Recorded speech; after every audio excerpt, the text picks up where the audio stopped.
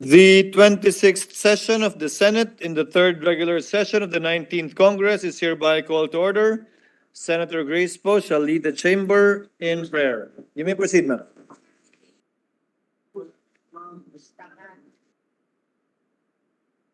Sa ngalan ng Ama, ng Anak, ng Espiritu Santo. Amen. Panginoong lumikha, ang aming pong pasasalamat sa buhay na ipinagkaloob mo sa bawat isa sa amin. Salamat sa pagkakataong gumising bawat umaga at sa pagkakaroon ng dahilang bumangon. Salamat sa pagkakataong magmahal sa aming pamilya, kapwa at bayan. Salamat sa pagtatanim sa aming puso ng paghahangad na maglingkod at maglingkod ng may puso. Salamat sa pagkakataong gumawa ng mabuti kung may nagawa man kaming mali. Salamat sa pagkakataong maitama ito at makabawi. Salamat sa tiwalang ipinagkaloob mo sa amin na mamuno sa aming bansa. Pribilehiyong itong aming pinahahalagahan gaya ng pagpapahalaga namin sa buhay at kapakanan ng aming mga kababayan. Sa aming gawain ngayong hapon, Panginoon, pagbigyan mo kami ng pagkakataon makapagtrabaho ang bawat senador na nasa bulwagang ito at bigyan ng direksyon at laging paggabay. Lahat ng aming trabaho sa inyo ay aming alay. Amen. Sa ngalan ng Ama, ng Anak, ng Espiritu Santo. Amen. Thank you, Senator Poe. Secretary will please call the roll. Roll call of members. The Honorable Senator Binay, Senator Cayetano Alan, Senator Cayetano Pia, Senator De La Rosa, Senator Ejercito, Senator Estrada, Senator Gatchalian, Senator Go, Senator Ontiveros, Senator Lapid, Senator Ligarda, Senator Marcos, Senator Padilla, Senator Pimentel, Senator Poe, Senator Revilla, Senator Tolentino, Senator Tulfo, Senator Villanueva, Senator Villar Cynthia, Senator Villar Mark, Senator Zubiri, the Senate President. With 21 senators present, Chair declares the presence of a quorum. Majority Floor Leader. Mr. President, before we proceed with the business for the day, I'd like to acknowledge some guests present in the gallery. The guests of our Minority Leader, Mayor Lorely Pacquiao of General Santos City, guests of Senator Lito Lapid, Councilor Kate Coseteng, former Councilor Julian Coseteng of Quezon City, Councilor Tina Perez and Mayor Perez of Hagonoy, Bulacan, Congressman Oligario of the 2nd District of Zamboanga, Sibugay, guests of the Senate, the LGUs from the municipality of Maluso, Lamitan, Basilan, Board Member Alan Andan of the 1st District of Bulacan, guests of Senator Nancy Binay, incoming, senior citizens from Barangay San Antonio, Makati City, Mayor Jarvis Acosta, Mayor C.I. of Zamboanga City, guests of Senator Jinggoy Estrada, the officials and players of the SBP and the SG basketball team, Mr. Roy Vinson of Tuba Benguet, guests of Senator Alan Peter Cayetano, Board Member Paulo Crisostomo of the 5th District of Cavite, GMA Cavite Barangay officials, SK Chairman of Embo City of Taguig, guests of Senator J.B. Ejercito, Mayor Norbert Sigunyal Jr., Vice Mayor Marie Sigunyal, and councilors from Santa Teresita, Batangas. Guests of this representation, Mayor Ami Oligario, Attorney Richard Chu of Ipil, Zamboanga, Sibugay, as well as the Sangguniang Kabataan of Ipil, Zamboanga, Sibugay. We welcome the said guests to the Senate, Mr. President. To the aforementioned guests, welcome to your Senate. Majority Floor Leader. Mr. President, I move that we transfer from the calendar for ordinary business to the calendar for special orders Committee Report number 319 on Senate Bill number 2818. This is the bill on the National Housing Authority Act. I so move, Mr. President. Any objection? Consideration of the aforementioned bill is now in order. Majority Leader. Mr. President, I move that we consider Senate Bill number 2818 under Committee Report number 319. I so move, Mr. President. Any objection? There being none, Secretary is directed to comply. An act strengthening the National Housing Authority by extending its corporate term and rationalizing its powers, repealing Presidential Decree number 757, series of 1975, as amended and for other purposes. Majority Floor Leader.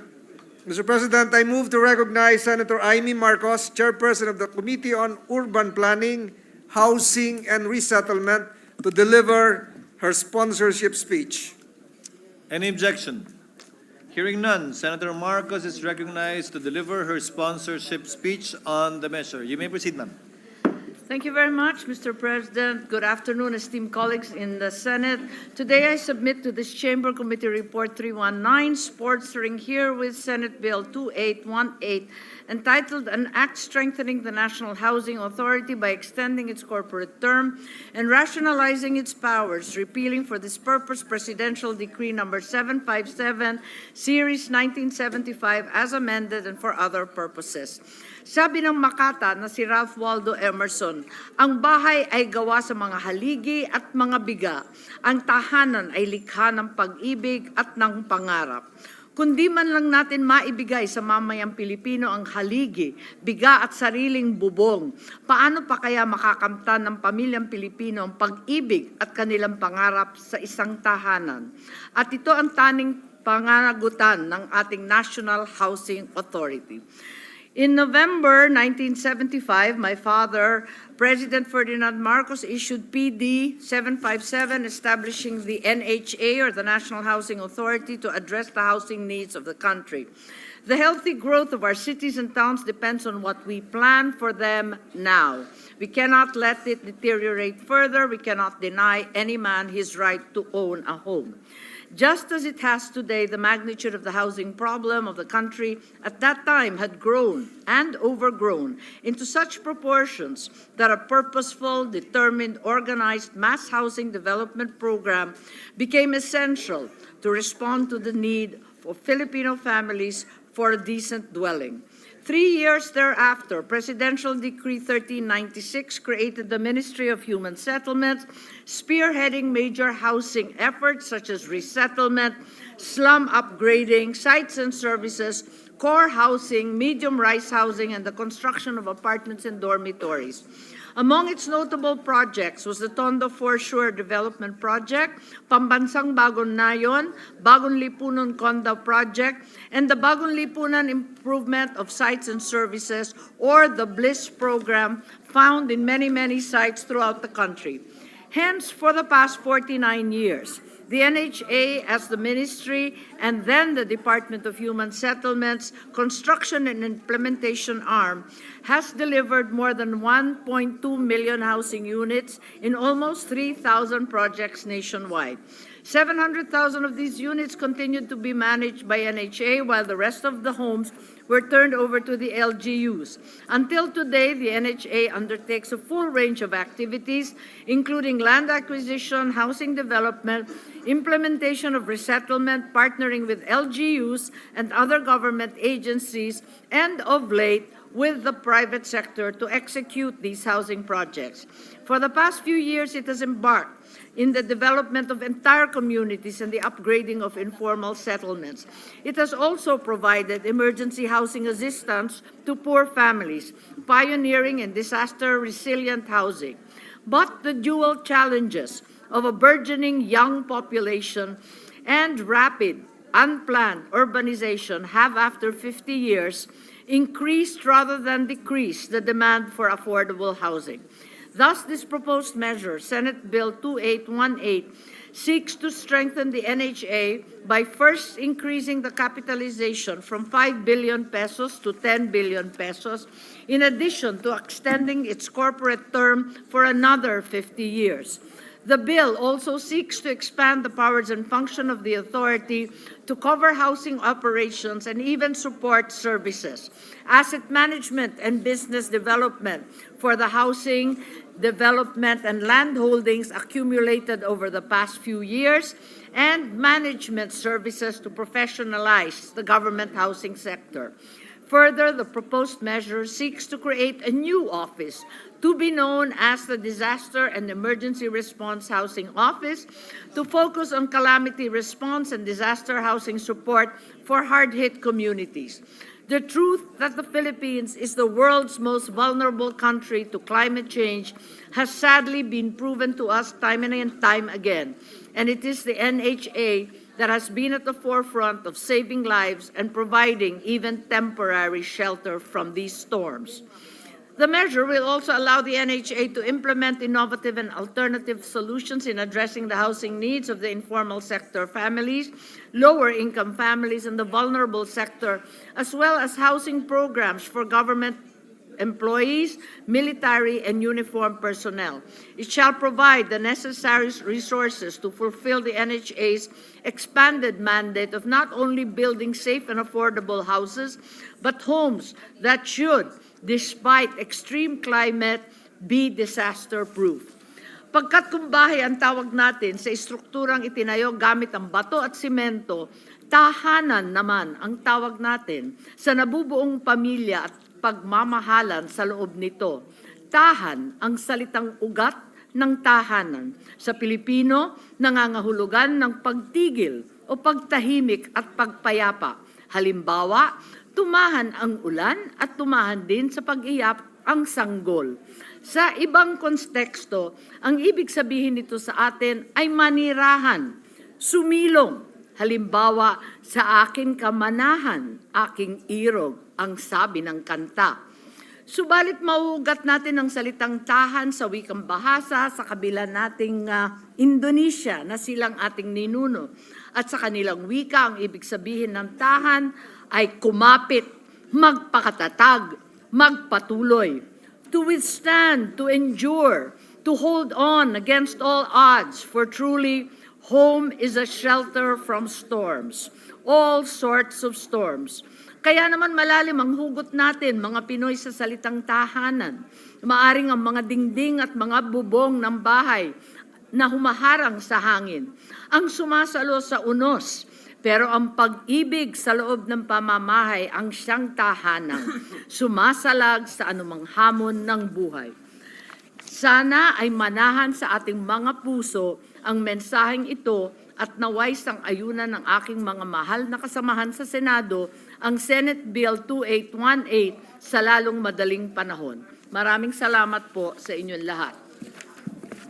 Thank you, Senator Marcos. Mr. What is President, the pleasure Senator of J.B. Ejercito is seeking the floor. what is the pleasure of Senator Ejercito? Yes, Mr. President, I'd like to deliver my co-sponsorship on the measure. The gentleman is recognized. You may proceed, sir. Yeah, Mr. President, my dear colleagues, it is an honor and privilege to co-sponsor Senate Bill number 2818 under Committee Report number 319. Marami pong sangkap at kasangkapan ang kailangan para makabuo ng isang bahay. Magmula sa pagpili ng lupang pagtatayuan, hanggang sa pagkalap ng mga materyales, hanggang sa pagkuha ng serbisyo ng mga karpintero. Nakatutuwa pong makita na mula sa wala, mabubuo at titindig ang isang struktura na magiging tahanan ng isang pamilya. Isang lugar na matutuluyan at mauuwian, isang lugar ng pahinga. Malaga po ang ginagampanan ng National Housing Authority sa pagpapatayo ng mga housing units sa ating pinakamahihirap na mga kababayan. Para po sa mga halos wala, nakapagbibigay po ng pag-asa ang NHA sa pamamagitan ng mga program pabahay na makatuwiran at makatao, nakabatay sa kakayahan at kadayuan sa buhay. Ginoong Pangulo, halos 7 milyon na po ang housing backlog ng ating bansa at kung hindi po natin ito agapan ay maaari pa itong lumobo sa mga susunod na taon. The NHA as the primary construction arm of the Department of Human Settlements and Urban Development, or DSUD, plays a vital role in not only building houses, but most notably fulfilling the dreams of informal settler families who long for an affordable and decent dwelling. As one of DSUD's key shelter agencies, the focus clientele of the NHA is the poorest of the poor. NHA serves as one of the pillars of the DSUD in providing the greatest number of houses to the greatest number of families in need of a shelter. Like any other structure, the loss of one of its columns might lead to an unstable foundation. That is why, Mr. President, Dear colleagues, I appeal for the immediate passage of the proposed measure seeking to renew the corporate life of the National Housing Authority. Notwithstanding all the difficulties they have encountered in the past, I fervently hope that the NHA finds success and consider this as a rebirth of their agencies. Ginoong Pangulo, ang NHA po ay isa sa mga sangkap na kailangan ng DSUD para maiayos at magampanan ang kanilang tungkulin na makapagpatayo ng mga abot kaya at disenteng mga pabahay. Bigyan po natin ng pagkakataon ng NHA na magpatuloy ng makapagsilbi bilang kasangkapan sa pagpapatupad sa mga pangarap nating mga mahihirap na kababayang walang tahanan. Maraming salamat po, Ginoong Pangulo. Thank you, Senator Ejercito, Majority Leader. Mr. President, with the indulgence of the good sponsor, Senator Amy Marcos, I respectfully seek to be designated as a co-sponsor of this urgent measure, Senate Bill 2818. Noted. And Mr. President, this representation would just like to insert into the records a copy of the sponsorship speech, Mr. President. The manifestation of the majority floor leader is duly noted and inserted into the record. Mr. President, I move that we suspend consideration of Senate Bill number 2818. Is there any objection? There being none, the motion is approved. Mr. President, I move that we resume consideration of Senate Bill number 2826 under Committee Report number 329. This is the bill enhancing the fiscal regime of the metallic mining industry. As so moved, Mr. President. Is there any objection? There being none, the motion is approved. The parliamentary status, Mr. President, is that having sponsored the measure, I move to open the period of interpellation and recognize the sponsor, Senator Joseph Victor Ejercito, and to interpellate the Honorable Minority Leader, Senator Aquilino Coco Pimentel III. Hearing no objection, period of interpellation is now in order. Senators Ejercito and Pimentel are hereby recognized.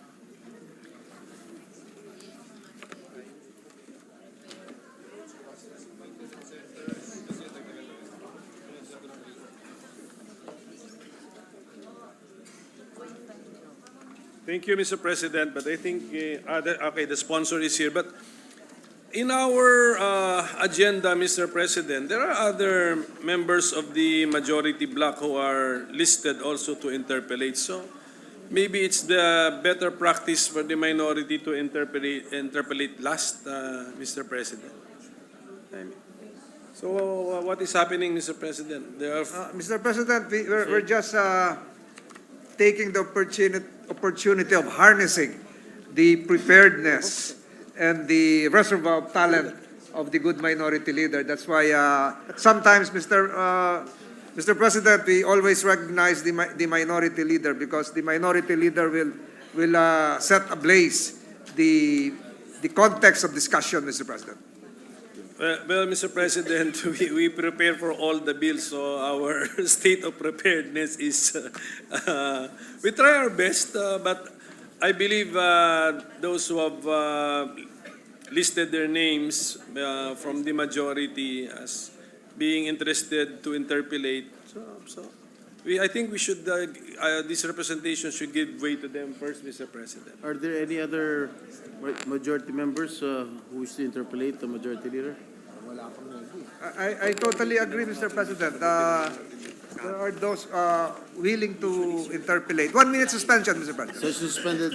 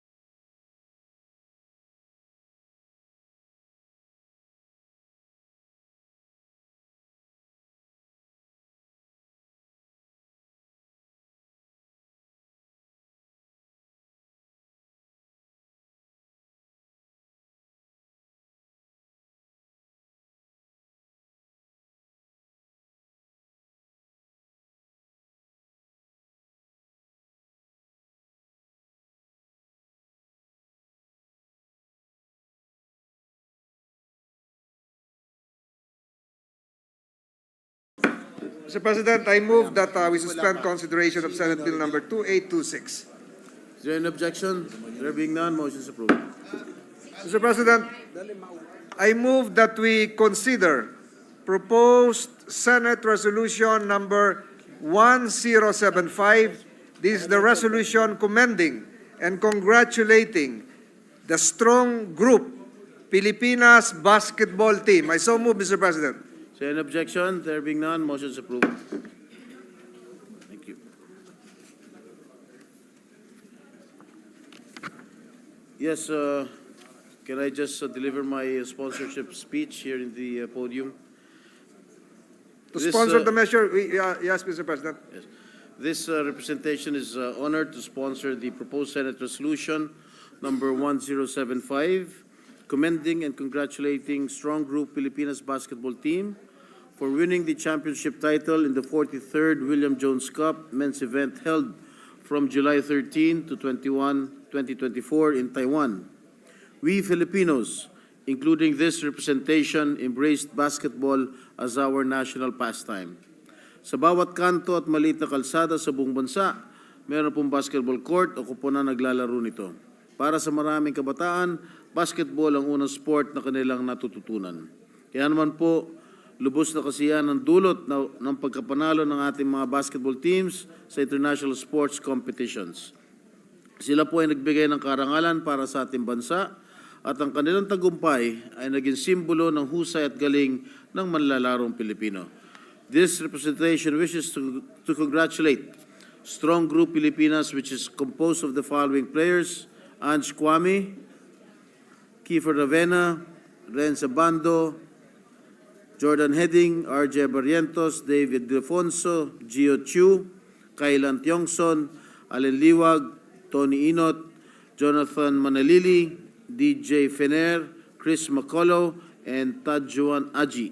And head coaches Charles Chu and Rajko Toroman, and assistant coach Paulo Maligalig for their successful, undefeated 8-0 winning streak in the grueling 9 days Jones Cup tournament. The team managed to keep their perfect record despite at one point during the competition losing 3 of their players due to illness and injuries, playing against defending champions and in front of a hometown crowd. Ang kanilang pagkapanalo laban sa participating teams mula sa United Arab Emirates, Australia, Ukraine, Malaysia, Japan, Chinese Taipei at maging ang Estados Unidos na siyang may hawak ng pinakamaraming kampyonato sa Jones Cup ay patunay na kaya natin makipagsabayan sa pinakamagaling na manlalaro sa buong mundo. Ito po ang ika-7 championship title mula sa Jones Cup para sa ating bansa.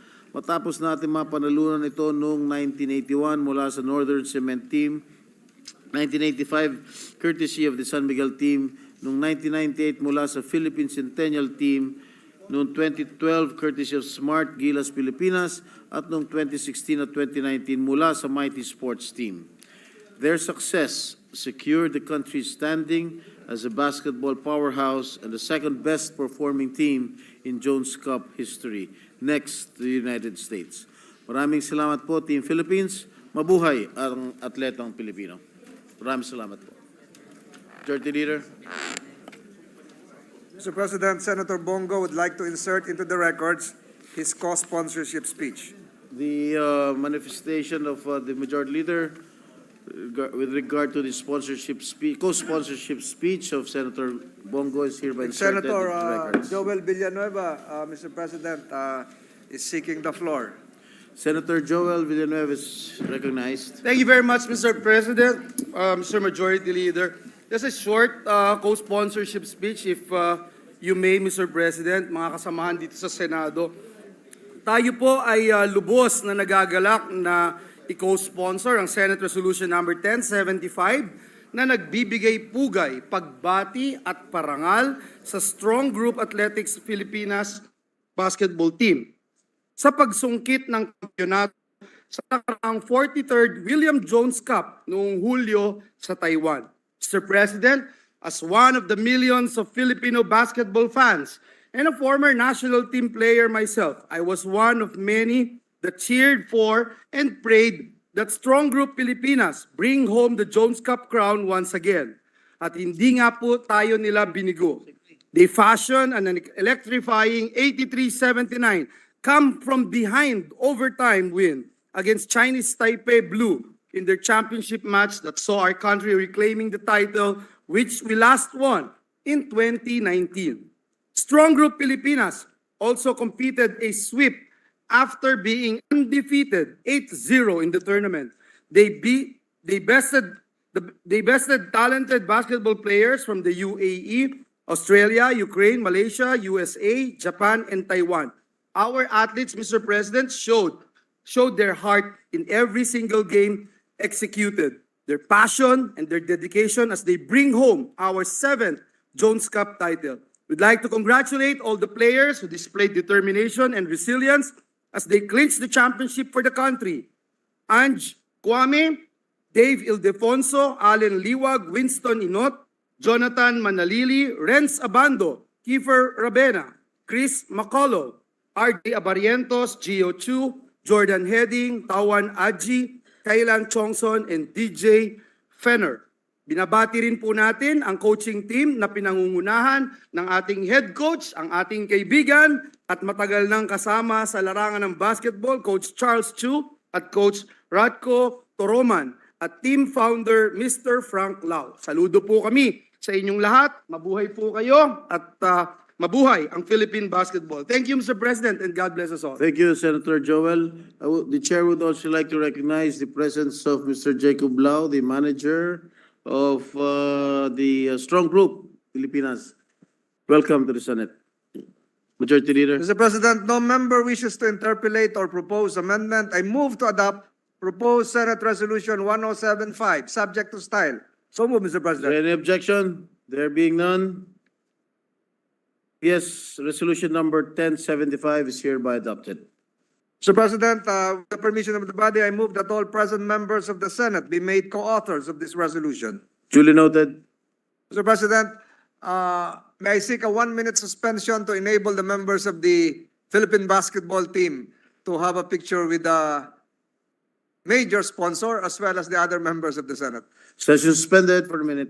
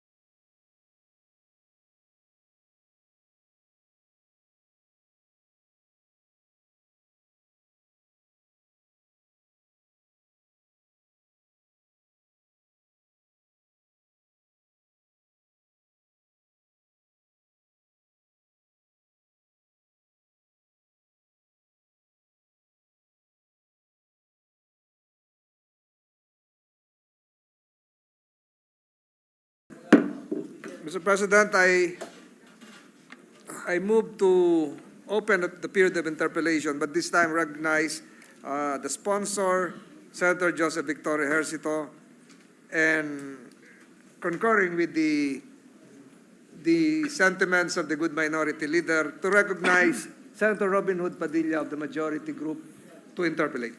Senators Padilla and Ejercito are hereby recognized. Maraming salamat po, Ginoong Pangulo, at sa ating pinunong mayurya. A'udhu billahi minasyaitanir rajim. Bismillahirrahmanirrahim. Alhamdulillah rabbil alamin. Mahal na Ginoong Pangulo, sa matagal na panahon, tayo po ay 2 taong mahigit ng Pangulo o Chairman ng Komite ng Cultural Minorities and Muslim Affairs. Marami na po tayong nakitang mga kaso, Ginoong Pangulo, na ang ating pong mga katutubo, yung ating pong pinakamamahal na mga dugong bughaw, na siyang tunay na nagmamay-ari ng mga lupa dito sa ating inang bayang Pilipinas, ay nagkakaroon po ng mga pang-aabuso ang mga mining companies. At ang atin pong gustong malinawan lamang dito po ay ano po ba ang estado ng mining industry dito sa ating kasi kung natandaan ko po, ako po ay, ang tatay ko po ay dating presidente ng Mining International Federation sa London, England.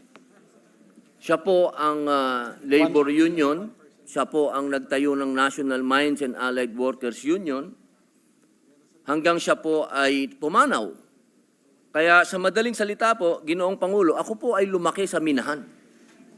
Ang pinang-aral ko po ay galing sa minahan.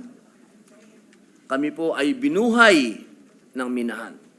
Ngunit ang sitwasyon po ng minahan ngayon ay malayo po, Ginoong Pangulo, noong 1980s. Noong 1980s, merong benepisyo ang mga miners, may housing, merong silang pagpapaaral ng mga anak nila. Kompleto. Ngayon po, ano po ba ang estado ng mining corporation po sa Pilipinas? Yun po yung mga gusto natin itanong. Pangalawa, ang sabi po ng DNR, ang Pilipinas daw po ay merong 1.4 trillion na halaga ng gold reserve. Kasama na po dyan ang copper, ang nickel, ang chromate. Kung totoo po itong 1.4 trillion dollars na meron po tayong tinatawag na mga mina, yung resources, ilan po ba? Pagka i-compute po ito, 1.4 trillion dollars, magkano po ba ang dapat ang kita ng bansa dito kung ito po ay itatax natin diyan po sa panukala ng ating mahal na kasama? Yun po ang unang tanong, mahal na Ginoong Pangulo. Maraming salamat sa ating kasamahan Robin Hood Padilla. Alam ko naman na ikaw ay talagang pagdating sa mga indigenous people, sa ating mga IPs, ay talagang iyong pagtingin ay nandun, at alam naman po natin. Sa kasalukuyang struktura ng ating pong mining industry, meron pong department order na nagbibigay at nag-aalat ng not less than 1% para sa mga indigenous peoples. So, not less than 1% sa ngayon. Pero po ito po yung nasa department order ng Section 16 on ancestral lands, nandun po yun.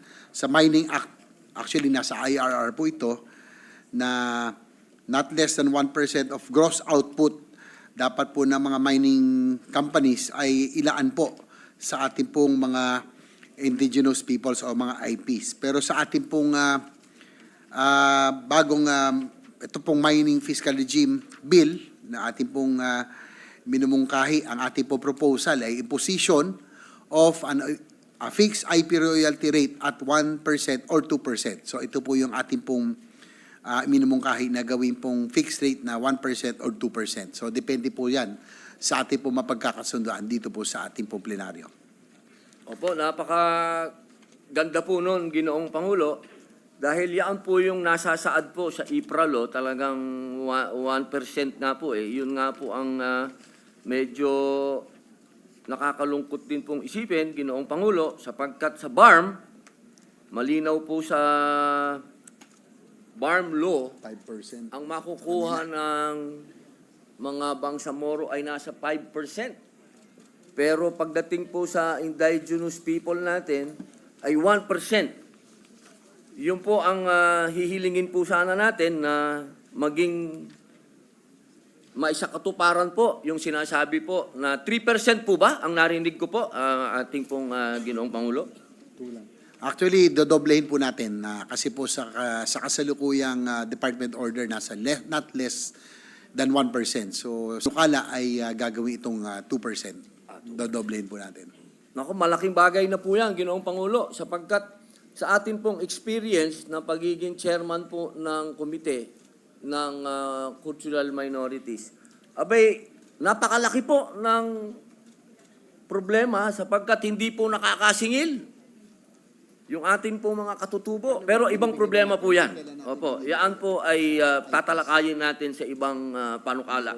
Ito pong, pamilyar po ba kayo sa atin pong datos ng DNA, oxalate, chromite, at iron sa halagang 132 billion. Habang ang kabuang naman ng ating export minerals,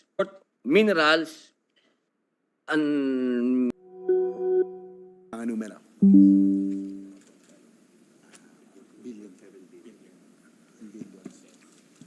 Ito po, ang noong 2021 po, nasa 40.19 billion.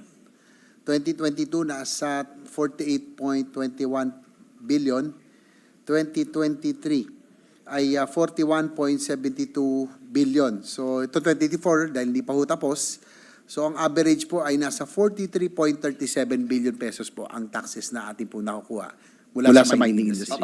pesos po ito, no? Opo, pesos. Opo. Ito po noong 2023 po. 41.7 noong 2023. Opo. Dito po sa bagong panukala po natin, Ginoong Pangulo, tataas po ba ito? Inaasahan po natin ito itataas, no? Kasi nga po, nabanggit nyo kanina, no? Indeed, the Philippines is geographically endowed. Ibig sabihin, ang Pilipinas ay nabiyayaan, no? Na mayaman po talagang ating pong likas sa kayamanan. We are blessed with minerals, no? Nabanggit nyo yung copper, gold, nickel, chromite. Totoo po yun. Pati yung estimated value, no, napakalaki, from gold to nickel, yung mga produkto na banggit nyo kanina. Kaya lang ang problema ho talaga, kaya nga pong rason, bakit ho natin pinapasa itong, gusto natin maipasa itong panukalang ito, ay ang ating pong kasalukuyang polisiya, no, ay hindi po kaaya-aya, no, sa mga investments sa sektor dahil nga po medyo komplikado, no. Siguro matatanong din po ito ng ating minority leader later on. Currently, there are 5 fiscal regimes governing the mining industry. No? 5 po yung ating po sinusundan na fiscal regimes. Ang nais po natin, kung maipasa po ito, gagawing simple na lamang. No? Single tax structure, pero 2 na lamang. Yan po ang Mineral Production Sharing Agreement or MPSA at yung Financial and Technical Assistance Agreement, no, sa ating pong national government. So magiging 2 na lang ang ating pong magiging pwede pong pasukan, no, na mga sistema.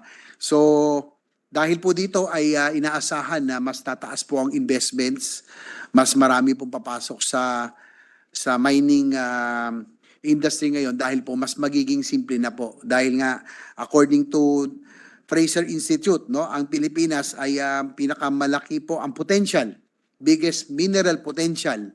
Kaya lang po yung kasalukuyang pulisiya ay dahil nga po komplikado ay hindi po talagang kaaya-aya sa mga investments. So inaasahan po natin na ito po ilalago kapag naipasa po natin ito dahil mas magiging simple na po ang ating pong taxation o yung ating pong pag-classify, no, sa mga mining industry. Opo. Ginoong Pangulo, ako po ay nagkaroon ng pagkakataon na makapag-seminar po dati ng mining sa Sweden. Sapagkat ang Sweden po ang mining capital ng Europe at doon po ay pinalad po tayo na makapunta doon at nakita po natin sa Galiwari yung kanila pong pamamaraan ng mining. Ang gusto ko lamang pong malaman kung bakit po sa ating bansa ay hindi po state-owned ang mining. Karamihan po ng mga mining kasi sa ibang bansa ay state-owned.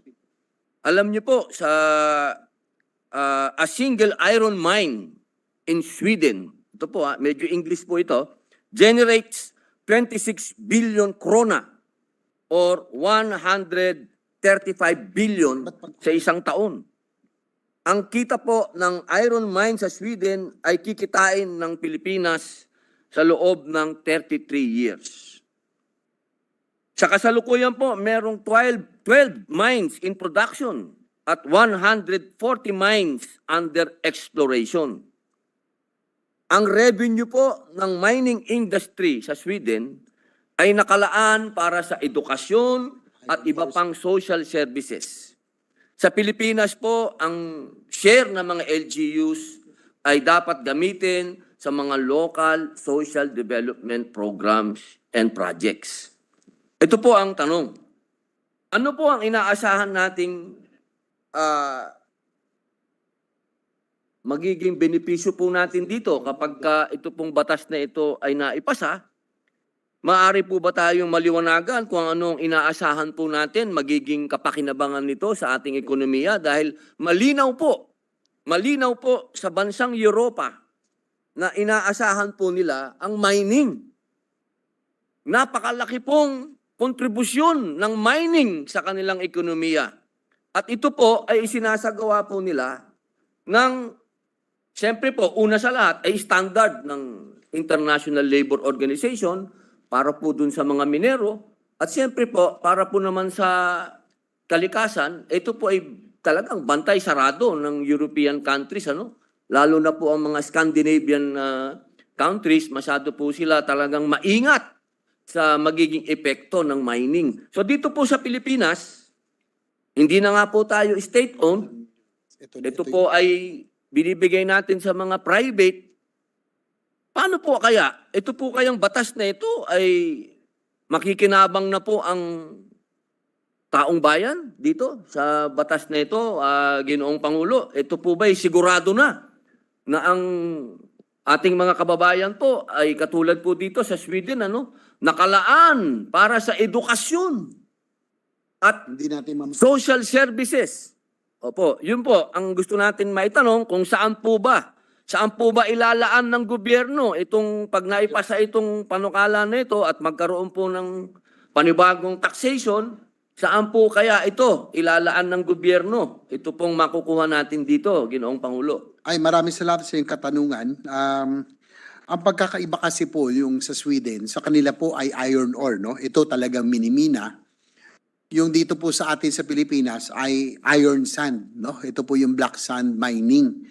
Kaya nga hindi masyado natin in-encourage kasi po yung environmental impact nito sa ating coastlines ay medyo makakasira, no?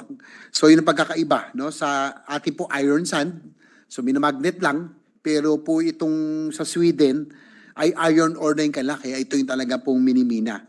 Doon naman po sa pangalawang inyo pong concern, doon sa magiging epekto ng pagkakapasa po nito, nabanggit na namin yung figures kanina na nag-average po ng 43 billion ang taxes o na ating po nakukolekta mula sa mining industry. Sa pagkapasa po nito, no, by 2025 ay ang ating estimate ay 5.81 billion, 2026 6.1 billion, hanggang 2028 po na 6.73 billion. So an average of 6.26 billion ang inaasahan na re-raise po natin, no? Ang revenue impact po ng ating mga proposal na ito ay 6.26 billion hanggang po 2028.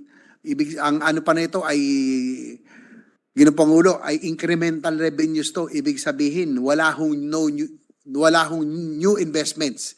Ito po ay mga present mining firms, mining corporations, pero dahil sa magiging pagbabago at sa pagiging simple ng struktura dahil po dito sa ating pong Mining Act, yung improvement of the fiscal regime of the Metallic Mining Act, ay inaasahan po na umakyat ng 6 billion kada taon ang incremental revenues, Ginoong Pangulo. Opo. Ginoong Pangulo, tanong ko lang po, yung pong iron ore ng Sweden, ang sinasabi po natin, yung iron sand natin ay inferior po?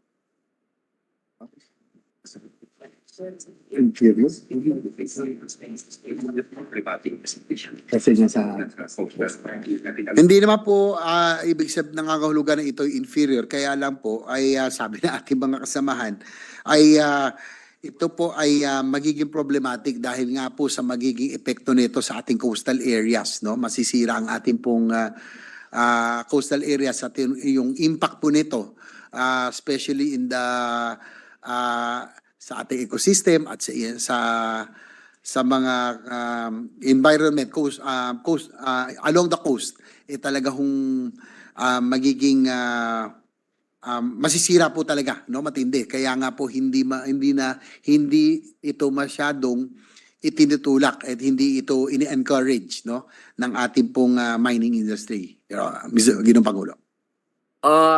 Ginoong Pangulo, ito pong pinag-uusapan natin ay kasama po pati copper, nickel, chromate.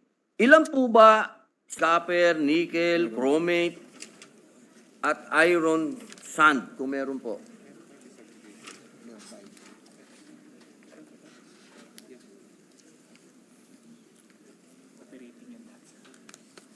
Ginoong Pangulo, ito po yung summary ng mga operating metallic mines from 2021 to 2024. Opo. Ang total ay 59, no? 89 po? 89? 59. 59. Operating Lahat po ito metallic mine. ay local o may kapartner po itong foreign?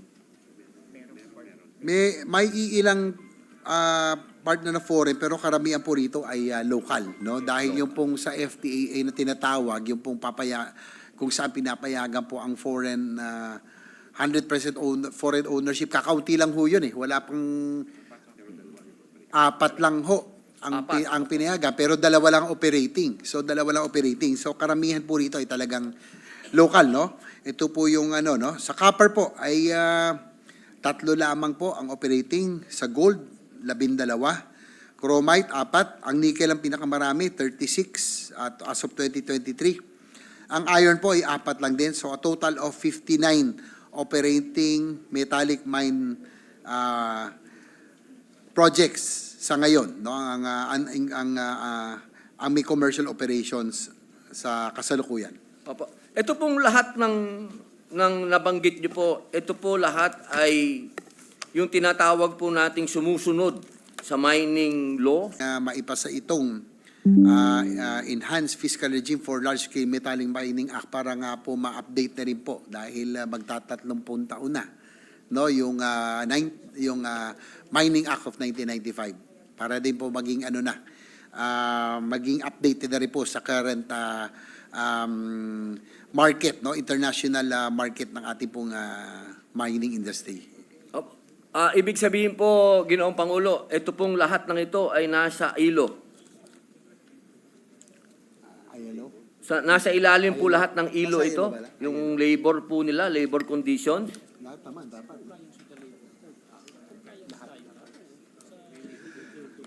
Yes, Ginoong Pangulo, dahil para po sila ipayagan pong mag-operate, they have to be in compliance with the International Labor Organization or ILO, no? Hindi po pwedeng may violation. Otherwise, sila po ay kung meron ay kinakailangan na kung di man magmulta, ay kinakailangan masuspend o masara kung talagang hindi po sila tumugon doon sa requirement ng ILO.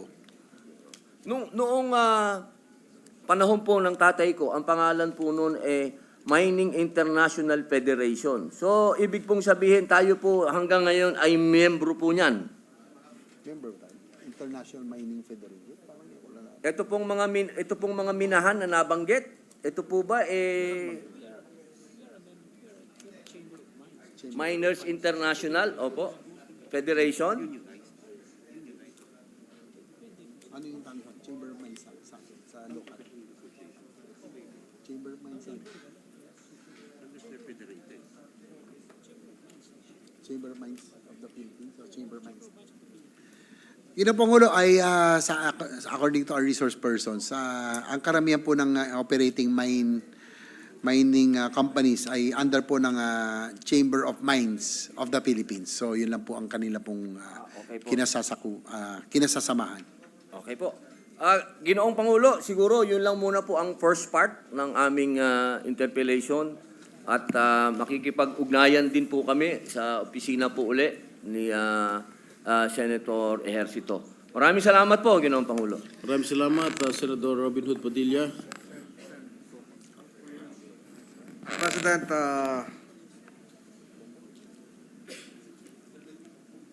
the minority leader is seeking the floor to interpellate likewise after the suspension of the interpellation of Senator Robin Hood Padilla.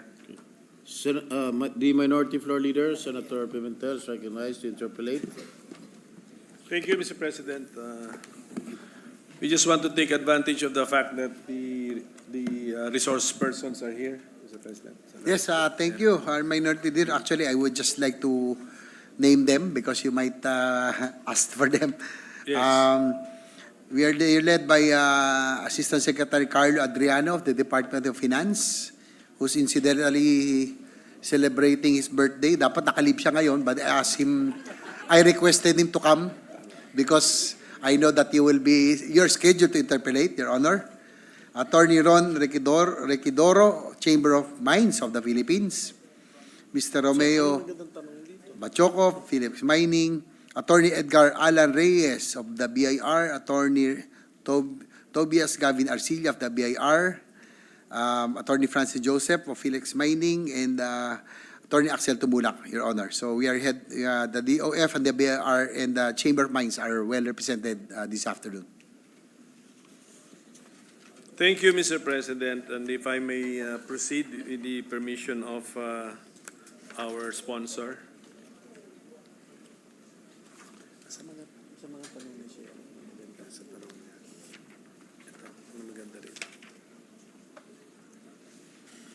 Sige po. Mr. President, we are amending a section in the NIRC, right? Not the Mining Act. That is correct, Your Honor. Okay. Pero kasi in the previous interpellation, there was a comment that the Mining Act is already an old law and may be in need of updating also. Tama po ba yan? Yes, Your Honor, it's a 30-year-old law, so probably after we pass this, we can probably look into the amendment to the Mining Act of 1995, just to keep it updated. So yung sa section, anong section ng NIRC po ba ang ano? Section 151 of the NIRC, yan po yung main provision of law that we are touching in this measure. Tama po ba yan? Yes, Your Honor. Sige po. So ano po ba ang ano doon? Ano po ba ang tax for mining companies po doon? Ano ba masasabi natin? Masyadong magulo o masyadong mababa that we believe that it's not a fair return for the state, Mr. President?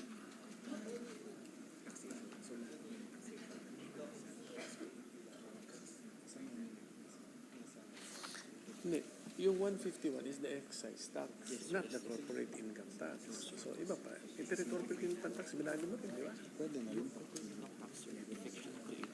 Your Honor, Mr. President, according to our resource person, Asik Adriano, that in the mining code, it is already included, no?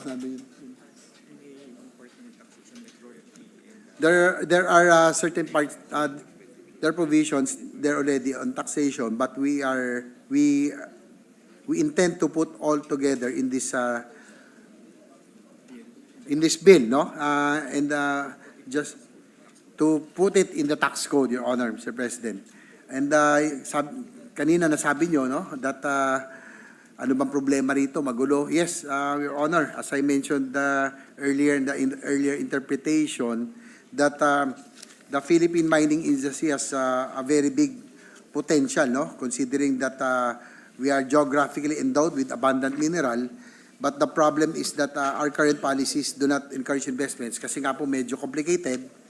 At present, there are 5 fiscal regimes governing the mining industry, namely the Mineral Production Sharing Agreement, or the MPSA, the MPSA in Ancestral Domain, number 2, number 3, the MPSA in Ancestral Domain and in Mineral Reservation, number 4, the Financial and Technical Assistance Agreement, or the FTAA, and number 5, the FTAA in Ancestral Domain with cost recovery. So 5 po, no? At present, yung fiscal regimes that is governing the mining industry. So we are hoping to make it to simplify and magkaroon na lang po ng dalawa, no? Na yung Mineral Production Sharing Agreement, MPSA, and Financial Technical Assistance Agreement, or FTAA. So yung 5 mineral ano ba tawag mo doon? Agreements, no? Mineral Fiscal agreements. regimes. Mineral fiscal regimes. May kanya-kanyang rules yon, yung 5. Now under our measure, magkakaroon ng we will recognize 2 mining regimes. One for MPSA and another one for FTAA. Tama po ba yun? Yes, that is correct, Your Honor. We will just have 2 regimes. But yung pinaka-base taxation, Your Honor, Mr. President, is the MPSA. So may dalawa. What does that mean, Mr. President? Pinaka-base na taxation? I mean, Basically, they pay all the national taxes. Kasi dun sa mining act, Under the 2, they will just pay. the national taxes as specified in the tax code. Your Honor, Mr. President, according to Asik Adriano, that once this is passed, all the They just pay the national taxes, like corporate income tax, excise tax, yung royalty and dividends.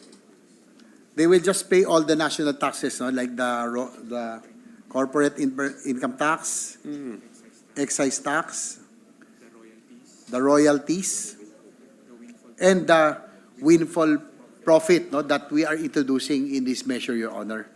This is something, probably an innovation, and this is the new thing that we will be introducing, the windfall profit, Mr. President. okay, so Mr. President, ganito, para mas maintindihan natin, yung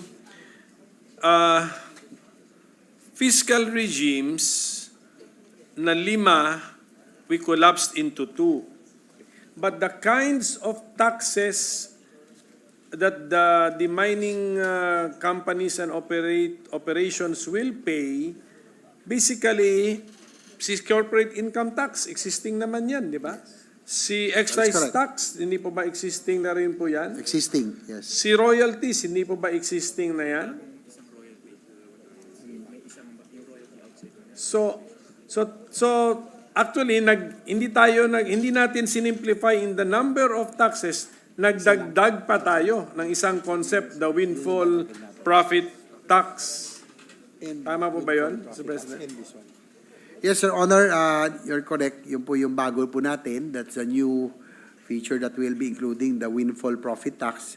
And also, we added the royalties outside mineral reservation, Your Honor. So, dalawa po. So the royalties now the royalties are are collected only from within mineral reservations. That is correct, Your Honor. So we So sabi included, natin, teka muna, lugi tayo because there are mining activities outside mineral reservations. So we now collect royalties. So what is the rule now on mining operations outside mineral reservations? Kung walang royalties, anong meron?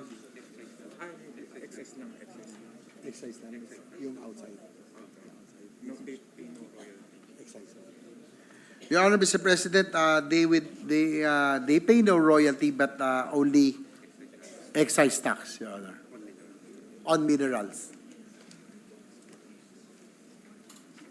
Can we be educated, Mr. President, by differentiating what is this excise tax and what is this royalty, Mr. President? So, ibig sabihin, from the answer of the sponsor, ibig sabihin nun, if there's a mining operation outside the mineral reservation, there is actually no royalty, but they pay excise tax on their output. Parang gano'n yata yun eh. On a per metric ton ata ang excise tax. Ganun ba yun? Pagkaintindi ko, di ba? Pero tama yun, excise tax. Oo nga, pero hindi yan. What is a royalty?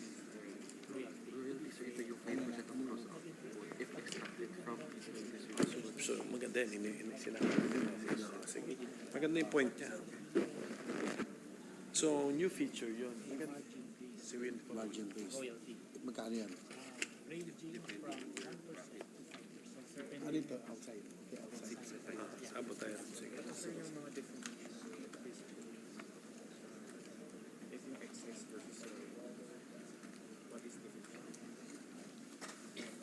Your Honor, regarding your query, the definition of royalty and excise, the Philippine Mining Act of 1990 does not provide a specific definition of royalty. However, based on the context, it can be inferred that royalties are payments made to the government as compensation for the extraction of mineral resources.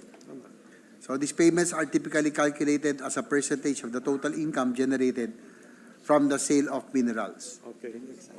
Sige, tama. The excise tax is considered as the total share of the government from the extraction of the mineral. This is in section 80, no? So matagal lang. it's the total share. Mining Act, ang excise tax is considered Yes. a share. Says again, section 80 says excise tax is considered as the total share of the government from the extraction of the mineral. However, the common definition of an excise tax is a tax levied on a specific good or service wherein the consumption of this good or service produces negative externalities.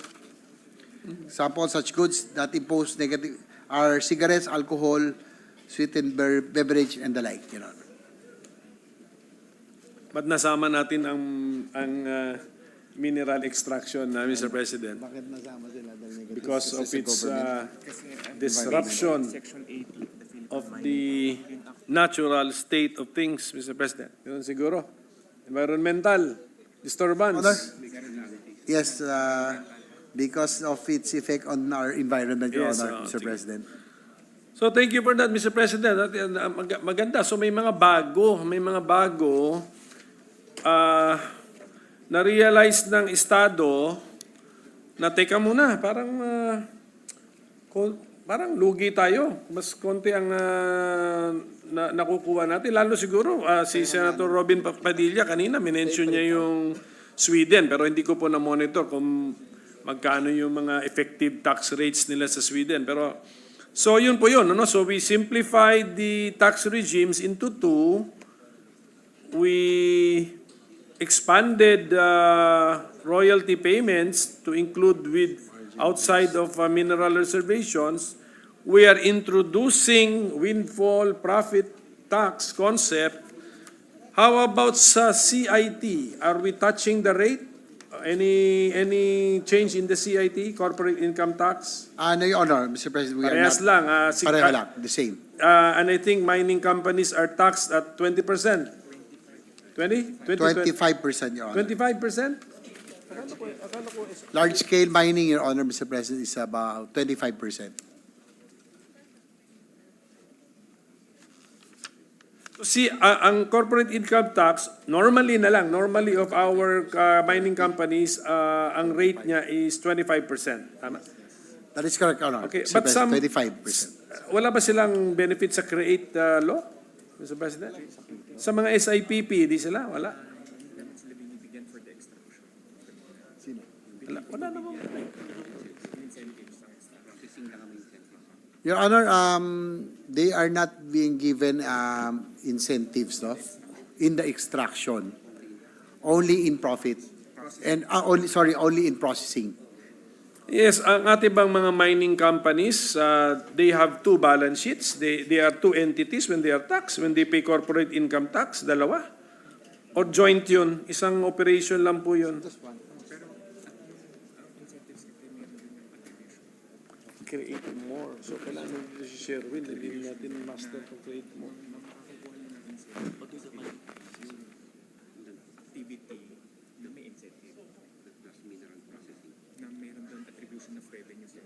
So there's attribution dito sa ano. So kung makakuha lang Yung activity na may processing, if ever may incentive. Create more yun. may attribution dito sa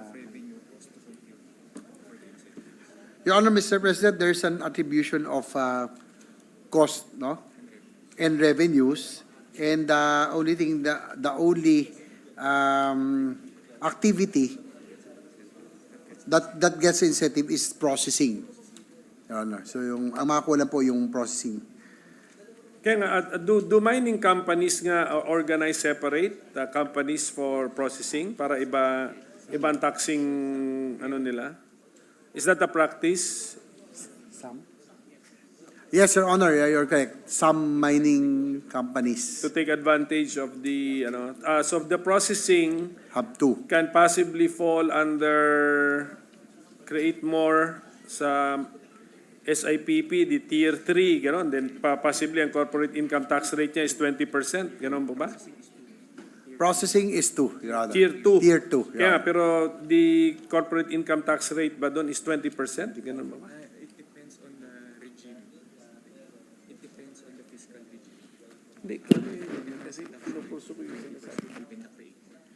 Your Honor, Mr. President, it depends on the regime, but with an enhanced deduction regime, under create more, it will be about 20%, Your Honor, Mr. President. 20% under create more.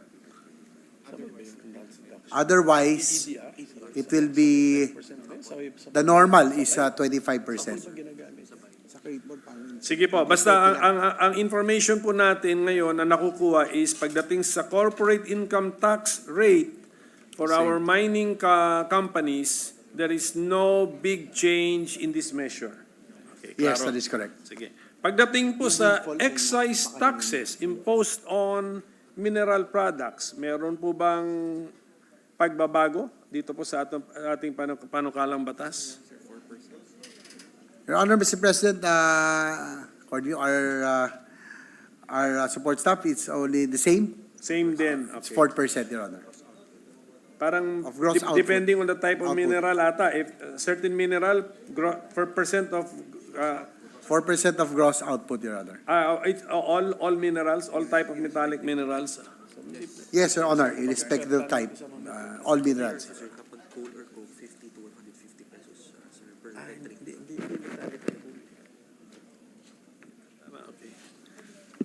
So thank you for that, Mr. President. And then okay, so any other?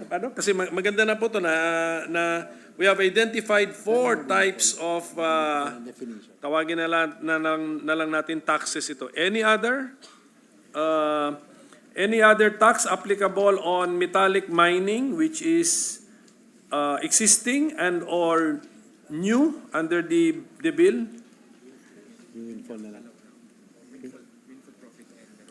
Well, Your Honor, it's, as I mentioned earlier, is the windfall tax Yes, okay na.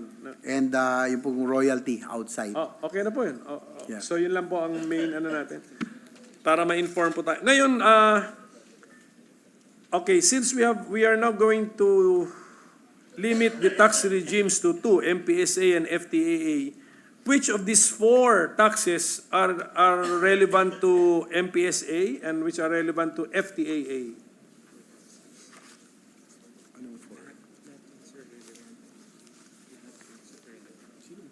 Ay, kanina.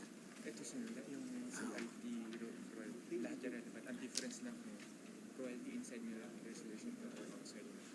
Your Honor, Mr. President, according to the DOF, all taxes are relevant, no, to the two to the two fiscal regimes that we will be that we are currently proposing, Your Honor. Mr. President. Thank you, Mr. President. And then, can we differentiate, Mr. President, the MPSA from FTAA?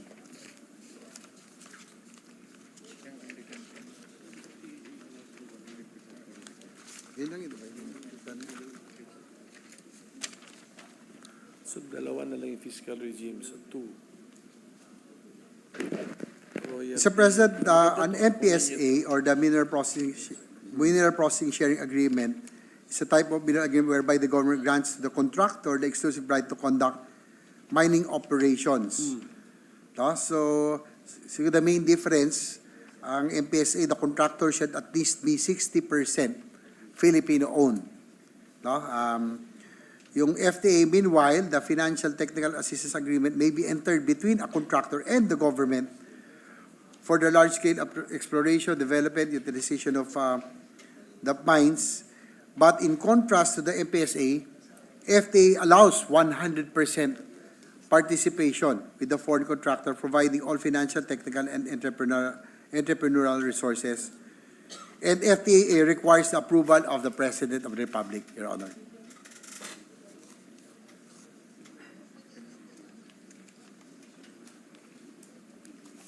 So halos ano lang po, both are mining operations.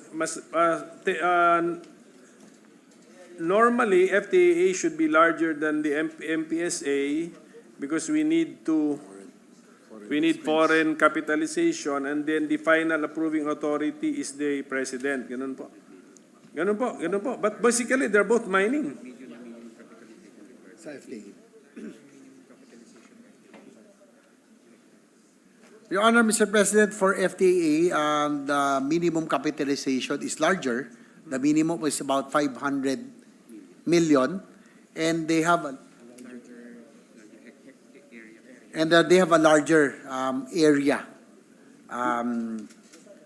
May we have an idea on mga more or less ano yung mga grants?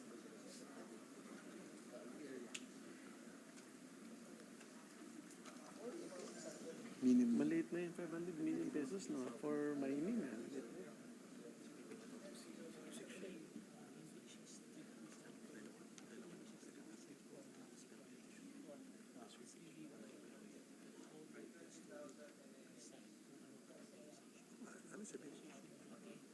Pero yung area, wala na. Hindi sinabi natin. Hindi, ito for MR yung mineral reservation.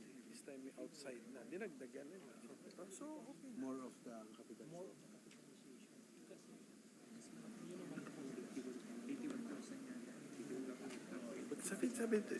Sabi niya dito, but when there is no profit. 81,000? 8,000, but there is only 5% of gross value. So, it's been pagdating sa naging profit base yan. Intindihin nyo kasi para ma-explain nyo. Mr. President, minute suspension. Session suspended for a minute. Pagka non-minute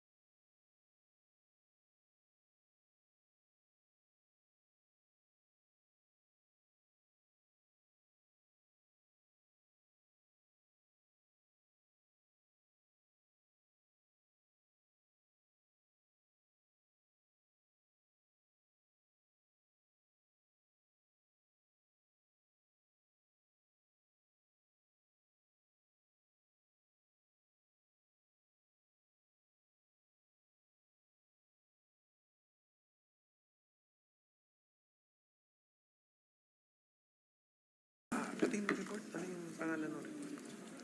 Yes, Mr. President, regarding the query of the minority leader, FTAA yung minimum kanina no, that we discussed. It's about 81,000 hectares for FTAA, and they are engaged in more difficult mining projects. For example, deep-seated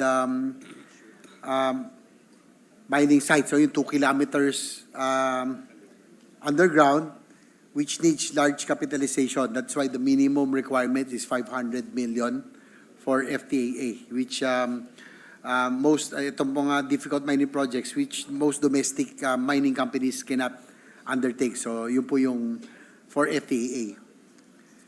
And then for the main difference for MPSA and FTAA, the government has with FTAA, the government has a minimum government share of 50%, yung minimum. Sa FTAA. FTAA. So for example, kung 46% lang ang share, the entity has to may top up. Kailangan po niyang punuin ng 4% para maging 50%. So minimum guaranteed na po yung 50% government share, Your Honor, with FTAA. So, yung 50% government share, that's in the form of royalty, di ba? So, All taxes paid, Your Honor, Mr. President. in lieu of all taxes, you know what I mean? All taxes. What is it? May we know that? May we know na lang the legal basis for that minimum government share of 50% in FTAAs, Mr. President? Sige pa. Para masilip din po namin, what would be our legal basis in saying this, Mr. President?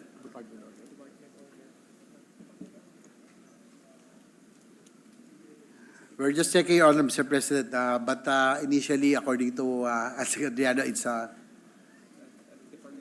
department order, Your Honor, Mr. President. Order, okay. Sige po, DENR, department order. DNR department Apa, order. sige po. Sige po, we will just await the specifics from the sponsor. And then in the meantime, Mr. President, we will be requesting some studies and papers from our sponsor or through our sponsor from our resource persons so that during the break, we can put the break into to good use, Mr. President. For example, we will write this down, Mr. President. If we can ask the DOF to model the current effective tax rate, given that we will be lowering the corporate income tax to 20% and they create more. Check na lang natin if I'm really correct kasi yung ang analysis namin magti 20% sa create more eh. So tingnan na lang po natin. You can indicate in your paper naman if I'm mistaken. And then if we can request for a paper on the global practices in terms of taxation with respect to the processing of minerals. Iba to, di ba? Kasi ito parang extraction ito. We're talking about taxing the extraction eh. That is correct, Your Honor. Let us not forget also the processing. And then if we could request for a copy of the Mining Interagency Coordinating Council reports evaluating the different mining operations in the country, including the BARM. Does the DOF resource person confirm that there is such a report? Meron? Kanino to?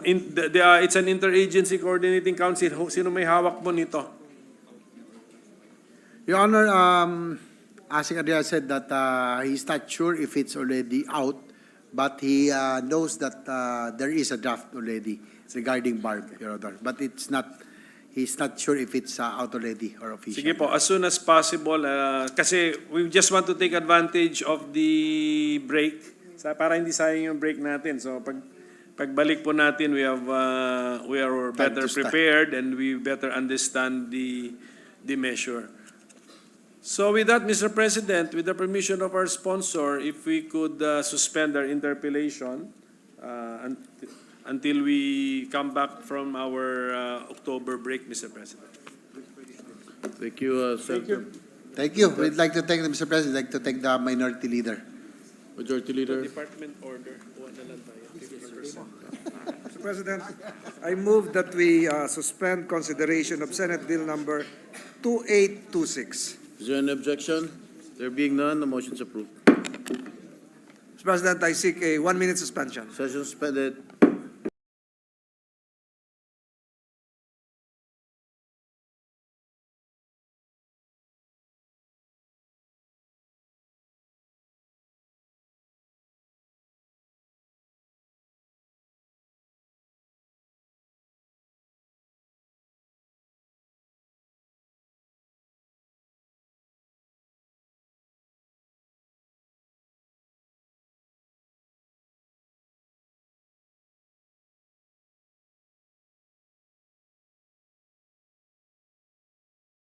President, I move that we proceed with the reference of business. Secretary, please read the reference of business. Message from the House informing the Senate that on 4 September 2024, it passed the following House bills in which it requests the concurrence of the Senate. House number 10730, providing for the modernization of the Philippine Institute of Volcanology and Seismology and appropriating funds therefore. Science and Technology, Ways and Means and Finance. House number 10773, converting the Extension Office of the LTO in Sanchez Mira, Cagayan into a regular district office and appropriating funds therefor. House number 10774, upgrading the classification of the Partido District Office of the LTO in Tigaon, Camarines Sur from Class D to Class C, appropriating funds therefore. 10775, converting the Extension Office of the LTO in Bayambang, Pangasinan into a Class C District Office, appropriating funds therefore. 10776, converting the Extension Office of the LTO in Rodriguez, Montalban, Province of Rizal into a District Office, to be known as the LTO Montalban District Office, and appropriating funds therefore. 10777, upgrading the District Office of the LTO in Lawag City, Ilocos Norte into a Class A District Office, appropriating funds therefore. 10778, upgrading the District Office of the LTO in Agoo, La Union from Class C to Class B, and appropriating funds therefore. 10779, establishing an Extension Office of the LTO in San Pascual, Batangas, appropriating funds therefore. 10780, upgrading the offices of the LTO in Baguio City by converting the LTO District Office into a Class A District Office and the LTO Licensing Center into a regular Class B, providing positions thereto, appropriating funds therefore. 10781, converting the LTO Extension Office in Buug, Zamboanga, Sibugay into a regular LTO District Office, appropriating funds therefore. 10782, upgrading the District Office of the LTO in Ligao City, Albay, from Class D to Class A, appropriating funds therefore. 10783, establishing an LTFRB office in Olongapo, Province of Zambales, appropriating funds therefore. 10784, upgrading the District Office of the LTO in Alaminos, Pangasinan from Class D to Class B, appropriating funds therefore. 10785, converting the Satellite Office of the LTO in San Jacinto, Ticao Island, Province of Masbate, into a regular district office, appropriating funds therefore. Public Services and Finance. House number 10764, naming the road commencing from Barangay San Juan at the Ormoc City Diversion Road, traversing Barangay San Juan, Lao, and Naungan until it adjoins the Naungan Coastal Road in the city of Ormoc, Leyte as the Dominador Gomez Diversion Road. Public Works. Letter from the House informing the Senate that on 4 September 2024, it ratified the Conference Committee report on the disagreeing provisions of House number 6574 and Senate number 2200 on the Act promoting mental health and well-being in basic education by institutionalizing school-based mental health programs, establishing care centers, prescribing the creation of new plantilla positions of mental health specialists and mental health association in the Department of Education, appropriating funds therefore and for other purposes. Archives. Letter from the House informing the Senate that on 4 September 2024, it concurred with the Senate amendments to the following House bills: House number 9335, 9623, 9624, and House number 8426. Archives. Letter from the House informing the Senate that on 9 September 2024, it designated Representatives Go, Mercado Revilla, Roque, and Bordado Jr. as conferees of the Conference Committee on the disagreeing provisions of House Number 7400, 6523, and Senate Number 2587 on strengthening the enterprise-based education and test training framework and appropriating funds therefore. Archives. Letter from the House informing the Senate that on 9 September 2024, it designated Representative Sing Son Mihan, Valmayor Jr., Alvarez, Salceda, Mercado Revilla, Veloso Tuason, and Daza as conference to the Conference Committee on the disagreeing provisions of House Number 9662 and Senate Number 2450, establishing a framework for a blue economy, promoting stewardship and sustainable development of coastal and marine ecosystems and resources. Rules. Letter from the House informing the Senate that on 9 September 2024, it designated Representatives Go, Ecleo, Roque, and Magsino as conferees to the Conference Committee on the disagreeing provisions of House Number 9978 and Senate Number 1864, providing for a moratorium on the payment of student loans during disasters and other emergencies. Rules. Letter from the House informing the Senate that on 9 September 2024, it adopted Senate Number 2690 as an amendment to House Number 7986, declaring August 1 of every year a special working holiday to be known as the promulgation of the Solemn Declaration of Philippine Independence. Archives.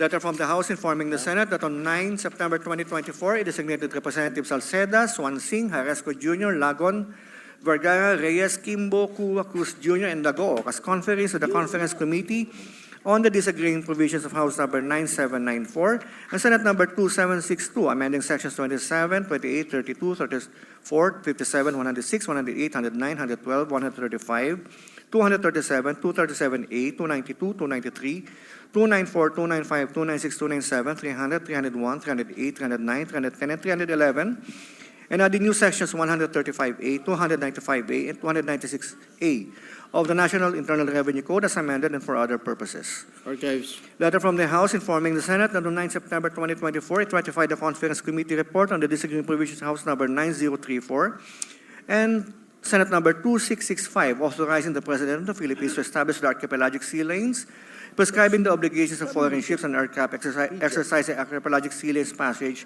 through the designated archipelagic sea lanes and other purposes. Archives. Additional reference of business, Senate Number 2835, an act mandating the establishment of a population development office in all provinces, cities, and municipalities, amending for the purpose Section 488A of RA 7160 as amended, introduced by Senator Lapid. Local government.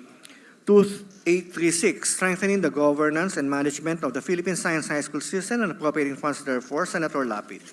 Science and Technology, Ways and Means and Finance. Resolutions. Proposed Senate Resolution 1206, congratulating and commending Senator Pia S. Cayetano and Padel Pilipinas for winning the group stage championship and the overall silver medal in the Asia Pacific Padel Cup held on 19 to 22 September 2024 in Bali, Indonesia.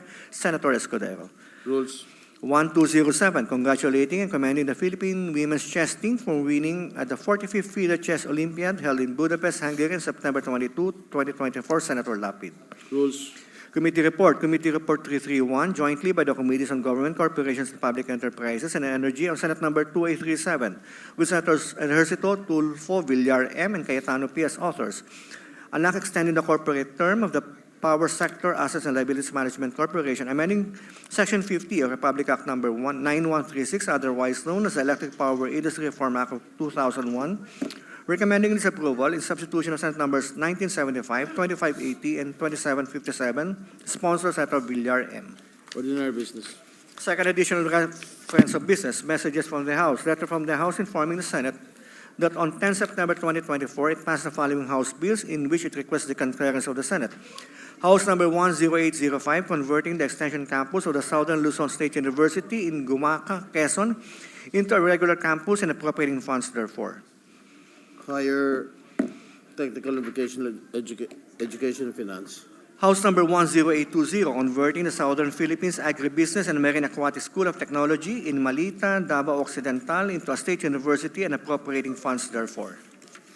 Higher Technical and Vocational Education, Ways and Means and Finance. 10822, converting the Guimaras State University, Mosqueda, and Baterna Extension campuses in the municipality of Jordan and San Lorenzo, respectively, both in Guimaras into regular campuses and appropriating funds therefore. Higher technical and vocational education and finance. 10772, improving the delivery of socialized housing programs, amending for the purpose sections 10, 18, and 20 of RA 7279 as amended by RA 10884, otherwise known as the Balanced Housing Development Program Amendments. Urban planning, housing, and resettlement, ways and means. House number 10804, an act granting Philippine citizenship to Job Kalarakal Omen. Justice and human rights. Letter from the House informing the Senate that on 11 September 2024, it designated Representatives Envergas, Juan Cruz Jr., Violago, Panaligan, Estrella Kimbo, Emano, and Lee as conference to the Conference Committee on the Disagreeing Provisions of House number 10381 and Senate number 2779, amending RA 8178 or the Agricultural Tarification Act as amended by RA 11203. Rules. Letter from the House informing the Senate that on 10 September 2024, it ratified the Conference Committee report on the disagreeing provisions of House number 9794 and Senate number 2762, amending sections 27, 28, 32, 34, 57, 106, 108, 109, 112, 135, 237, 2378, 292 to 297, 300, 301, 308, 309, 310, and 311. And adding new sections 1358, 295A, and 296A of the National Internal Revenue Code as amended and for other purposes. Archives. Letter from the House informing the Senate that on 10 September 2024, it ratified the Conference Committee report on the disagreeing provisions of House number 7400, House number 6523, and Senate number 2587, an act strengthening the enterprise-based education and training framework and appropriating funds therefore. Archives. Majority Leader.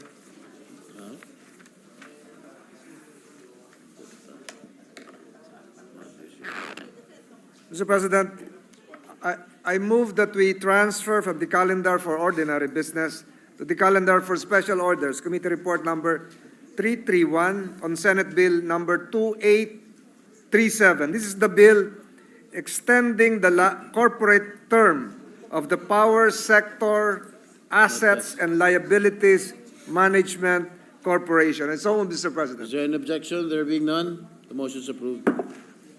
Mr. President, I move that we consider Senate Bill number 2837 under Committee Report number 331. Is there an objection? There being none, the motion is approved. Consideration of Senate Bill 2837 is now in order. The Secretary will read only the title of the bill without prejudice to inserting into the record the whole text thereof. An act extending the corporate term of the Power Sector Assets and Liabilities Management Corporation, amending for the purpose Section 50 of RA 9136, otherwise known as the Electric Power Industry Reform Act of 2001. Majority Leader. Mr. President, I move to recognize Senator Mark Villar, Chairman of the Committee on Government Corporations and Public Enterprises, to deliver the sponsorship speech. Senator Mark Villar is recognized, but may I know, Mr. Majority Leader, why are there so many media here inside the gallery? Is there any fireworks that's going to happen? What's down? Should we amend the rules so that they can answer? Anyway, please proceed, Senator Mark. I guess exciting pala itong PSAM bill natin. What is the bill about?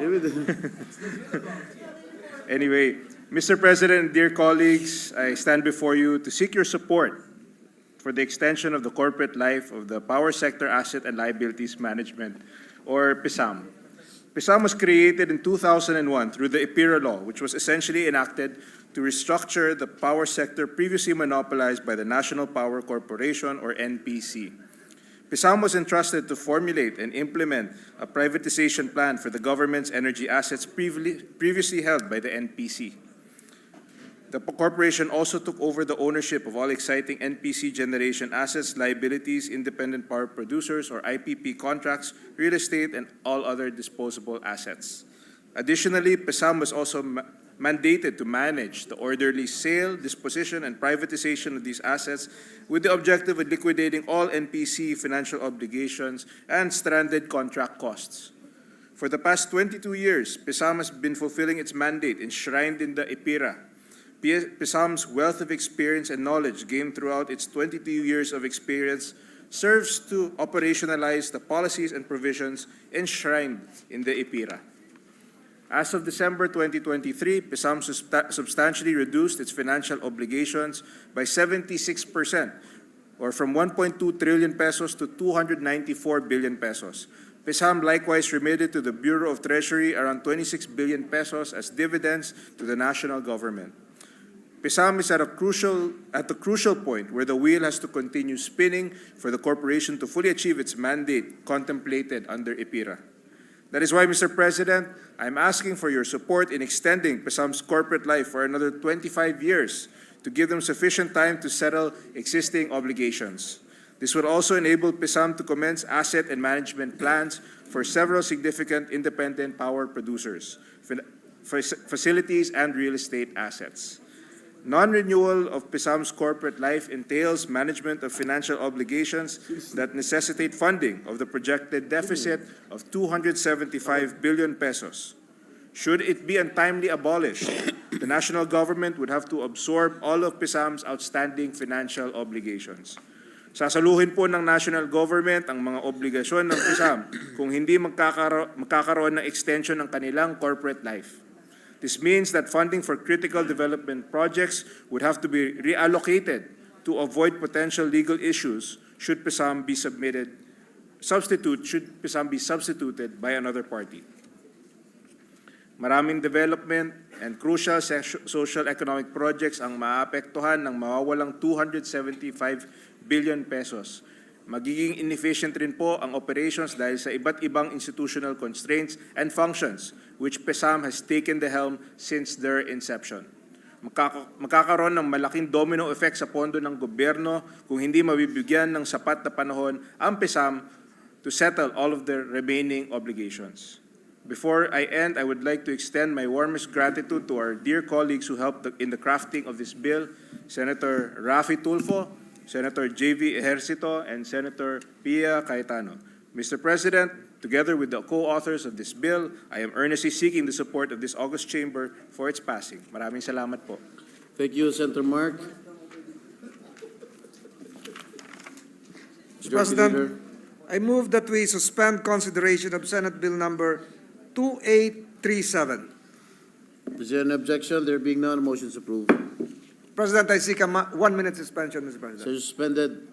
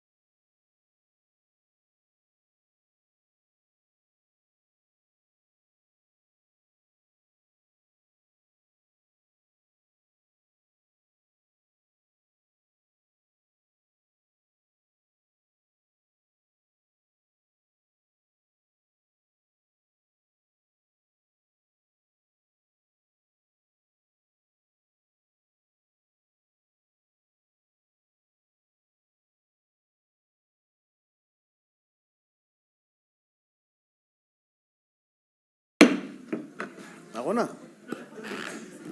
Mr. President, Majority Leader. I move that we resume consideration of Senate Bill number 2793 under Committee Report number 304.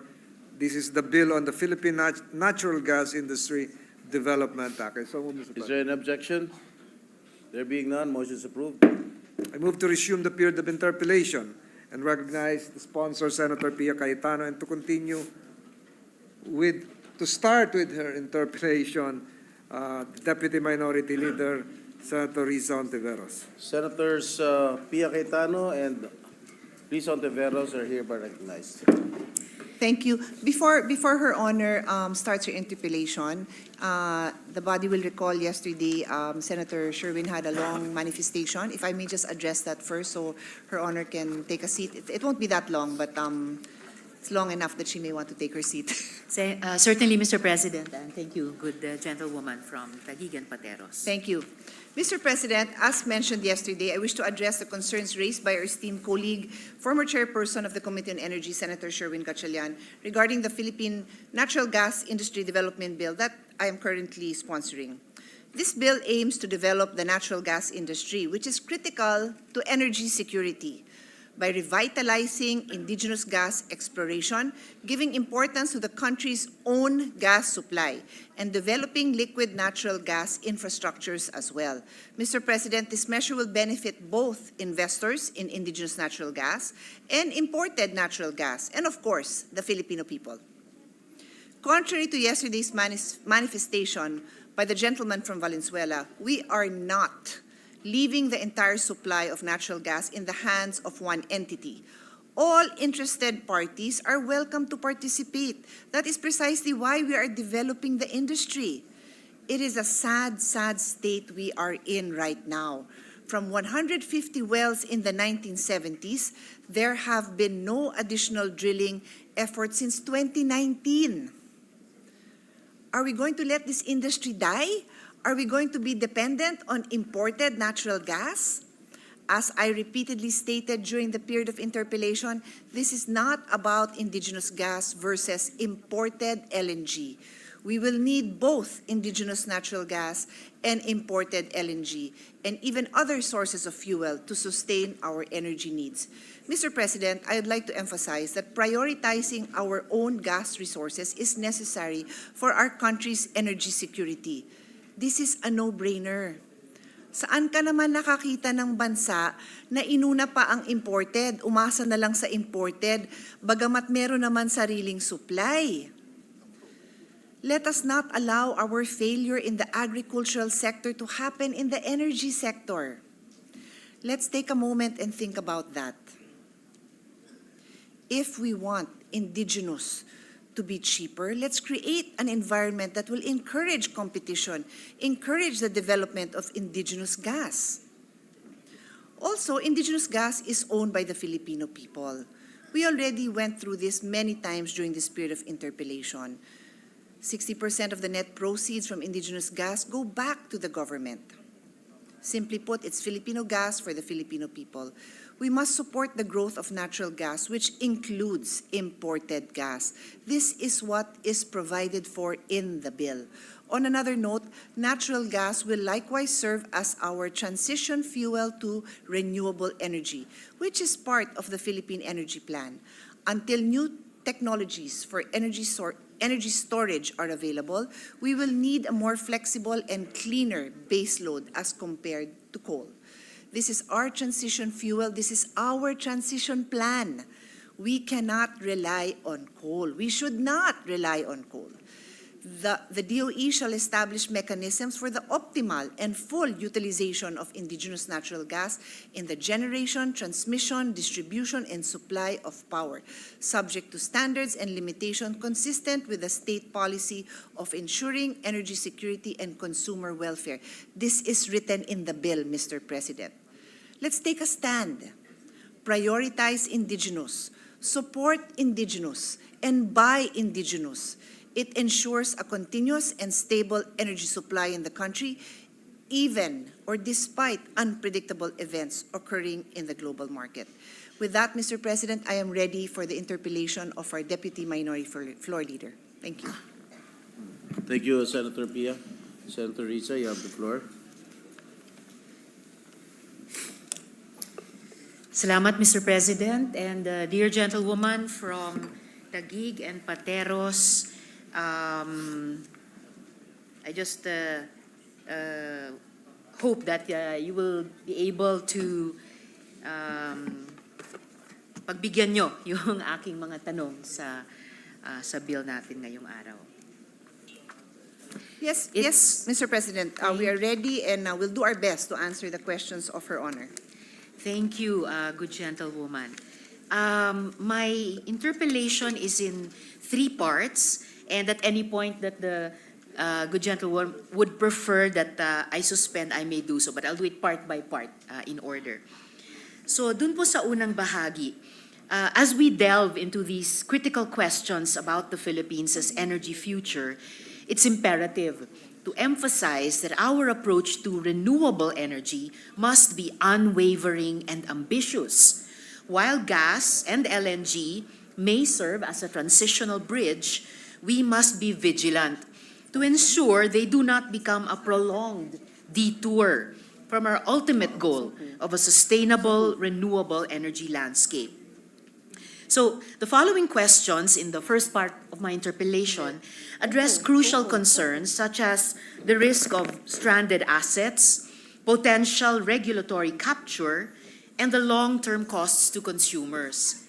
They also touch on the delicate balance between ensuring energy security and maintaining environmental integrity. Moreover, these inquiries aim to scrutinize our strategies to avoid overinvestment in LNG infrastructure that could hinder our competitiveness against countries transitioning more rapidly to cheaper renewable energy sources. So una po, how can the Department of Energy effectively balance the immediate need for energy security through LNG imports with the need to accelerate achievement of our environmental goals, Mr. President?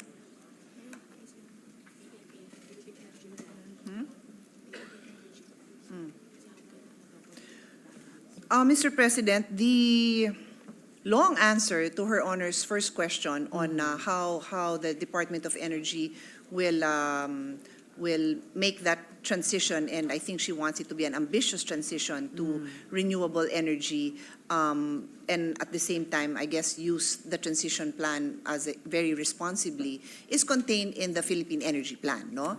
But precisely why we need this transition plan, because, and I did not know this, dear colleagues, until very recently when I had to, of course, read up and educate myself when I became the chairman of the Committee on Energy. I'm very pro-renewables, but I did not know what I know now, which is for us to really be able to transition to renewable, we need to invest in storage. That is the biggest issue with renewable. That is precisely why it cannot be used as a base load now. In as much as we would like to all be renewable, we do not have the capacity to make that happen because it cannot be used as the baseload. Now, can we just purchase overnight by next year the storage facilities to make this happen? I don't think so, Mr. President. I would be very happy to be educated by anyone in the room, any expert that will tell us that that can happen. But not only is it extremely expensive, the storage, I think the hope is that in a few years, it can become more reasonably priced, because until we can store it, ang dami ring natatapon din na renewable energy. Sayang. So what is our transition plan? Precisely itong natural gas. And then, as to go into details on this, is the balance now between indigenous natural gas and imported natural gas. Thank you, Mr. President. Actually, my second question, after a follow-up question to this first one, will actually be also about that matter of storage. No, yung FSRUs ba, or floating storage and regasification units, or land-based LNG terminals. But a follow-up question first, or a couple of follow-up questions first to this first question. Can the good sponsor provide specific metrics and timelines for this phased approach? And how would they compare to countries successfully balancing LNG and renewables? Is that the standard, 50% by 2030?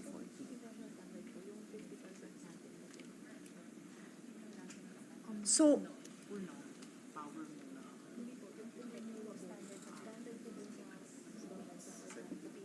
check the SDGs. Check the SDG.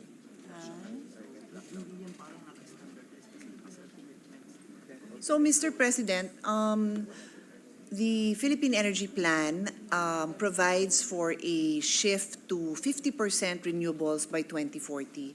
And what I am checking right now is what are the different standards of the other countries. We can easily provide that in a few minutes. So if Your Honor doesn't mind proceeding to the next question, but that is a metric that we can easily pull up. All right, no problem. Good sponsor, thank you. I can wait for that during our interpellation, particularly this first part of my interpellation. Also, how will you ensure, good sponsor, that the bridge provided by LNG doesn't become a long-term dependency, potentially hindering the urgent transition to renewables? Well, that, Mr. President, I think is not very difficult to project because if the energy plan states a shift to 50% renewables in 2040, so that is around 15 years from now, then 50% will still not be renewable. And so if we were to choose what we will prioritize after renewables, then our best bet, I think no one will argue, would be our indigenous natural gas and then imported natural gas, which is yun nga, a transition fuel, and then the others. So there will still be a market, Mr. President. The market for LNG will not go away by 2040 or 2050 because we cannot transition completely to renewables in the next 15 to 20 years. Of course, Mr. President, I guess that we could project that 50% would still not be renewables by 2040. Yes. Only because DOE set that very modest target of only 50% by 2040 instead of stretching further for a higher percentage of our energy mix to be made up by renewable energy. So this is related to this whole first question about a balance, about timelines for a phased approach, and about making sure that the transition, or rather making sure that our shift to renewable energies is not pegged on the transition, kundi kabaliktaran, na yung transition is pegged to yung pinaka-ambitious na RE targets na kaya nating iset. In any case, I will leave this part of the interpellation at this for now and go on to my next question about storage. But before I do that, let me rephrase this first question one more time. How much LNG? Mr. President, Yes, Mr. Mr. Good sponsor. I'll just add, no, because I know Her Honor is like this representation, very keen on expediting, and ayaw din natin minsan yung masyadong modest, di ba? So I wanted to ask, and I did ask our resource persons, ano naman yung hindi modest na expectation? So to be more aggressive in the shift to renewable, then that would now include, Mr. President, the mix of nuclear. And Sorry, by the mix 20 of? nuclear. Naku. Yes, I know. So but that is Okay. that is the reality. When and I mean this bill does not include nuclear, so I wouldn't Yes. really want to go in that direction on the discussion, but I am being honest about what those projections are. If we will include nuclear, and many countries have made that shift during the Ukraine shift in direction during the Ukraine war,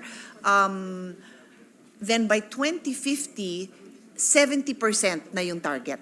So I'm just putting that there for Her Honor to include in her notes. Thank you, good sponsor. Of course, prejudicial question, and I've long answered it, at least for myself, just for this representation. Ang nuclear energy ay hindi renewable energy. So hindi ko rin siya maikwenta sa energy mix natin, even for a more ambitious target of 70% mix of renewable energies by 2050. I do think kaya sanang magtakda ng mas ambisyosong target ang DOE for renewable energies in the energy mix using true renewables and excluding nuclear. But let me rephrase my first question one more time. You have naman. Okay. Sorry again for yes, interrupting. So good one sponsor. last point. Apo. DOE actually has different scenarios. So listening to her honor's concerns that what would it be if it did not include nuclear, we will just submit because they are different combinations, Mr. President.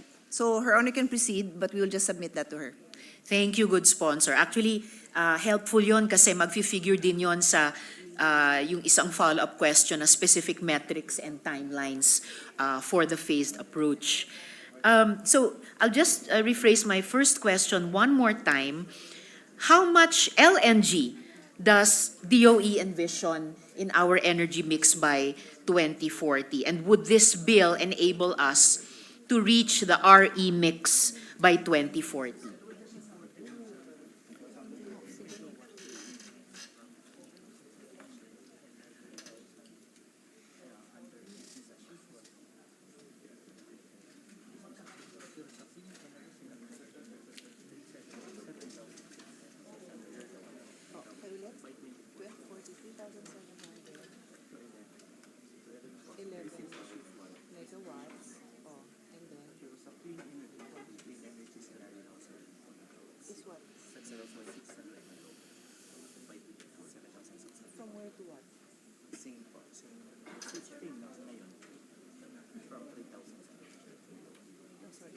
So ang LNG ngayon is 3,700 and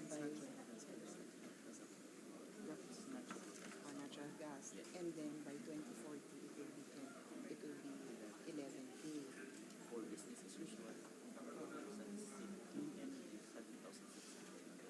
Pero kung gusto natin pure clean energy, we lost me there. Ang natural gas is 3,700, aakyat ng 11. So what is 7,600?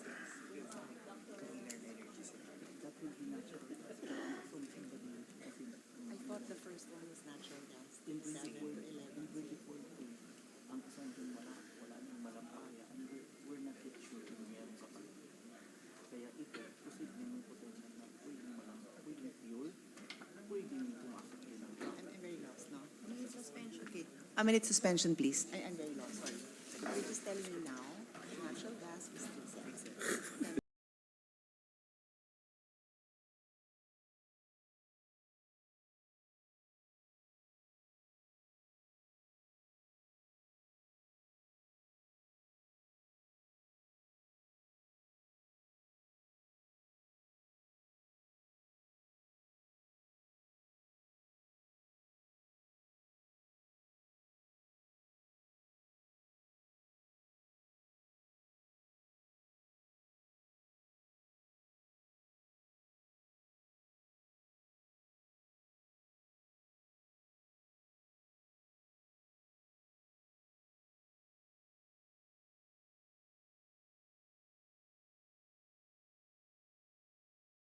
Okay, so Mr. President, currently we are using 3,700 megawatts of natural gas, and this is projected to go up to 11,000 megawatts if we continue if we only have the same volume coming from renewable energy. But so the second scenario is if we increase our renewable energy, then in 2040, our nat gas will still go up from the current 3,700, but only to 7,600 megawatts, because the rest will be taken up by renewable energy. And that, I suppose, is the scenario that Her Honor and this representation would be happier with.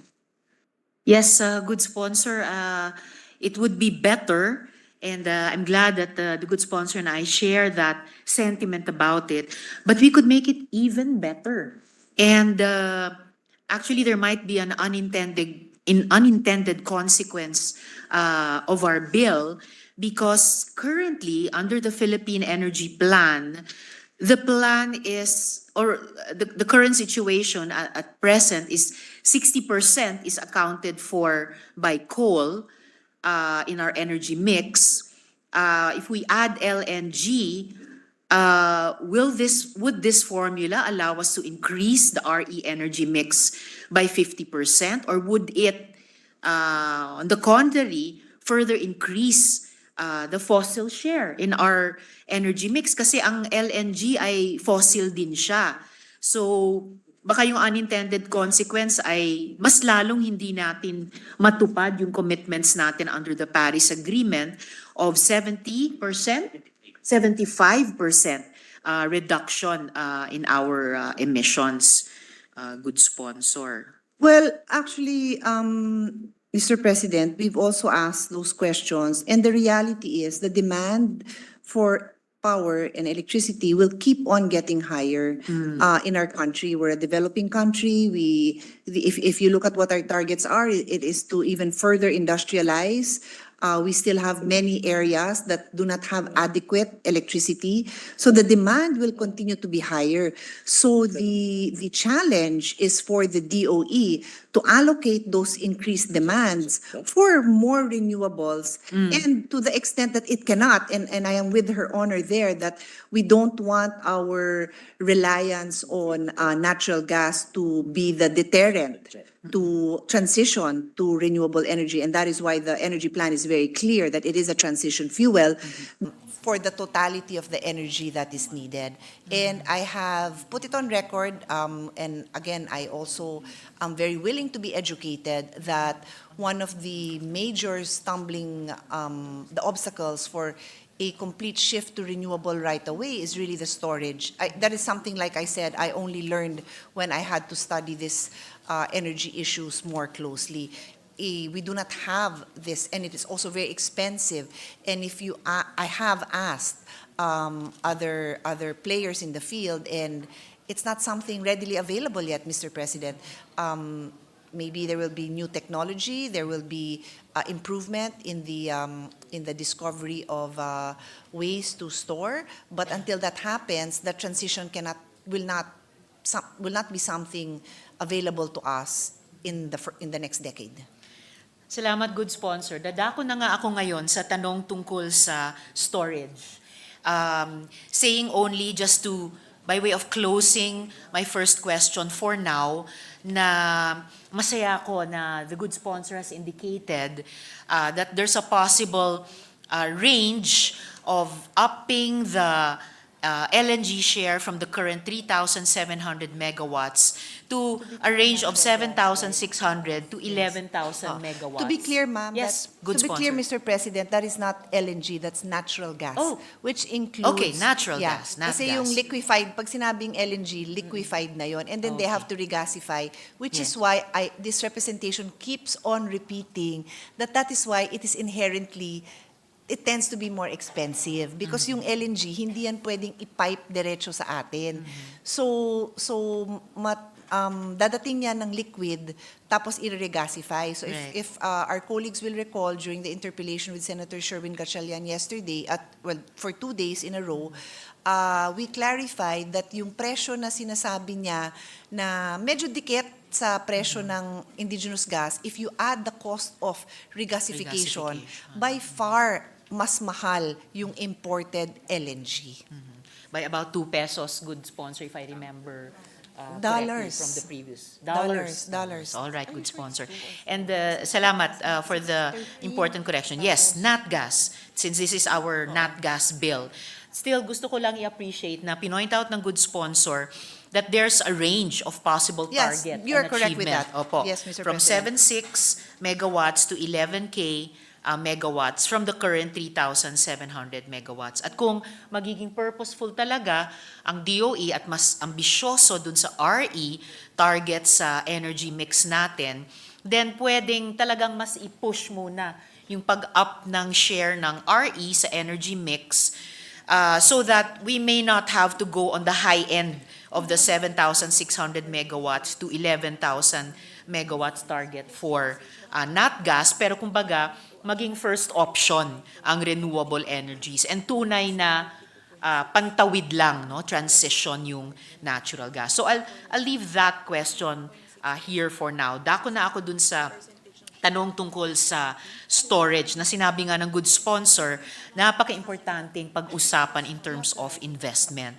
So, given the uncertainties in future gas demand, and sinabi na nga ng good sponsor, the demand will rise for energy in general. But given the uncertainties in future, in particular gas demand, and the rapid evolution of renewable energy technologies, how should the DOE evaluate the trade-offs between flexible, lower-cost FSRU or floating storage and regasification units solutions, trade-off sa pagitan nun at yung mga more capital-intensive land-based LNG terminals?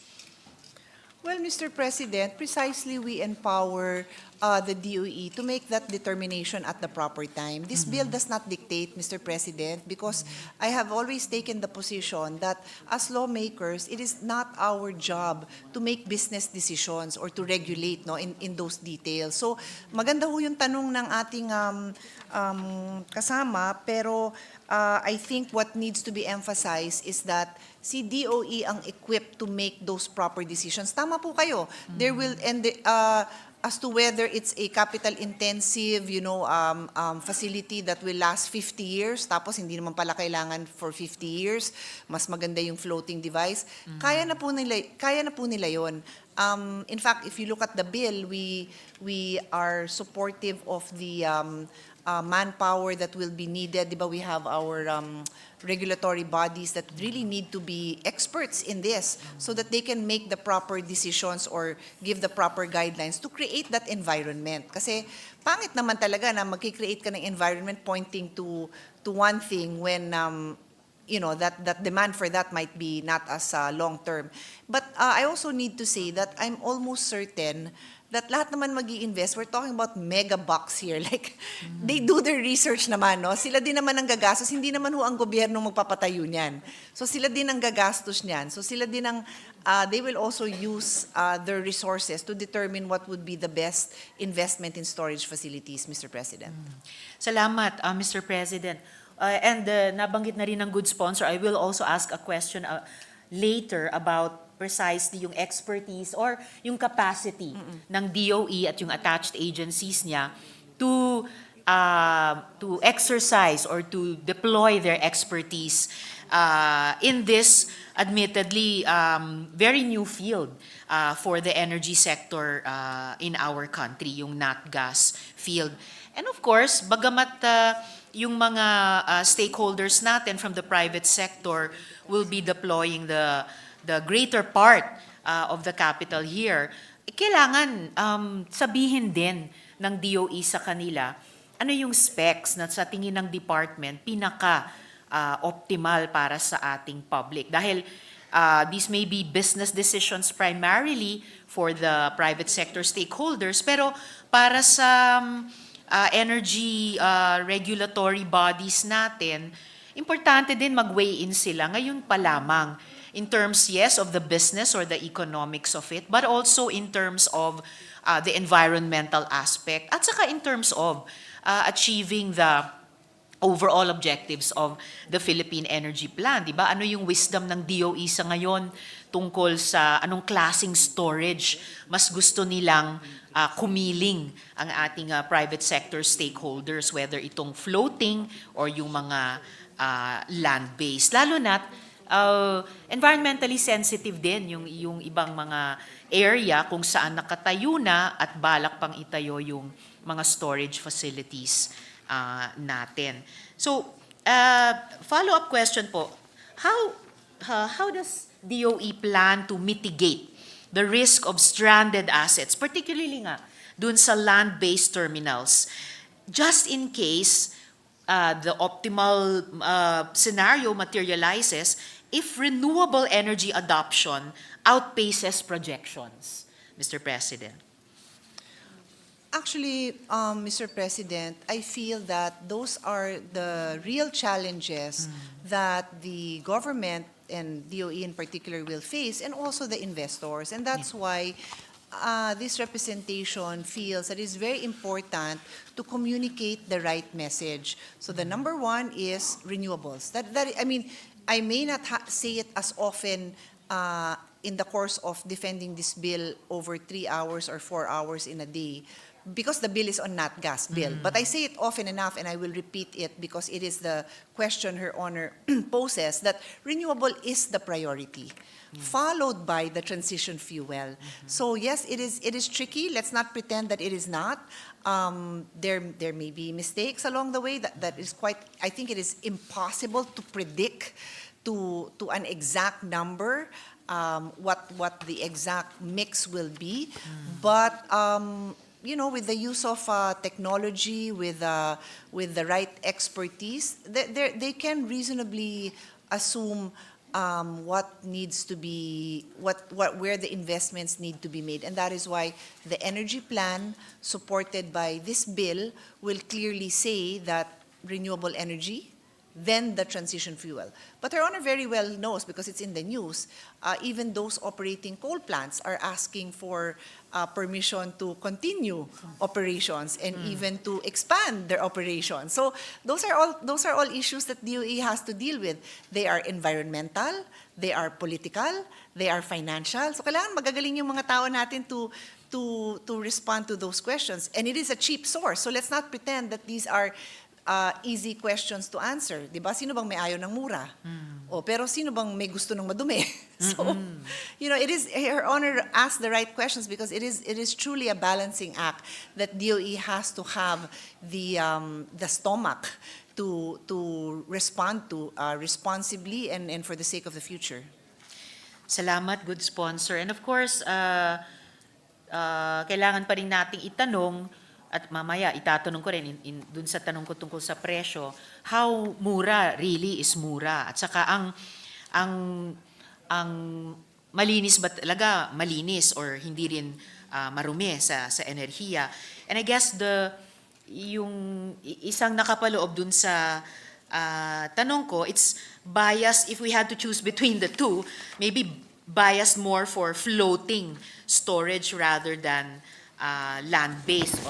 Not to say na imposibleng maging stranded asset din yung floating, yung FSRUs, pero parang mas may possibility maging stranded asset ang land-based terminals. But having said that, yun na nga, kahit dun sa usapin ng FSRUs o floating storage and regasification units, what safeguards are in place to ensure that even though the supposed flexibility of FSRUs doesn't lead to prolonged reliance on LNG or on nat gas at the expense of renewable energy development?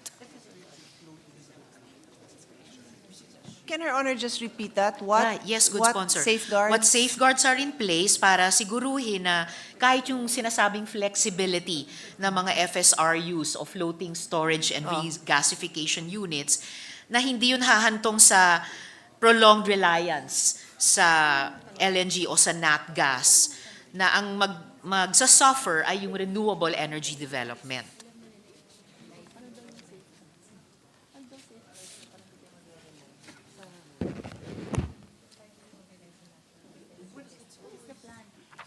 Actually, Mr. President, they just have to follow the plan. The renewable energy plan is their roadmap. So if they stick with it, they should not rely on this transition plan, no? So if they get and I understand where Her Honor is coming from, because the renewable energy advocates will always say that push for renewable, push.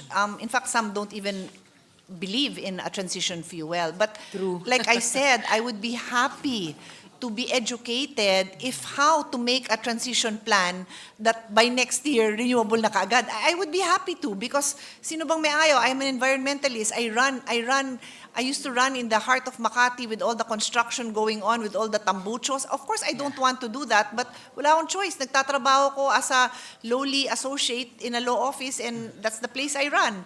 So I want cleaner energy. I want to run in a cleaner place. I want my children and grandchildren to live in a cleaner environment. But if the DOE sticks to the plan, then that is their guide. I cannot really assure Her Honor other than, and Her Honor has been witness to this. Pag hindi nasunod yung plan, di ba? And we have unraveled so many of those in the Senate. Doon sorry to put it this way, doon nagkaka-leche-leche. Kasi maganda naman yung plan, tapos hindi naman sinusunod. So, I think what we need here is to be very clear, and we'll be very happy to include stronger provisions on the importance of sticking to that energy plan, or even not being kampante about that energy plan and seeking to yung sinabi nung what Her Honor said na she's not so happy with these modest targets, diba? Let's be aggressive about it. And that's why, in that sense, maganda naman din yung facilities na may flexibility ng konti, kasi pag medyo yung demand for LNG is higher, pwede naman ma-expand itong facilities na to.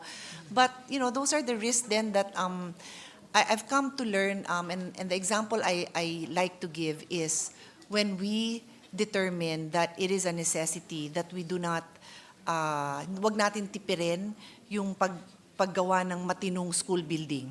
On hindsight, pwede mong sabihin na, 10% lang naman pala ng school building yung nababagyo, yung tinatamaan ng earthquake. Hindi na kailangan yung heavy duty. But you can't make those mistakes, hindi ho ba? So in the same way with energy, they have to go full speed ahead and invest in the renewables and also make the investments in the transition fuels as well, Mr. President. Salamat, good sponsor, sa pagbanggit nyo sa possibility ng stronger provisions at the proper time sa period of amendments. Susubukan ng representasyong itong mag-craft ng ganong klaseng stronger provisions, safeguards nga po, dahil hindi ko pa sigurado kung kahit yung buong Philippine Energy Plan ay sapat na na-anticipate itong pag-usbong, no, ng parang a very compelling transition period led by natural gas. So, dako sa susunod na tanong ko, good sponsor, Mr. President. In the course of the hearings and even the briefings, has the sponsor perhaps required DOE to provide an accounting and analysis of the financial incentives and support mechanisms that will be made available, particularly for LNG importation, and specifically focusing on the following areas? Dalawa po ito. May accounting and analysis ba in the area of tax breaks and government liabilities? Was DOE able to detail the types of tax breaks, government contingent liabilities, if any, and any complementary government-funded infrastructure initiatives, and perhaps even guarantees of cost recovery for LNG importation, storage, and distribution facilities?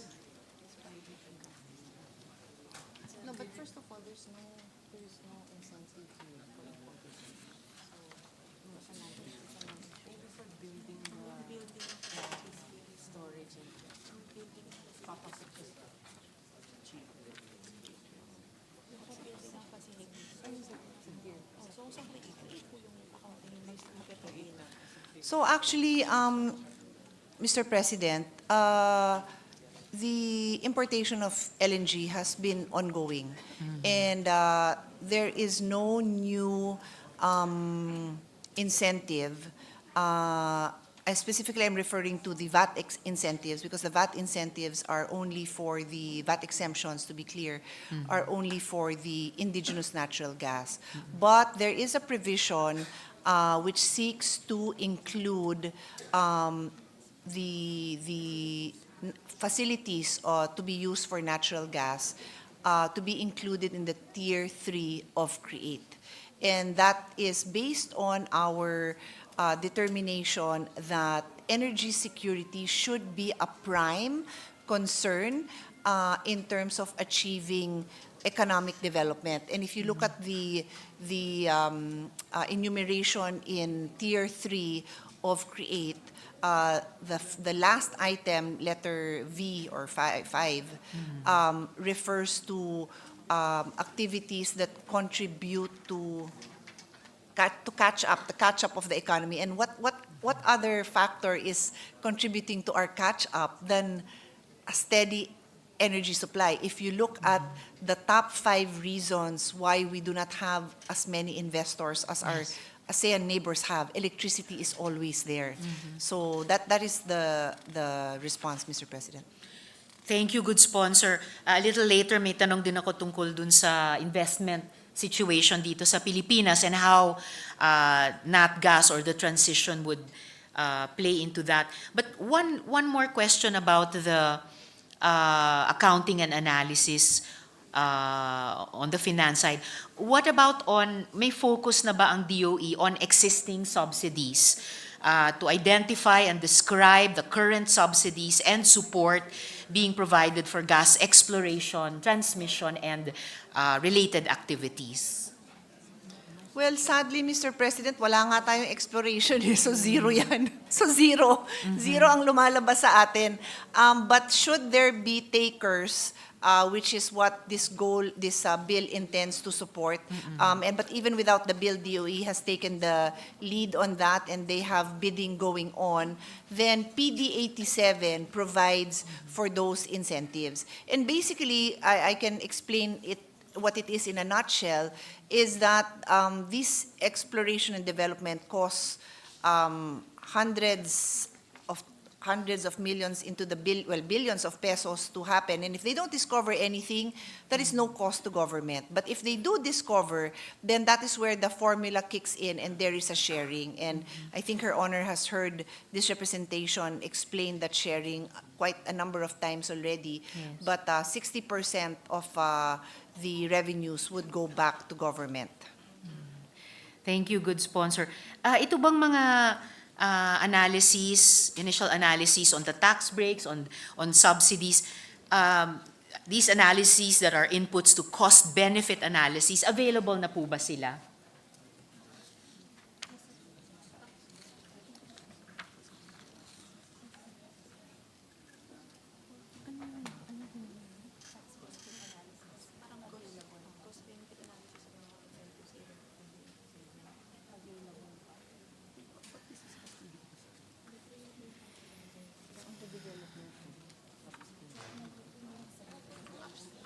Just to be clear, Mr. President, we are not changing anything in this bill on the upstream side in terms of the incentives for exploration development. That is covered by PD 87, and we are not touching that. So the DOE is aware of Her Honor's question. We can pass that on, but it's not something that we have prepared to discuss just because it's not covered by this bill, Mr. President. I see. All right, good sponsor. In that case, para lang mas may material tayo to look at or to try to craft cost-benefit analyses also for the midstream and downstream. So if we don't have all these parts of the analysis yet, and since the proposed bill will create entitlements for these, may I request na lang through the good sponsor that DOE also submit to us or provide us with the following insights. Dalawa rin.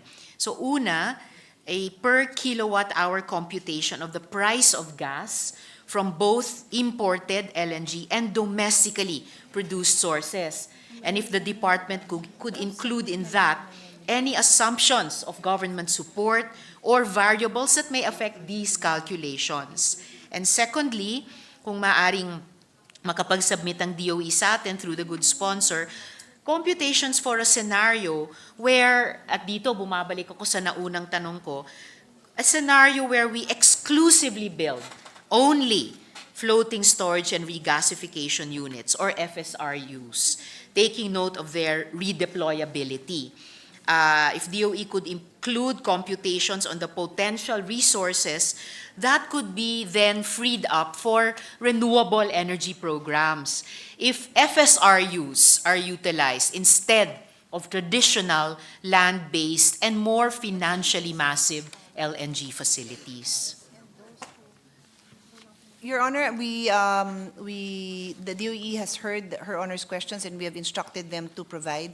But we'd just like to put on record that the investments are coming from private individuals, private entities.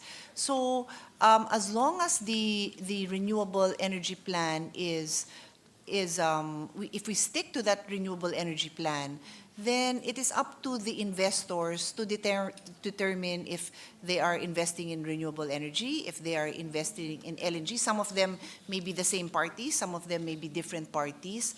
But the plan is there to help guide them in what kind of energy, where the bulk of the purchases will be. So for an investor to determine if they will do a floating device or a permanent structure, I do believe that is their freedom of that is where we do not interfere with the business decisions of these individuals. But of course, DOE can provide the timelines, like if they say na the demand might be very volatile. Because ang dami nating indigenous gas. So baka konti lang yung demand, you might prefer to build a smaller storage facility na magagamit parate pero small, or you might prefer a floating vessel that can be expanded and retracted. So that's where, Your Honor, to be perfectly honest, we leave it to the DOE and the private investors to hash out, no, that will no longer be covered by this measure, Mr. President. Perhaps this representation can just attempt in the period of amendments to push this idea a bit further because, of course, government does not interfere with the individual business decisions of private investors. Pero dahil ang Philippine Energy Plan, yung kumbaga Biblia natin dito, even in discussing the bill, although all stakeholders could have participated, government led the formulation of the plan, and government could also recommend or guide improvements to the plan. Kanina pinag-usapan natin stronger provisions on on storage. So and government could, still within the context of the Philippine Energy Plan, visualize alternative scenarios and compute on those alternative scenarios. So lalo na kung bukod sa economic, there are also environmental and other considerations. So I'll just return to this at the proper time, good sponsor, in the period of amendments. So dako po ako sa susunod na tanong ko. Okay.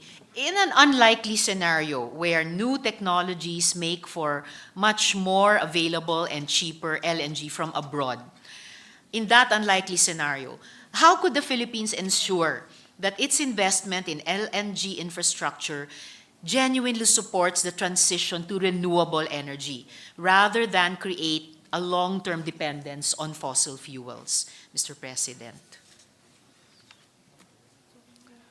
Well, as this representation has explained during the previous interpellations, our demand for energy is so high. If we were a Nordic country, and I'm just making this up, no, but I always use that as an example, where you have 8 million people and they are fully able to supply all the energy needs, I think they would be more problematic about how to make those shifts. But we have brownouts happening all over the country. And even in the next 10 years, our indigenous gas will not be able to supply all the transition fuel that is needed. So I think that is not the biggest problem we will have. I think it would be a great problem if renewable energy storage technology improves rapidly so that market can really grow. And then indigenous gas, there are more wells that will be discovered. And we can build more storage facilities if Her Honor prefers that it's more conservative, DOE can listen, but that will at the end of the day also be based on the business judgment of the investors. When they see that the opportunities are there, they will make those decisions. But they already know that the goal is renewable. They know that already. And next, if we pass this bill, the second priority will be indigenous gas. But the discoveries will not happen immediately. In fact, after discovery, it takes, did I hear right, 6 years? 4 to 7 years after discovery. So, yung floating vessels na sinasabi ng ating kasamahan, siguro naman 6 na buwan, pwede nang makarating na yan dito. So they can use some of those, and then they can even rent that, I suppose, and return it, and then build a storage facility. So I think they can manage. Ang hina naman natin if we can't manage that. Thank you, good sponsor. And how will these phase-out timelines and renewable energy milestones be enforced? And what penalties will be in place for non-compliance? I think that would be a subject matter of another bill. This representation would be happy to take a look at that. If Her Honor would like to file a resolution, I think that's a great idea to really see how these phase-out plans, because even now, I've seen very interesting shifts in the technology of solar panels. Like, parang mukha na lang siyang tint. Mukha na lang siyang tint na pwedeng idikit sa mga salamin. So, paano kung may investor dyan na bumili na ng mga ang bibigat, na ang lalaki? But I suppose for the next, I don't know how long, may demand pa doon. Baka yung tinted na yun, ano pa lang, nasa developmental stage. But that is the world we live in, no? Technology changes rapidly. And even those in renewable now, if they're not willing to make the shift, mapapag-iwanan din. So, I think it's a sector that people are willing to take risks, but also very much willing, I hope, to take the risk in the right direction. I share that hope, good sponsor. And salamat dun sa suggestion na maybe craft another bill or file a resolution regarding this question.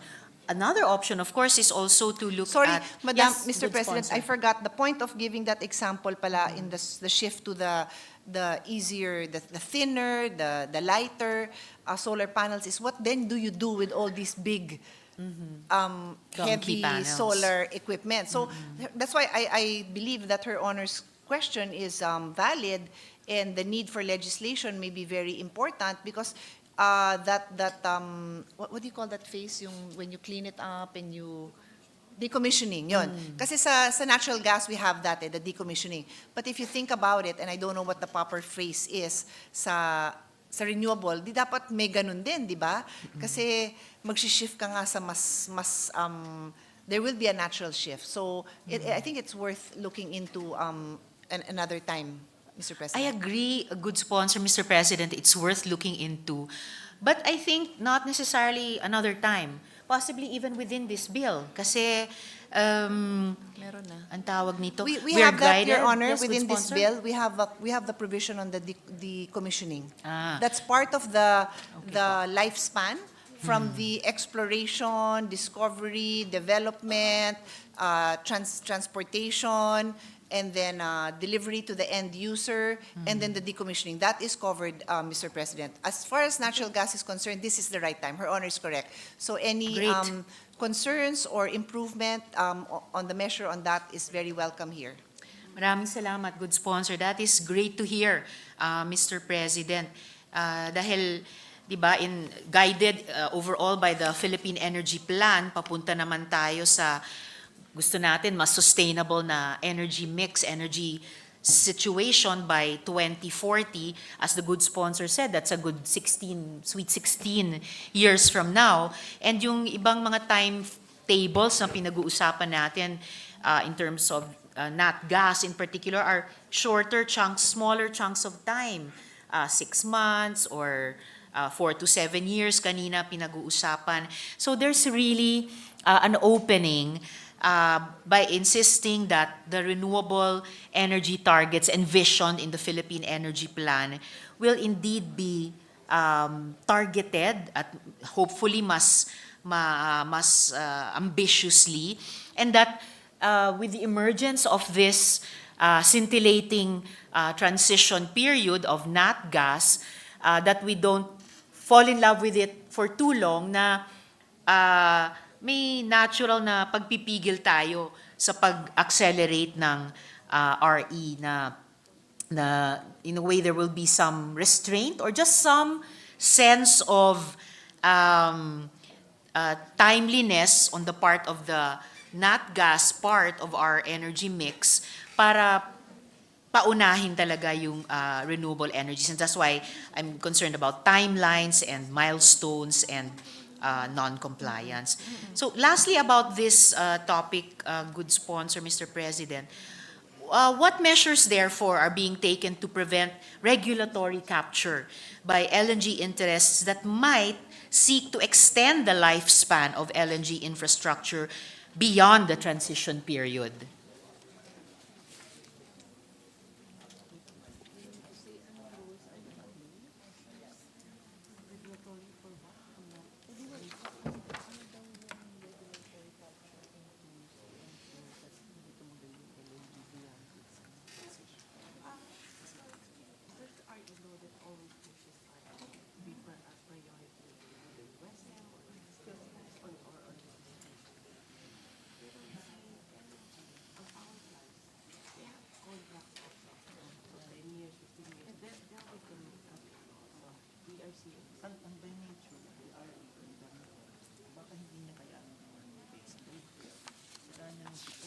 Hindi yung tanong niya.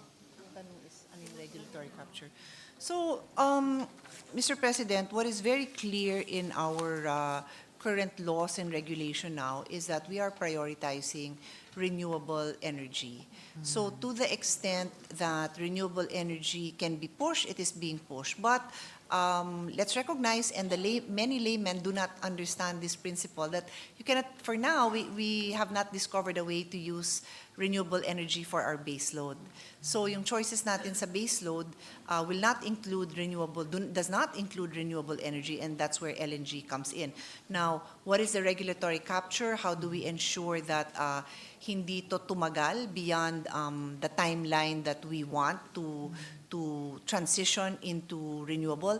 I go back to the energy plan, where there is a specific timeline, and they have the calculations as to how much LNG will go up, because it will still go up. As I said, we are far from producing, or not producing, supplying the energy that the whole country needs to support the economic development that we want. So it will go up, but it will go up slower, dahil nga ika-capture na sana ni renewable yon. And then let's keep in mind that there are supply agreements that the ERC is required to approve, and they can also come in there. Obviously, if they know na wala nang demand for LNG, o hindi na pwede, then they will not approve a long-term plan. Ganun lang yun. And I think that's what we're already seeing now with the coal. There is a demand because, as I said, there is a continuing need for energy. But I think DOE is trying, I'd like to think that they are trying not to be too dependent on coal. Despite the fact that talagang ang dami pang brownout. It's a tough decision. Yes, I agree, good sponsor. Thank you for that, Mr. President. And of course, mayaman na sa karanasan yung ERC in particular, and DOE of course, and the attached agencies. Yung pressures din, yung push and pull, even about what should be purely economic forces of supply and demand. Minsan, and this is bahagi ng maraming heartaches and heartbreaks natin about the implementation of the EPIRA, minsan kahit wala nang sasabihin ganyang kataas na demand for a certain energy, because there's a supply, somehow na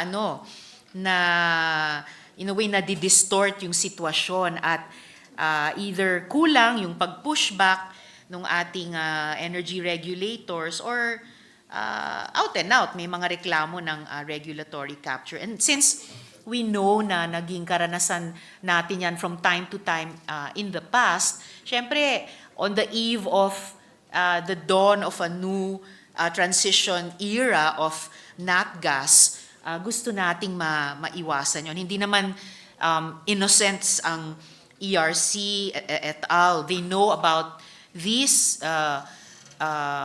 realities sa landscape, and they should be the wisest how to prevent recurrence of this para rin manatiling tapat dun sa Philippine Energy Plan.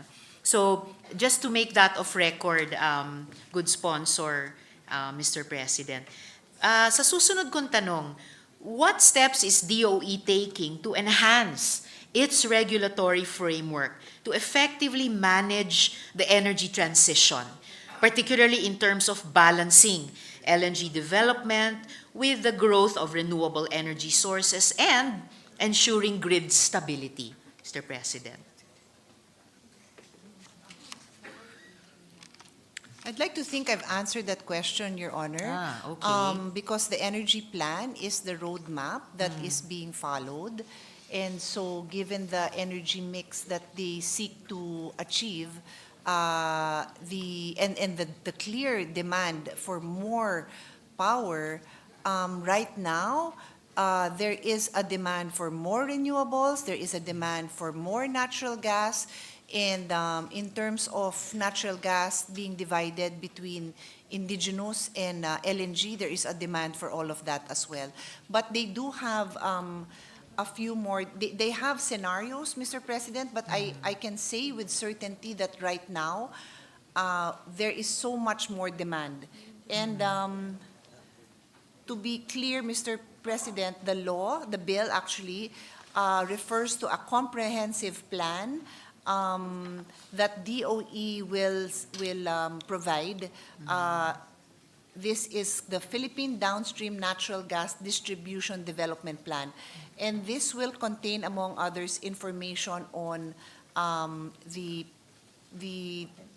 distribution systems and virtual transportation systems, including location, construction, operation and maintenance, expansion, modification, rehabilitation, decommissioning, and abandonment, whichever is applicable. The plan shall also include all studies, programs, and policies for the promotion and development of the distribution sector. So I think in addition to the energy plan, ito na ho yung mas detalyadong mga plano na tinatanong ng ating kasamahan na baka it's not yet available in the energy plan.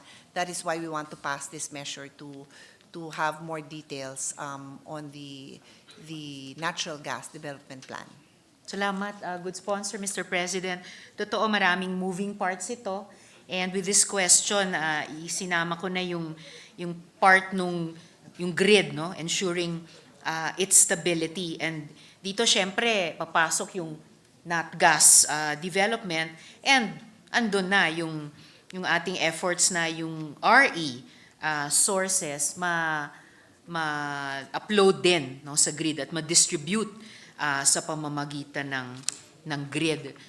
Follow-up question to that, how does DOE plan, ito nabanggit na rin natin ng good sponsor kanina about capacity, how does DOE plan to address potential limitations in government capacity to effectively implement and oversee these complex regulatory changes?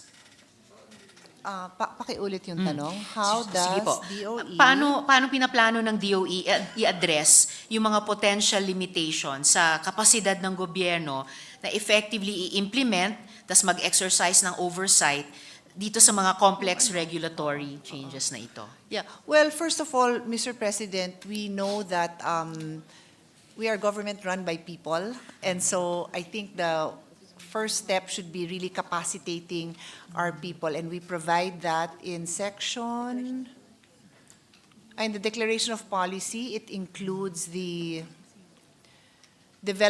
equipping the necessary technical expertise and skills of personnel in government agencies and the private sector to support the development of the natural gas industry. Kasi kung ako tatanungin nyo, wala talaga akong capacity to implement this. No, I think I understand enough to provide for the policy framework, which is this bill, but we really need technical people. And yeah, we've included that in the bill precisely because we feel that is very important. Agree. Thank you, good sponsor. And a second follow-up question, what specific measures are being taken to ensure that even grid modernization efforts prioritize renewable energy integration even over LNG flexibility? Mr. President. Meron ba?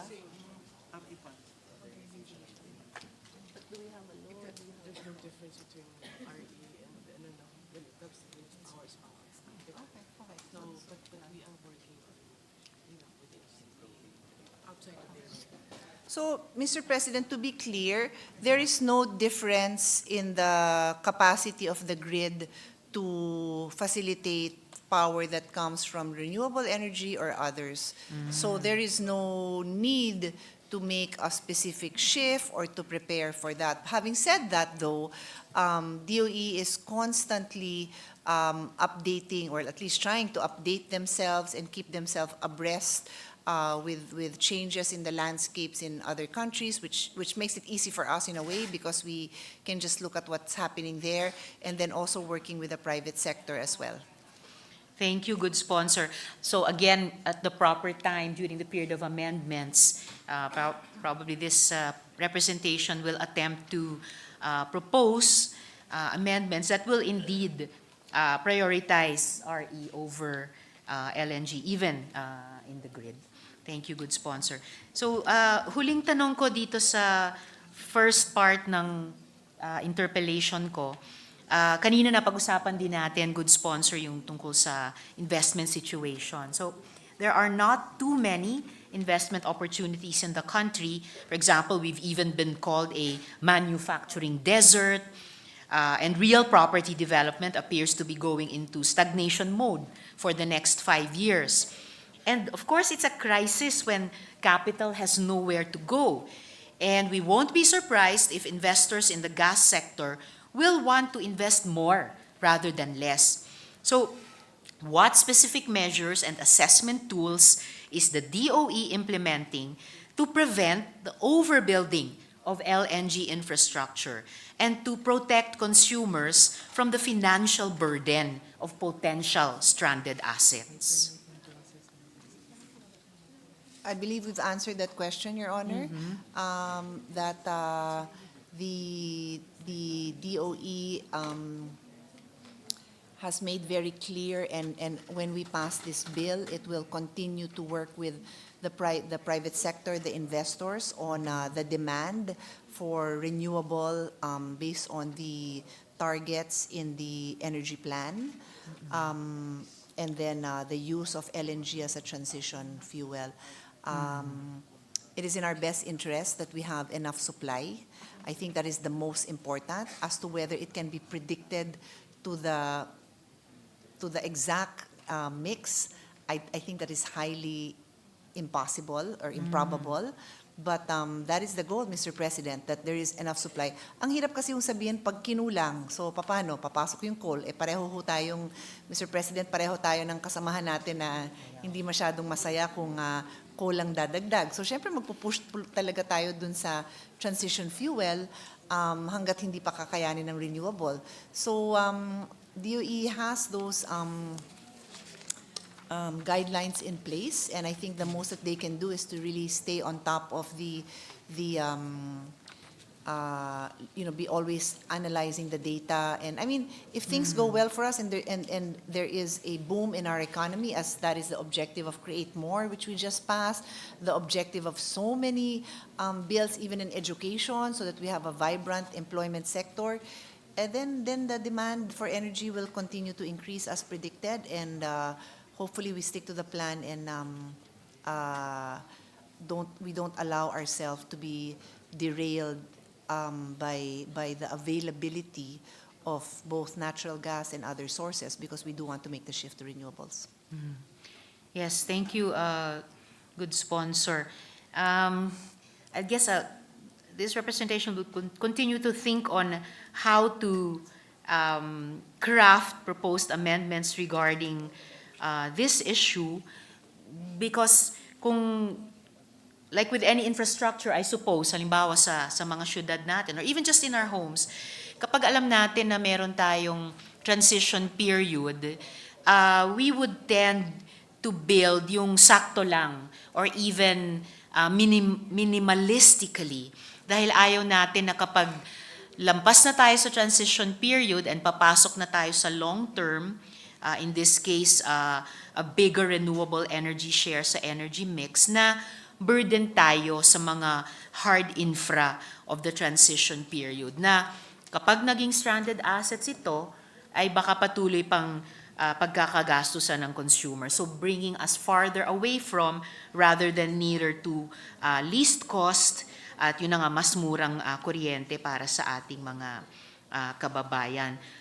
Follow-up question here, how will any assessment tools account for the rapidly declining costs of renewable energy and storage technologies, which could in turn accelerate the obsolescence of LNG infrastructure?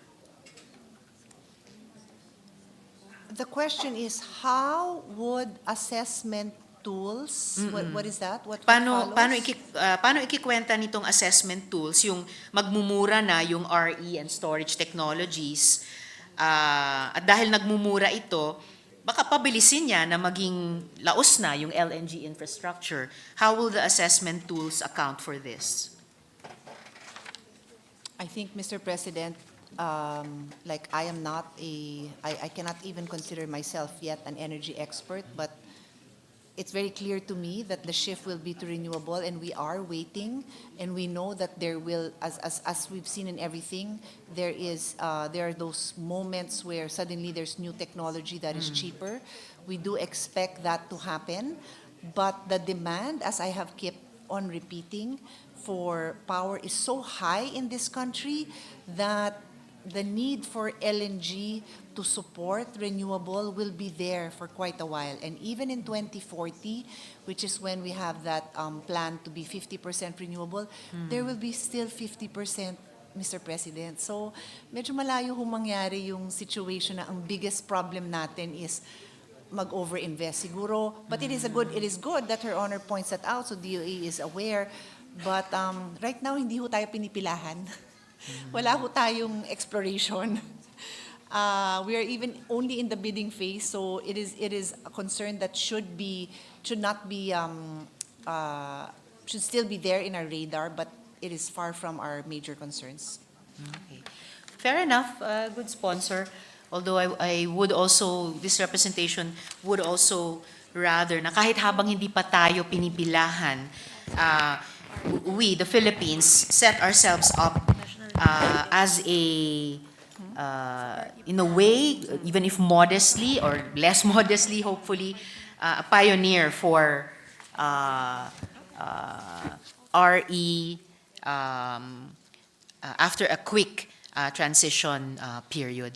Huling follow-up question ko dito sa huling tanong ko sa... Just for Her Yes, Honor's good sponsor. own for her information and her team that clearly is very concerned with renewables, the renewable energy law itself creates a body. It's called the National Renewable Energy Board, and it is their responsibility to monitor and review the implementation of the law, to review technologies. So sila ho ang titingin at magga-guide siguro ng mas detalye sa DOE din to say na, may mga bagong technology, baka yung timeline natin ng pag-shift ng 10 years, 7 years. You know? So all of these things, thankfully we have passed that law, yung binabanggit ko, batas na yan, and that is in place already. Thank you, good sponsor. That should really come in helpful dito sa pagbaybay natin sa bill. So yun na nga, huling follow-up question ko dito sa unang bahagi ng interpellation. What specific consumer protection mechanisms are being put in place to shield Filipino consumers from bearing the costs of stranded LNG assets in a scenario in which renewable energy comes to be far more commercially viable even than gas, Mr. President? I think I've answered that. If Okay. with all due respect, I think it boils down to the same question that Her Honor has been asking the last 2 or 3 questions. Well, I guess beyond the actions of the National Renewable Energy Board, ito namang huling tanong in this part ay yung consumer representation and participation. Pati sa pag-design nitong transition period of nat gas in between the coal. But as a transition, dahil fossil din naman ang nat gas, then papunta sa long-term na renewable energy. And I share the hope of the good sponsor na mas maagang aabot tayo dun sa scenario na yung renewable energy really has a significant or even a dominant share in our energy mix. Dagdag ko lang, yes, good Mr. sponsor. President, that this bill includes the creation of a technical committee, and doon sa, kasi Her Honor mentioned consumers, no? So doon sa technical committee, meron tayong representatives from the academe, trade and industry, consumer, to be very specific. Professional associations, research institutions, government agency, testing institutions, and other relevant sectors. This can be found in Section 5. Thank you, good sponsor. So, good sponsor, Mr. President, I'm 1/3 of the way through in my interpellation. Gusto ba ng good sponsor ipagpatuloy natin or mag-suspend muna No, we are ako? continuing because we Okay have po. a timeline, I think, that has been discussed with the leadership. So we are happy to continue for as long as Her Honor has questions. All Thank right, you. salamat po, good sponsor, Mr. President. So, itong midway na note, as we continue to examine the Philippines' energy strategy, it's crucial to maintain a laser focus on the ultimate goal, a sustainable, renewable energy future. While LNG may play a transitional role, we must be vigilant against the risks of over-reliance on this fossil fuel. So the following questions delve deeper into the technical, economic, and regulatory challenges of integrating LNG into our energy mix while prioritizing renewable energy development. So these inquiries address critical concerns such as the potential still for stranded assets, the need for flexible infrastructure, and the importance of robust environmental safeguards. They also explore the delicate balance between short-term energy security and sustainability goals, always with an eye towards maintaining the Philippines' competitiveness in a rapidly evolving global energy landscape. So, getting a bit more, but not too technical naman, Mr. President, good sponsor, how is DOE planning to incorporate the potentials of hydrogen and ammonia into its long-term energy strategy? And what legislative measures are being considered to facilitate the development and integration of these technologies in the Philippines? I understand that the regulations for gas in Australia, for example, include provisions for regulations and support systems for hydrogen, for which ammonia is a pathway fuel for hydrogen deployment in retrofitted gas plants. So ito parang post-nat gas era na nila, Mr. President. Mr. President, I quickly conferred with DOE, and they're familiar with this, but with all due respect, it's no longer covered by the scope of this bill. So if Her Honor won't mind, either she can directly relate it to this bill, because we're here to answer, but this in particular about their plans, like if Her Honor asks about nuclear, I'll also say the same thing. It's not the scope of this bill if we talk about, but to the extent that we talk about the energy mix, then of course I will just give my answer about the Philippine Energy Plan. So, but do note that we've referred it to the DOE, and they will be happy to provide response if Her Honor would like to discuss that at another time. Thank you, good sponsor. That's enough for me for now to be able to discuss this further with the DOE. Noting lang na it's also related to my first or one of my first questions about comparing and contrasting yung plano natin to get to RE through gas, comparing with yung nagiging proseso sa ibang mga bansa, which is also why I mentioned Australia. All right, since my follow-up questions are about hydrogen and ammonia technologies and about blue hydrogen from LNG, if the good sponsor won't mind, I'll just put them on record, tapos i-follow up na lang ng office ko sa DOE. One follow-up question is, how will the department ensure that investments in hydrogen and ammonia technologies don't divert resources from more immediate and cost-effective renewable energy solutions? And what safeguards are being put in place to prevent the development of blue hydrogen from LNG, which could extend fossil fuel dependence? So, dako na ako sa susunod na tanong.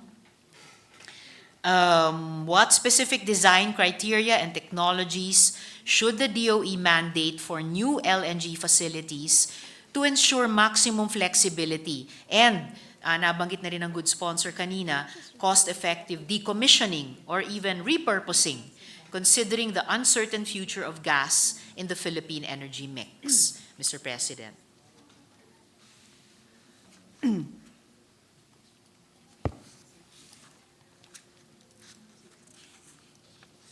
Can you repeat the first part of the question? Because Certainly. I was noting the last part, you mentioned the decommissioning, but the first Yes. part? Certainly, good sponsor. So, anong specific design criteria at saka technologies ang dapat i-mandate ng department para sa bagong LNG facilities, para siguruhin yung maximum flexibility nila? So, Mr. President, I will refer Her Honor to the bill and the declaration of policy, Okay. which states that it is the policy of the state to provide a conducive industry environment for the promotion and development of the PDNGI, which is the natural gas industry, through the issuance of regulatory policies, the localized codes and standards for products, facilities, and its operations based on the Philippine national standards and plans and programs. So it is clear that that is the responsibility of DOE, no? And I don't have the details, that will not be contained here in this measure. But Section 18 also refers to the compliance with standards. The DOE shall ensure that permit holders and participants, products, facilities, services, and systems comply with the standards set by relevant government agencies in terms of quality, design, efficiency, safety, structural integrity, and operation and maintenance. Regulation shall be consistent with applicable Philippine and internationally accepted natural gas industry standards. So, hindi naman ho tayo papayag na yung ipapatayo dito substandard o di kaya turn of the century 2000, di ba? Dapat yung bago. So that is what we can assure Her Honor, and we've provided very clearly in the bill that these are the standards that we will follow, international standards, Mr. President. Thank you, good sponsor.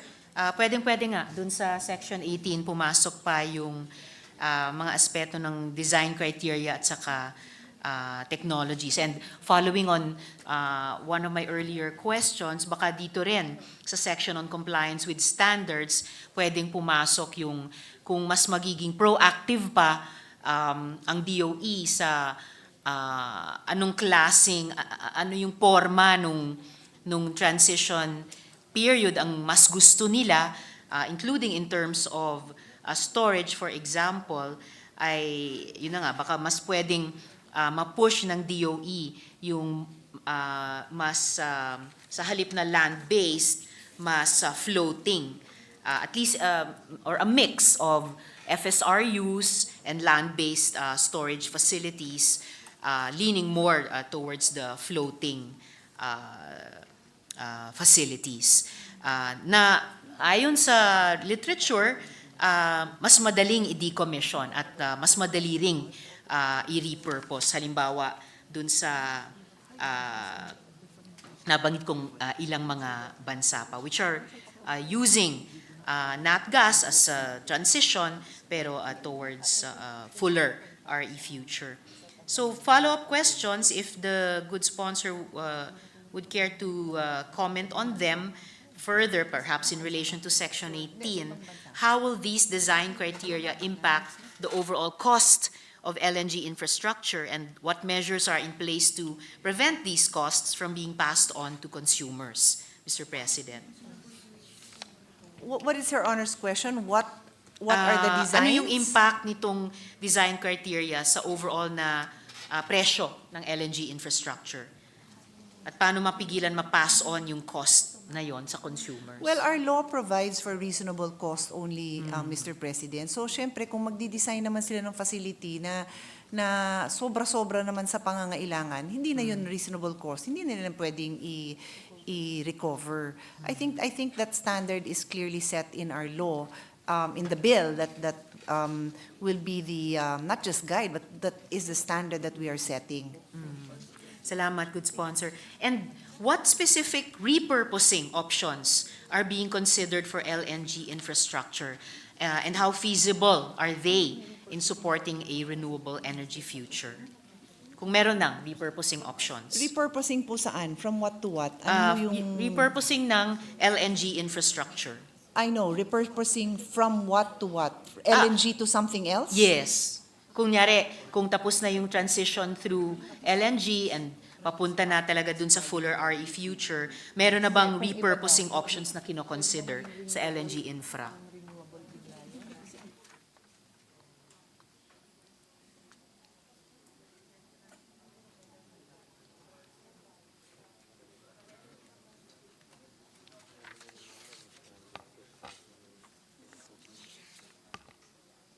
It appears that for now, they are not aware of a specific repurposing, I don't know what you call it, technology or plan. But I'm guessing, like anything else in life, something will appear, there might be something, but as of now, wala pa silang na-encounter. I've asked them to also check if there's such a thing in other countries. Like if Her Honor recalls, I had mentioned that there's a shift to nuclear from natural gas in other countries after they saw what happened in Ukraine and then nagtaasan yung presyo. So pwede ho tayong magtanong doon kung yung kanilang LNG facilities napalitan nila to nuclear. I don't know. I'm not an expert. I do know that nuclear is very, very specific. So baka LNG to nuclear hindi mangyayari. But LNG to renewable, medyo wala pa silang clear, wala pa silang nakikitang ganon. But Her Honor's questions are noted, and they will also check if there are examples of that in other countries. Thank you very much for that, good sponsor. And I think it's only fair nga that DOE will begin to look into that kung hindi pa nila nagagawa. Dahil nga, sinasabi nila, transition para sa atin ang nat gas and papunta pa rin sa RE. So, parang thinking forward, I mean, the good sponsor is the chair of the Futures Thinking Committee, or still is, right?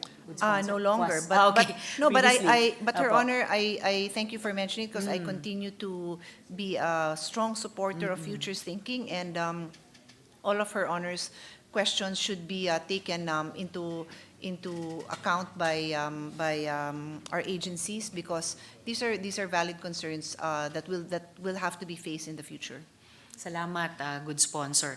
So I appreciate the pioneering work that the good sponsor had done in that committee, and napaalalahanan ako nun dito sa pangangailangan sana na since nat gas is proposed as a transition papunta sa RE future, na pati yung mga hardware, yung mga infra natin ay pag-isipan na natin kung papaano yun na nga i-repurpose o i-redesign para hindi siya sayang, hindi siya maging white elephant lamang, at lalo na kung pagbabayarin pa ng ating mga consumers ay dahil patuloy pa rin namang pinakikinabangan even in that RE future.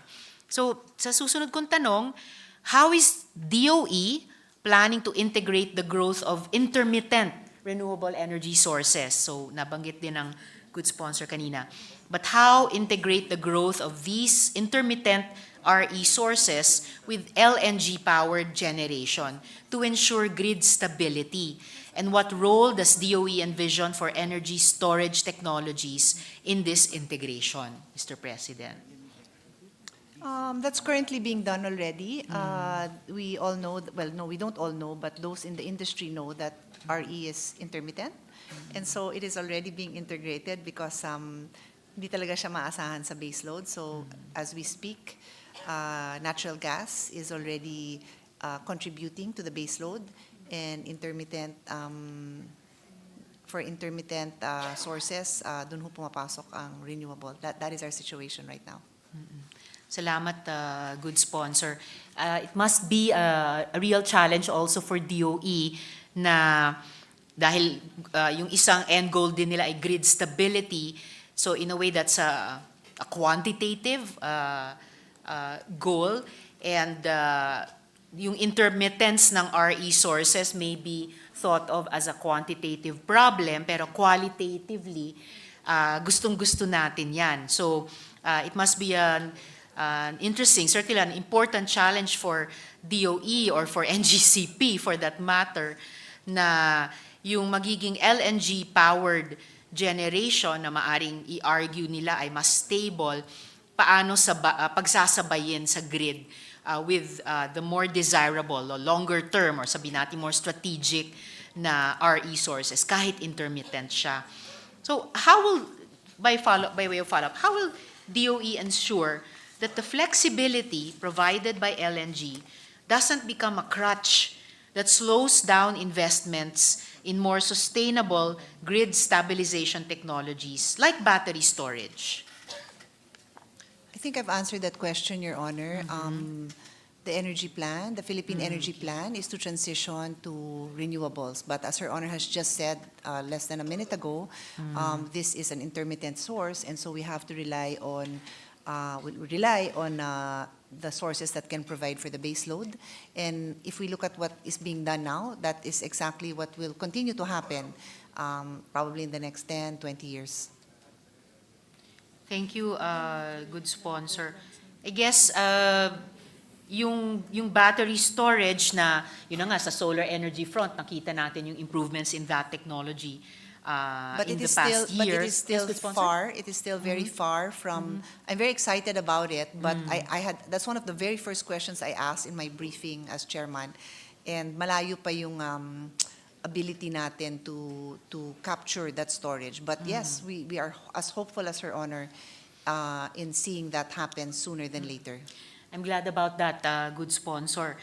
Yung shared hope na gano'n, dahil kahit papano, bagamat maaring hindi pa kaagad na mafu-fully realize yan, breakthrough na rin yung teknolohiya sa battery storage for solar energy, no, among other REs. At kung pwede ngang intervention yung battery storage na yan para gawing sustainable or gawing stable ang grid kahit habang sinasampahan ang mga intermittent but desirable because more sustainable na renewable energies, na sana bumilis at hindi bumagal yung investments dyan dahil baka nagkaroon ng parang learned dependence on LNG. And Well, if I may yes, add, good sponsor. in a way, and to just point out to Her Honor how much I share her concern, parang ganun din ang nangyayari sa atin, di ba? Nagkakaroon din tayo ng dependence sa coal kasi gustuhin man nating mga environmental advocates na mag-shift na kaagad, sasabihin sa atin na kasi mas mura to o kasi intermittent din yung supply. So that's why for now, we feel like our best option is itong transition fuel, but I take Her Honor's concerns very seriously na hindi naman tayo dyan maging dependent. In the same way, we don't want to see the dependence on the non-renewables because it will derail our transition. So I am with Her Honor 100%. Maraming salamat para doon, good sponsor. huling follow-up dito sa topic na to, what measures are being taken to prioritize demand response and other smart grid technologies that can support renewable integration without relying on fossil fuels? The one you just showed me. Well, Her Honor, the number one response to that question is the priority dispatch. The law we have in place requires that renewable must be dispatched first. So yun na talaga. I mean, marami pa tayong pwedeng isipin. Of course, I can talk about more awareness, more campaigns, and other programs, but that is the number one step being taken. And then we have the Green Energy Auction Program, the Renewable Portfolio Standards, the Offshore Wind Policy Framework. But this, at the end of the day, build mo lahat yan, pero walang priority dispatch, di wala rin yung mangyayari. So I think I'll stick to that first answer as the most important step being taken. Maraming salamat. Most important talaga po, good sponsor. And the good sponsor's response highlights yung gano'ng ka-importante yung oversight function na ine-exercise natin sa Kongreso, that all of these ecological and energy laws, no, the ecology and the energy mandates coexisting in each of these laws, dapat talaga mapatupad in any energy reforms, including trying to see our way through a nat gas transition to an RE future. And what comprehensive measures is the DOE implementing to ensure that the entire LNG supply chain in the Philippines, from import terminals to end use, will meet or exceed potential future international standards for methane emission control? Mr. President. I've read into the record, Your Honor, the existing provision that we have in this bill that requires that we comply with international energy standards, Mr. President. International standards, regulatory standards. All right. Salamat, good sponsor. Before we reach the period of amendments, tignan ko ulit kung yung buong LNG supply chain na yon reflected na dun sa compliance natin with those international standards here in our bill. Susunod na tanong ko po. I'll just clarify yes, good if sponsor. Her Honor doesn't mind, no? Yes. Her Honor often refers to LNG, but let's be clear that we Just are nat also gas. going to regulate All natural gas. So that when I affirm what Her Honor is saying, that also it means that we are using the same high standards, whether it's natural gas, imported gas, or indigenous. Thank you, good sponsor. But Mr. President, the good sponsor will kindly forgive this representation if maya't maya I shift between talking with her about nat gas and LNG kasi alam naman natin na in transporting nat gas, necessarily nako-convert siya by a certain scientific process into LNG, and then that's where the regasification comes in at a later stage kahit dun sa storage, kaya napag-uusapan yung FSRUs where the R is the regasification nga po. But to be clear, yes, good sponsor. But to be clear, for indigenous nat gas, because of the existing pipelines that were built, there is no more regasification, so it is not LNG. That's why I have to clarify that it is gas. It is not being transported as liquid gas, and there's also no regasification involved. So that's why the more generic term is just nat gas. But obviously, if we're referring to imported gas, unless we're importing it from a place that is close enough to build pipelines, then and some will argue, which we will disagree, that any country is close enough, then that's the only time that it is LNG. Understood. Good sponsor. But in any case, in whatever state of matter it is, gas man siya o liquid man siya, in the case of kung may imported, yung basic na kumbaga, chemical structure niya ay yun. So, Correct, but I yes, just good wanted sponsor. to make the clarification because when Her Honor refers to, let's say, a certain standard and dapat ganito tayo sa LNG, then I'm even taking that statement further to say Yes. that covered din dyan yung indigenous nat gas kasi Yes. hindi siya LNG. Okay. Just to be clear, if years from now somebody quotes takes a look at our journal, in most cases, the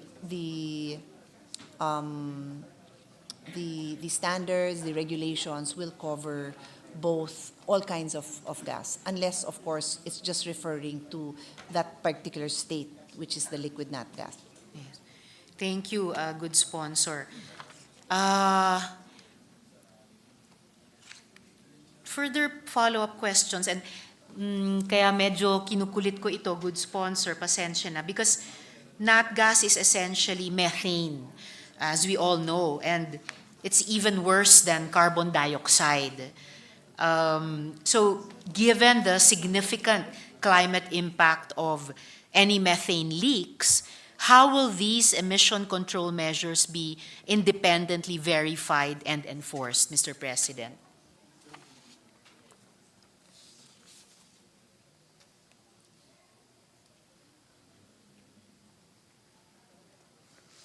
This is where our provision that we've spread into the record comes in, because the DOE is guided by international standards, and all of the investors, all of the bidders will have to comply with those international standards.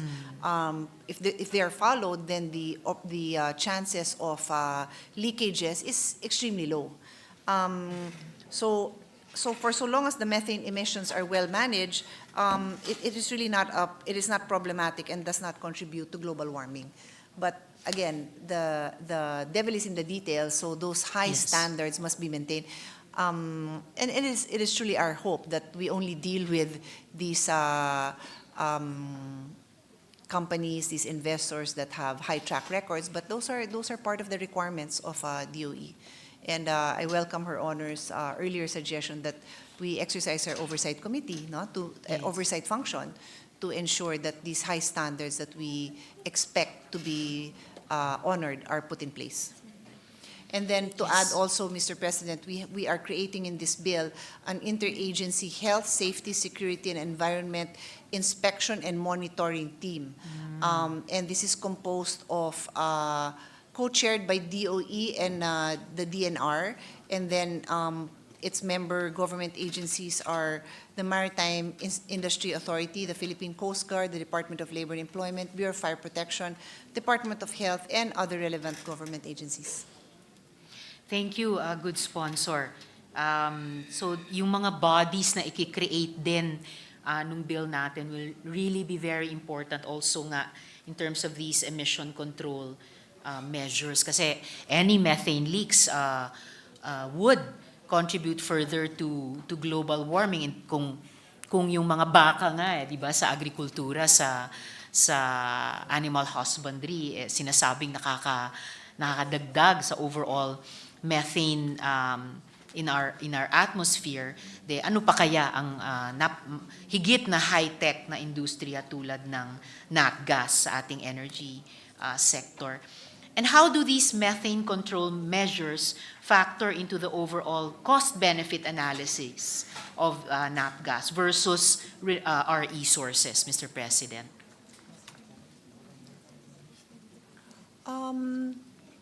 The standards that are required to ensure safety when it comes to methane leakages are already part of the cost, the total cost incurred by the investor. So that's what they're prepared to. There would be no what do you call it? No investment. What do you call it? There would be no award to them if that was not taken into consideration.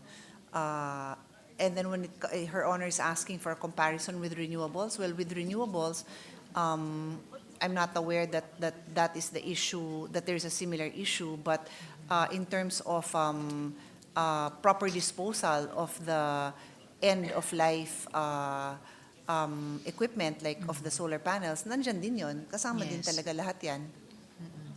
Totoo, good sponsor. Although of course in terms of RE, kahit when we have to think about the decommissioning nung kung anumang mga equipment nila, hindi kasama sa mga problema doon yung methane control. And after all, and I'm glad na factored in na sa cost-benefit analysis, pati ng private sector investors ito, dahil in the same way na, in fact, yung major energy players natin sa fossil fuels or even sa coal, certainly sa petroleum, in fact, are also pioneers in the RE sector. And sila rin yung magpa-pioneer dito sa nat gas transition. So, it's good to know na factor in nila sa cost-benefit analysis nila. They can compare and contrast even in their own operations yung cost-benefit ng nat gas vis-a-vis RE, and see how in each of these stages, and I would say, and I'm guessing the good sponsor might also say, na dun sa strategic phase ng RE future, mas sulit yung cost-benefit analysis overall. I have two related points, good sponsor. Maybe I'll just put them on the record before going on to my next question. Just welcoming if the good sponsor would care to comment on either of these. One is that, nabanggit ko na rin pahapyaw kanina, the Philippines is signatory to the Paris Agreement, and our NDCs committed a 75% reduction in GHG emissions. Now, nat gas is fossil and in fact is more toxic than other fuels according to scientists. So do we therefore, through this proposed new law, declare that nat gas or LNG for that matter is really the safer and cleaner type of fossil fuel? And will the Senate agree to become party to the institutionalization or harmonization of these contested claims? And my second last point on this topic, inviting any comments from the good sponsor, relatedly, ang PDNGI ba ay magdadala sa atin papalapit or lalo lang tayong mapapalayo sa ating reduction target?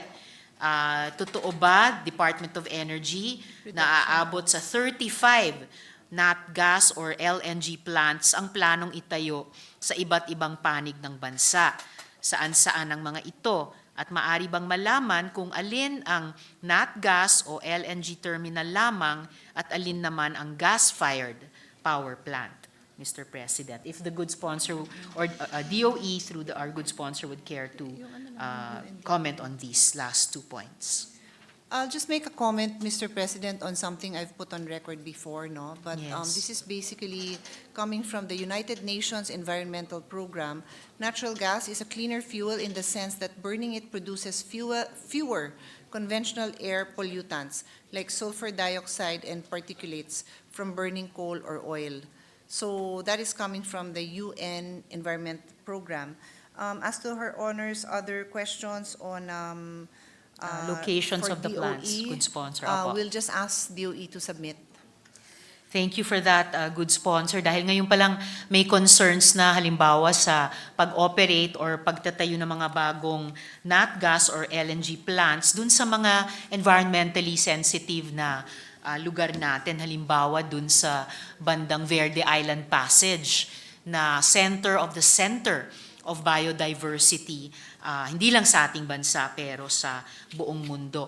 And just to make of record also, I'm aware of the earlier UNEP articles about nat gas, but these were followed by later UNEP articles na reviewing their own earlier pronouncements about how clean really or how safe really is nat gas.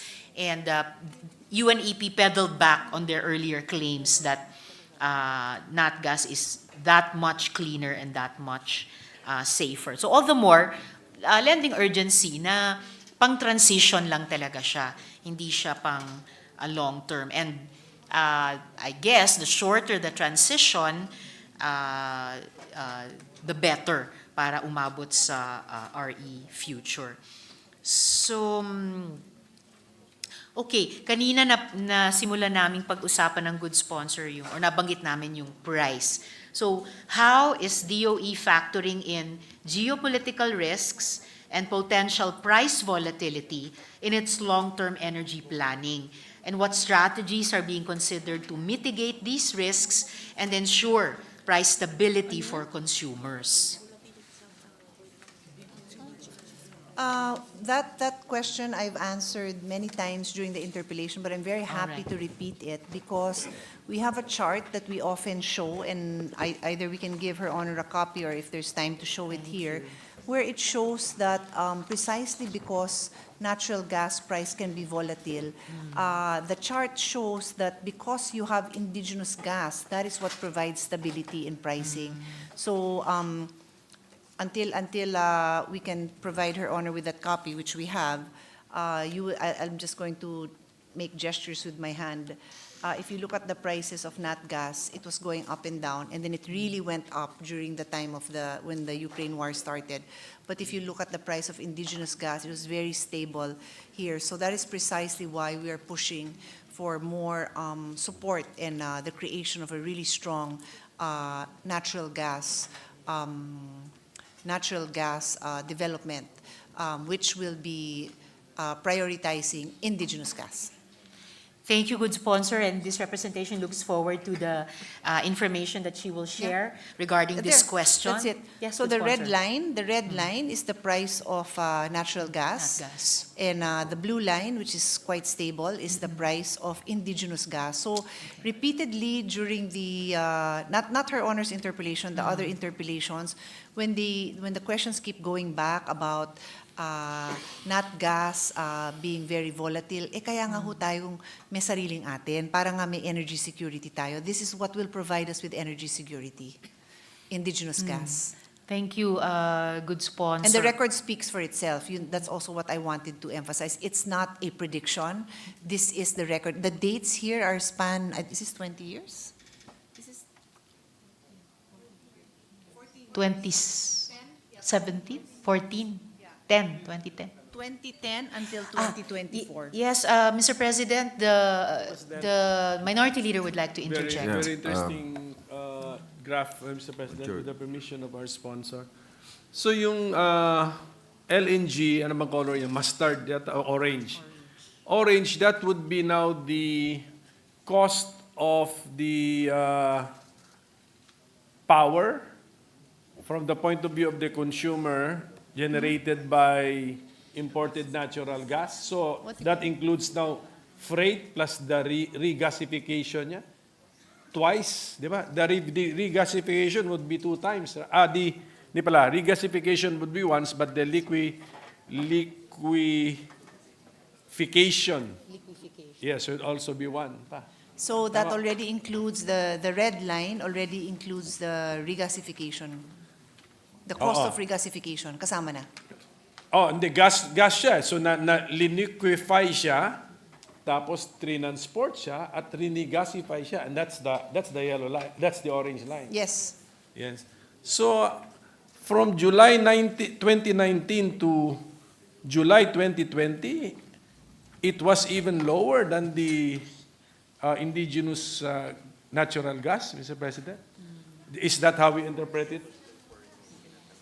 Na meron din siyang point in time, mas mura pa siya, even with liquefaction, freight, and regasification.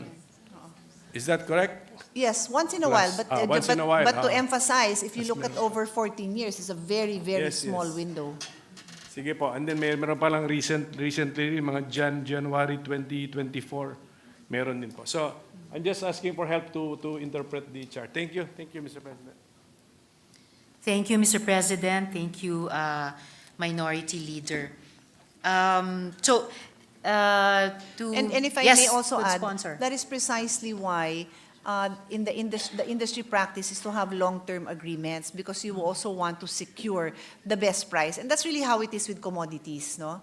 Lamang lang natin dito is not only is in the 14 years, not only is indigenous gas cheaper by far most of the times over the 14-year span, but there is revenue that goes back to the government. So we just want to emphasize that. Plus the fact of energy security. And when we say revenues that goes back to the government, idagdag pa natin doon yung savings on foreign exchange. Kasi that's another factor. Hindi tayo vulnerable sa mga foreign exchange rate changes. And then with energy security, we have more control than gas that is coming from other countries. Because like the example that I mentioned in one of the interpellations is that some countries, some suppliers just unilaterally canceled their supply contract was it Pakistan? I keep forgetting what country. Was it Pakistan? And they were left, like they endured major power disruptions because they were just so vulnerable. So I end with saying that I don't think there's a price you can put on energy security. Thank you, good sponsor. Just to make a record, follow-up questions about this, about the price of nat gas or LNG. Just to reflect continuing concerns, no? How does the inherent price volatility of nat gas or LNG compare to the long-term price stability offered by RE sources in the department's risk assessments?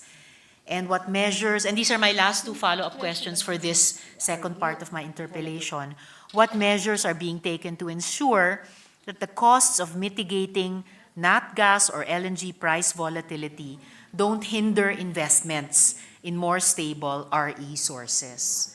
Mr. President, if the good sponsor would care to comment on those 2 points.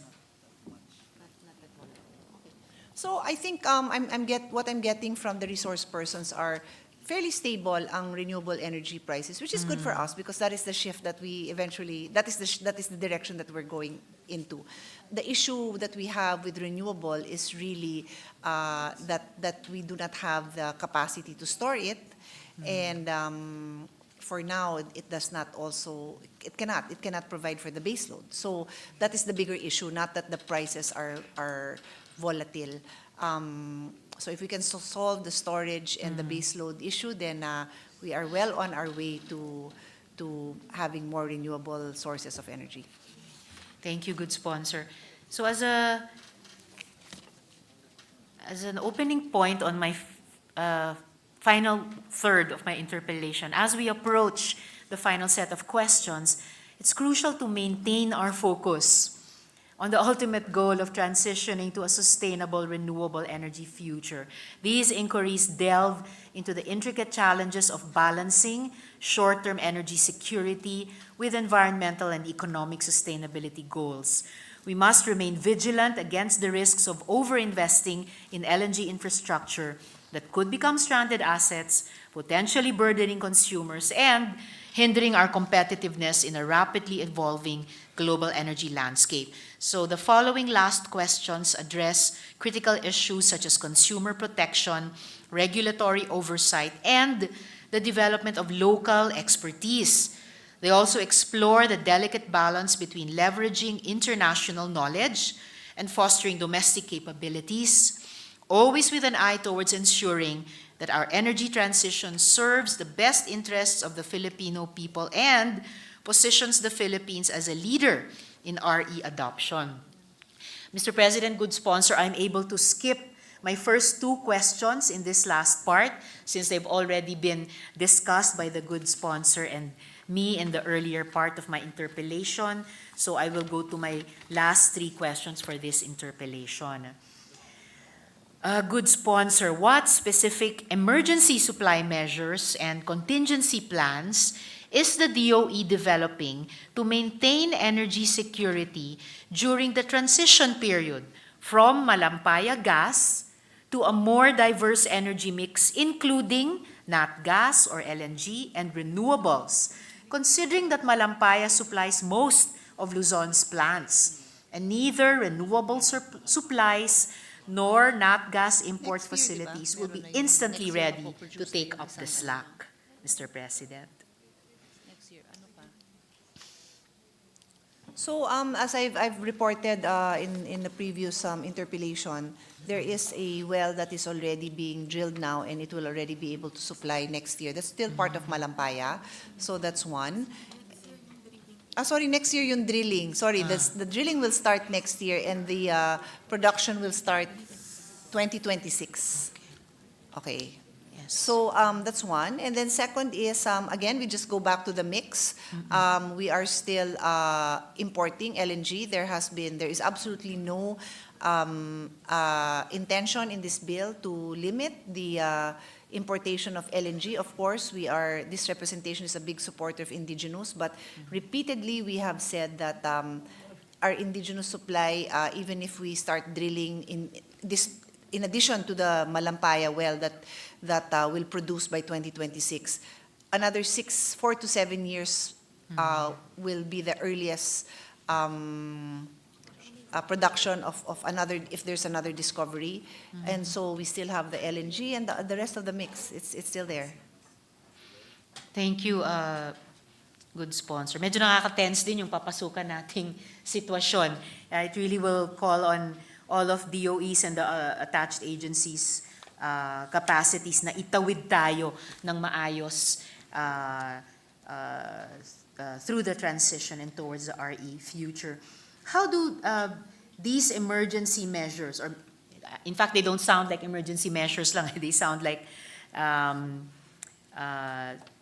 strategic measures, if you can call them that, even during a transition. How do these emergency measures compare in terms of cost effectiveness and environmental impact to alternatives such as demand response programs or increased investment in energy storage, Mr. President?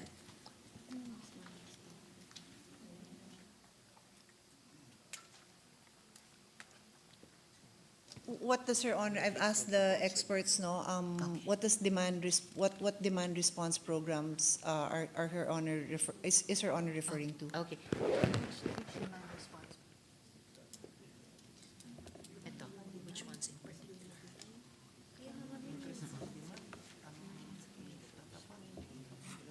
Which demand response programs in particular?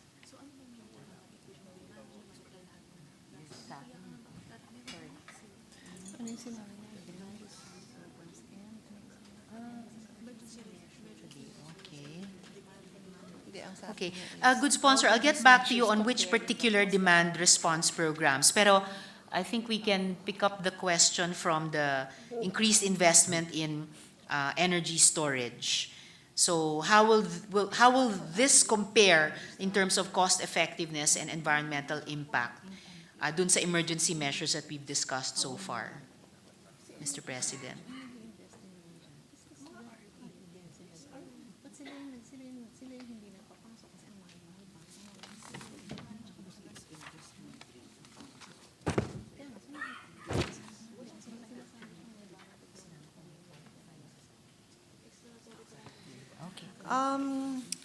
From what we know, Mr. President, the situation with the storage for renewables has not really improved much.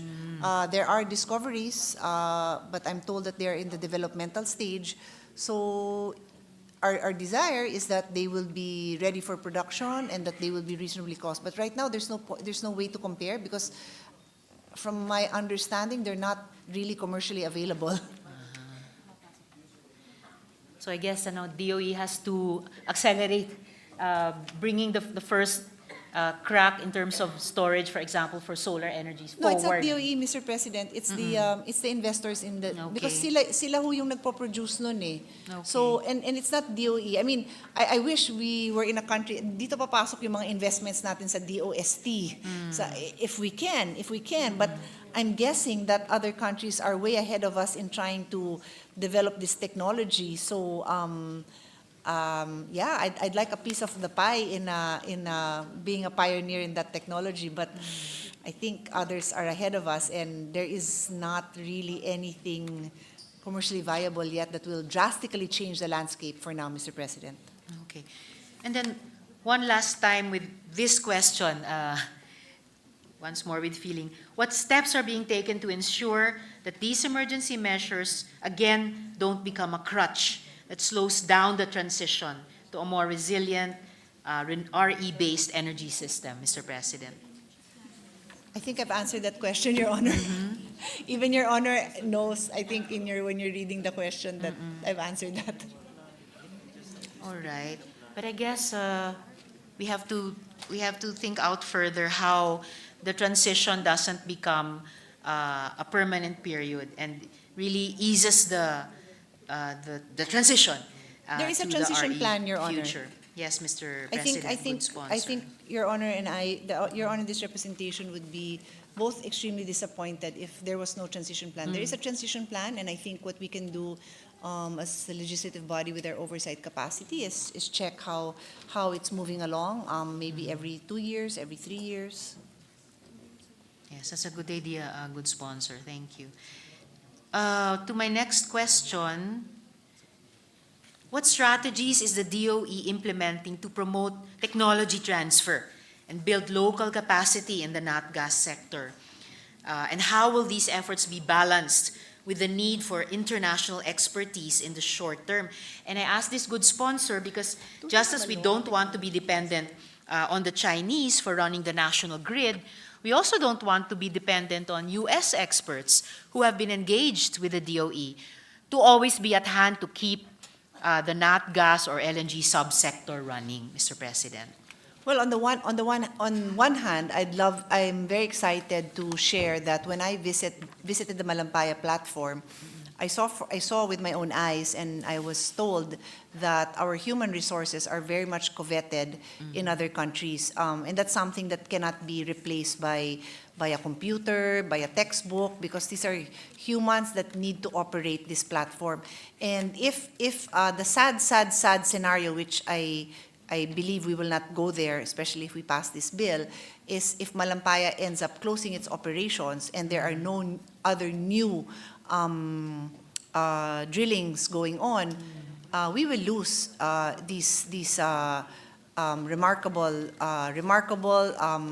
well-trained individuals, no? Because even up to now, they're being pirated, they're in demand in other countries. And if I remember right, they're actually sharing, tayo nga yung nag-share nung ating knowledge with them because that is how highly skilled they are, Malampaya having been operational for quite a few years. So that is technology, that is skills that we have learned, and now it is 100% Filipino-run platform. It's something to really be proud of. So not transfer na talaga yung technology. So if we can replicate, we should, not if we can. The goal is to replicate that in all future drilling operations and development that will occur. And also to add, in the bill in Section 12, we empowered DOST to undertake scientific and technological research and development for the improvement of new technologies in the natural gas industry. Thank you, good sponsor. Nabanggit din nga ng good sponsor yung challenge ng pirating or piracy.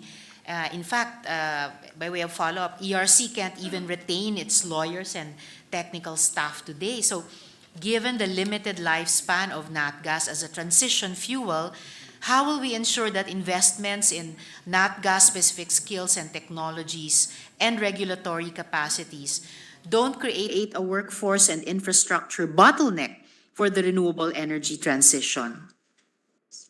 So pati yung workforce at infrastructure nga natin, marirepurpose beyond nat gas into the ER future. Well, the lifespan of a Filipino worker is about 30 to 40 years. And like we have said, by 2040, we want to have 50% renewable. So there's still 50% out there. So if they started working 10 years ago, in 2040, that's plus 16. So that's 26 years. May trabaho pa rin naman sila after that. And then it's going to be a new generation. So all of this, I think, will work well with us. We have a robust and young human resource population. But yeah, I mean, I think what the bill has tried to create is this environment. Well, what we tried to do is write down the policy that will create an environment that will show the world, the investors, that there is opportunity for investment in natural gas in the Philippines. We need to be confident about that, and that would mean that it goes beyond 2040. To be very clear about it, I have no intention of deceiving anyone that by after 2040 we are purely renewable. Even in Her Honor's best case, in Her Honor's question, this representation's response is that in the different scenarios that DOE put together, they are looking at 70% renewable by 2050. So that's 26 years away, and then there will still be non-renewables in the mix. But of course, in the ideal future that I think both the good sponsor and I are dreaming about, just as we want to phase out fossils and coal especially, that there be a future we can reach, or our children at least can reach, and their children, pati nat gas, na phase out na as a transition and more fully RE talaga. And as the good sponsor and I were discussing earlier, yung repurposing ng infra, we can also begin to imagine that for our workforce kasi kahit ngayon uso na yung upskilling and reskilling. So we could begin to plan for that, both for our nat gas workforce in terms of reskilling for them to become part eventually of an RE workforce.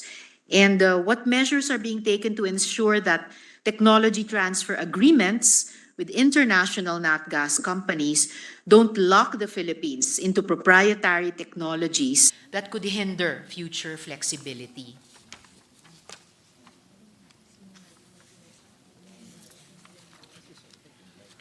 I'm imagining that in the agreements that will be entered into by the Philippines and consortiums, they will use the best technology available. We will rely on DOE to ensure as much flexibility and room for growth as far as this is concerned. But like any technology, of course, I think it's a given that the investor would expect that there is sufficient time to make use of said technology. But I think in this age, in this day and age, and I'd be very happy, I'd be very curious, in fact, to look at sample agreements on how they treat these technologies. Because obviously, if there's a way that you can produce the gas more efficiently, it is in the best interest of the investor to invest in those technologies. So, but Her Honor's concern is well taken, and DOE is duly notified of this concern. Thank you very much, good sponsor. So just to my last two shorter questions for today, for tonight. Ito nabanggit din namin ng good sponsor kanina on the absorptive capacity of different agencies.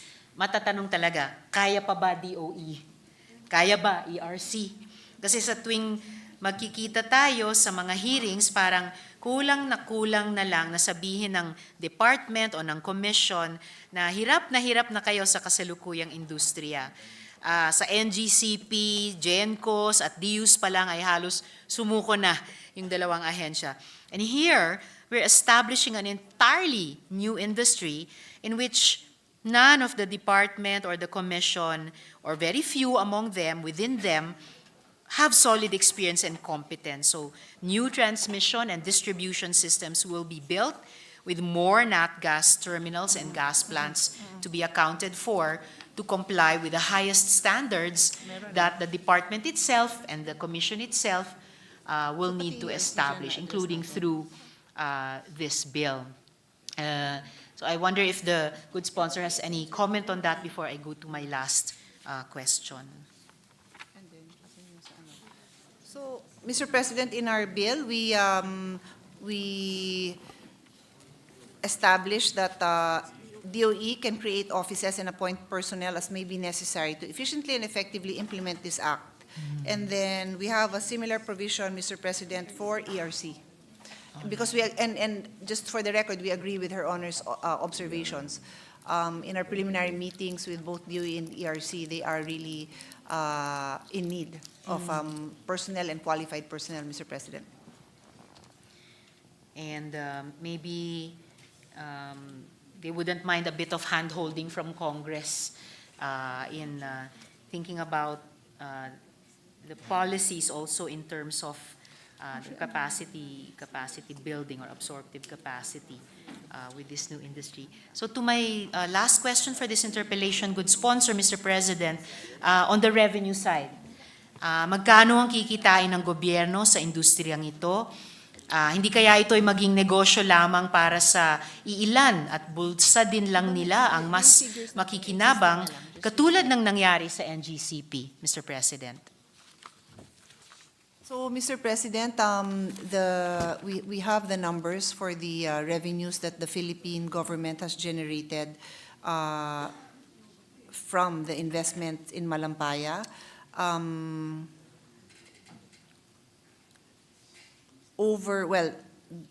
The total figure is over almost $3 billion US dollars. Sorry. Over $3 billion was invested in Malampaya. And the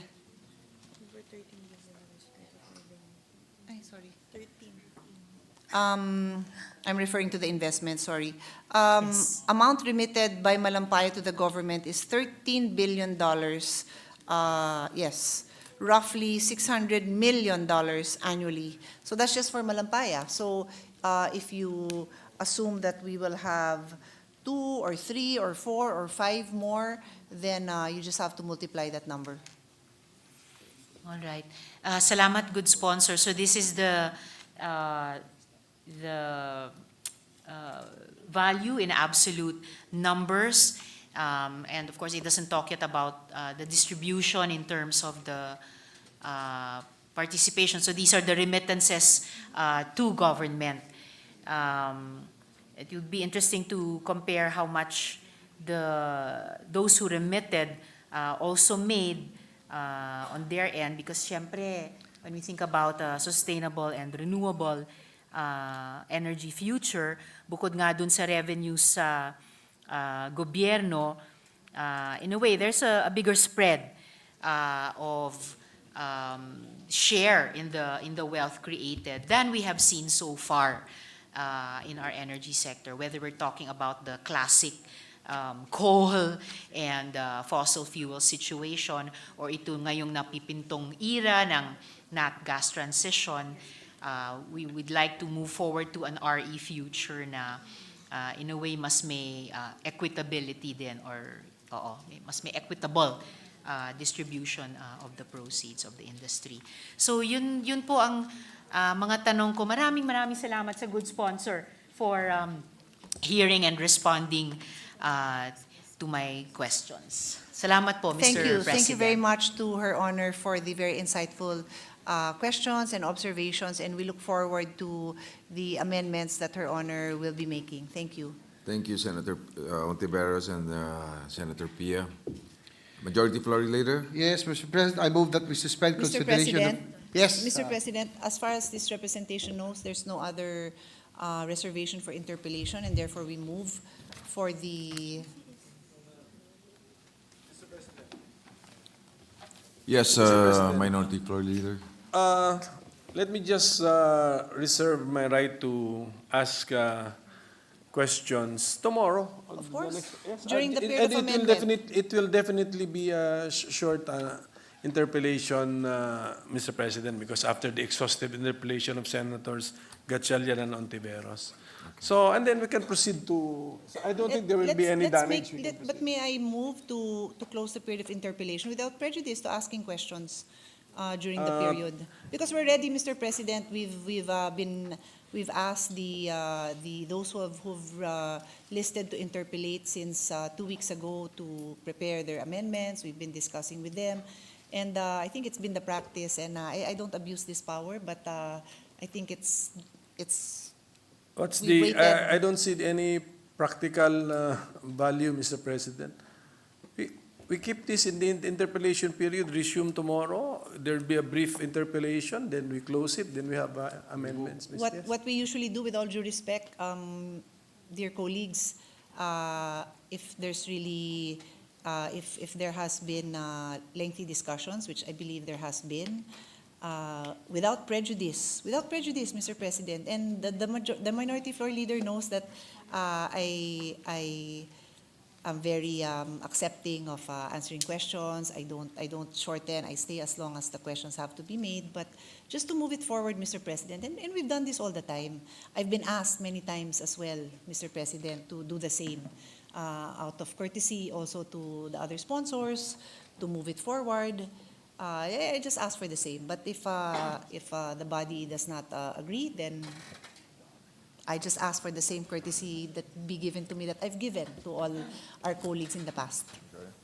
Well, Mr. President, it's just a matter of hours, Mr. President. I mean, so that we just keep it in its current parliamentary stage, Mr. President. That's all. That's my request. I promise the interpellation will be short tomorrow, or it can even be waived upon.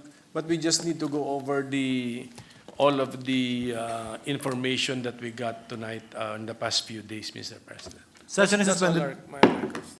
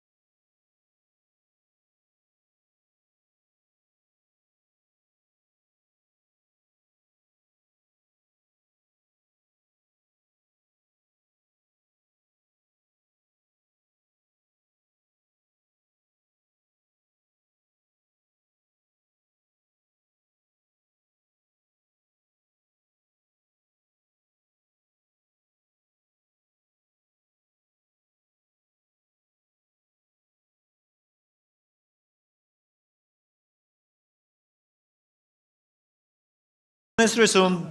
Majority Floor Leader. Yes, Mr. President, I move that we suspend consideration of Senate Bill number 2790 without prejudice to reopen it.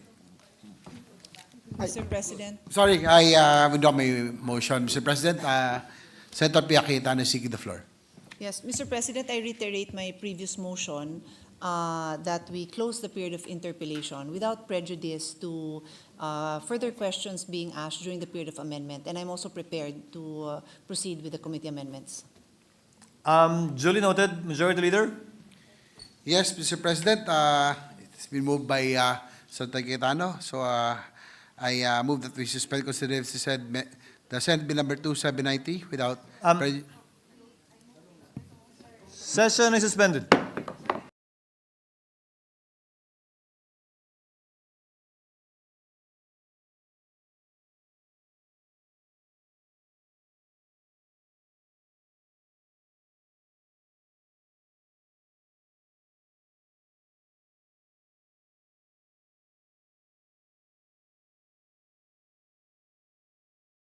Resumed. Yes, Mr. President, I move to suspend consideration of Senate Bill number 2790 without prejudice to reopening the period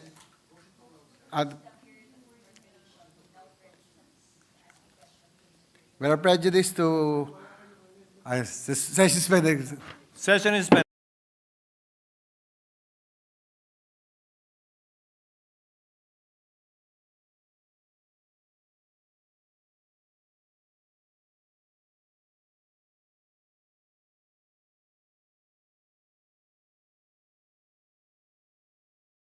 Session is resumed. Acting on the motion of Senator Cayetano to close the period of interpellation without prejudice in order for it to introduce individual amendments, given that this is a substitute bill. Is there any objection? Hearing none. The same is approved. Majority Leader. Yes, Mr. President, I move that we dispense with the reading of the journal of the 24th session, Wednesday, September 18, 2024, and consider the same as approved. Session is suspended.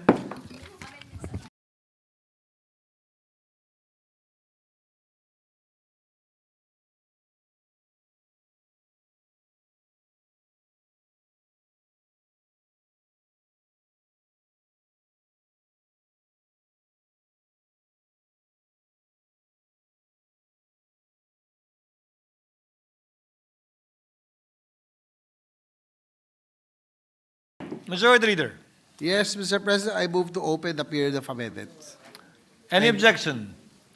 Hearing none, period of individual amendments is hereby declared open. Chair recognizes the honorable sponsor, Senator Pia Cayetano, to introduce her individual amendments. You may proceed, ma'am. I don't have to read this, guys. I don't have to read this. Yeah, okay. Mr. President, on page 1, after line 5, insert a new subsection A, which shall read as follows. A, develop natural gas as a reliable fuel for power plants capable of addressing the peaking, mid-merit, and baseload demand of the country to help achieve energy security while progressively transitioning to renewable energy sources. Semicolon, we submit. Any objection to the proposed amendment? Hearing none, amendment is approved. Thank you. We request that relettering follows. Any objection to the proposed amendment? Hearing none, renumbering, relettering of the subsequent sections is hereby approved. Page 1. Okay. I need a copy. Yeah. On page 1, line 16, after the word chain, insert the phrase which shall read as, comma, and ensure alignment with the state's policy on transition to a low-carbon future, consistent with the Sustainable Development Goals on increasing the share of renewable energy in the country's energy mix. I so move, Mr. President. Any objection to the proposed amendment? Hearing none, same is approved. Just for the record, that is Senator Villanueva's amendment. Next item is on page 2, line 12. After the word security, add the phrase, without impairment of contracts. I so move, Mr. President. Any objection? There being none, same is approved. This is the Senate President's amendment. Next item. On page 3, line 29. insert a period and a new sentence after the word corporation, which shall read, as used herein, control, in quotes, shall mean the power to direct or cause the direction of management policies as an inherent part of decision-making power. So move, Mr. President. Just to clarify, delete the semicolon and replace it with a period. And the amendment read will be a new sentence. Would that be correct? No, insert a period. On page 3, line 29, insert a period and a new sentence after the word corporation. So Exactly. So the period semicolon first. will be deleted. Yes, yes. No, Kasi isisingit papasok po siya dun sa semicolon kasi kailangan pa rin ng semicolon. no, the semicolon will happen after the insertion, Mr. President. Just to clarify, thank you for the clarification. Any objection? There being none, same is approved. Thank you. That was a Senator Villanueva amendment. Next item is also a Senator Villanueva amendment on page 4, line 5. After the phrase shall be determined by the DOE, delete the phrase based on production levels of indigenous natural gas source and other relevant factors, and insert the phrase taking into account the production levels of indigenous natural gas sources, the capacity of existing and future PDNGI facilities, and other relevant factors to ensure a stable and reliable supply of natural gas. I so move, Mr. President. Any objection? There being none, amendment is approved. Thank you. That was a Senator Villanueva amendment. Next item is also a Senator Villanueva amendment. On page 5, line 13, delete the word condensers and replace with recondensers. I'll continue, Mr. President, because it's on the same page. Same page and same line number. After the word send out, insert the word systems. I so move, Mr. President. Any objection to the proposed amendment? There being none, amendment is approved. Thank you, Mr. President. Next item, on page 7, line 11, after the word PDNGI facilities, insert as defined in section 4AA of this act. I so move, Mr. President. Any objection to the proposed amendment? Hearing none, same is approved. The next item is a Senator Villanueva amendment as well. On page 8, line 23, after the word transparent, insert fair, reasonable. I so move, Mr. President. Any objection? There being none, same is approved. The next item, Mr. President, is also a Senator Villanueva amendment. It's on page 11, line 2. After the word act, insert a new sentence which shall read as, in reviewing applications for permits, the DOE shall ensure consistency of the application with the declaration of policies in this act, and that the proposed project is technically and financially viable by ensuring, among others, sufficient supply of imported LNG or indigenous natural gas and clear source of funding for the project. I so move, Mr. President. Any objection to the proposed amendment?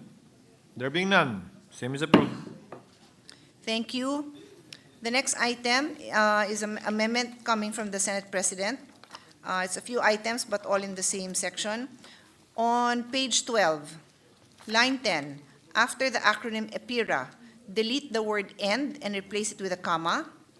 And then on the same page, line 11, after the phrase power as may be, insert the words given to it under applicable law or.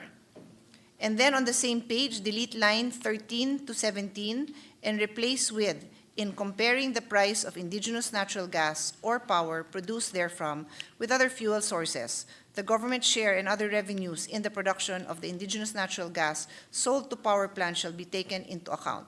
Then on the same page, delete line 18 to 20. I so move, Mr. President. Any objection to the proposed amendment? There being none, same is approved. Thank you.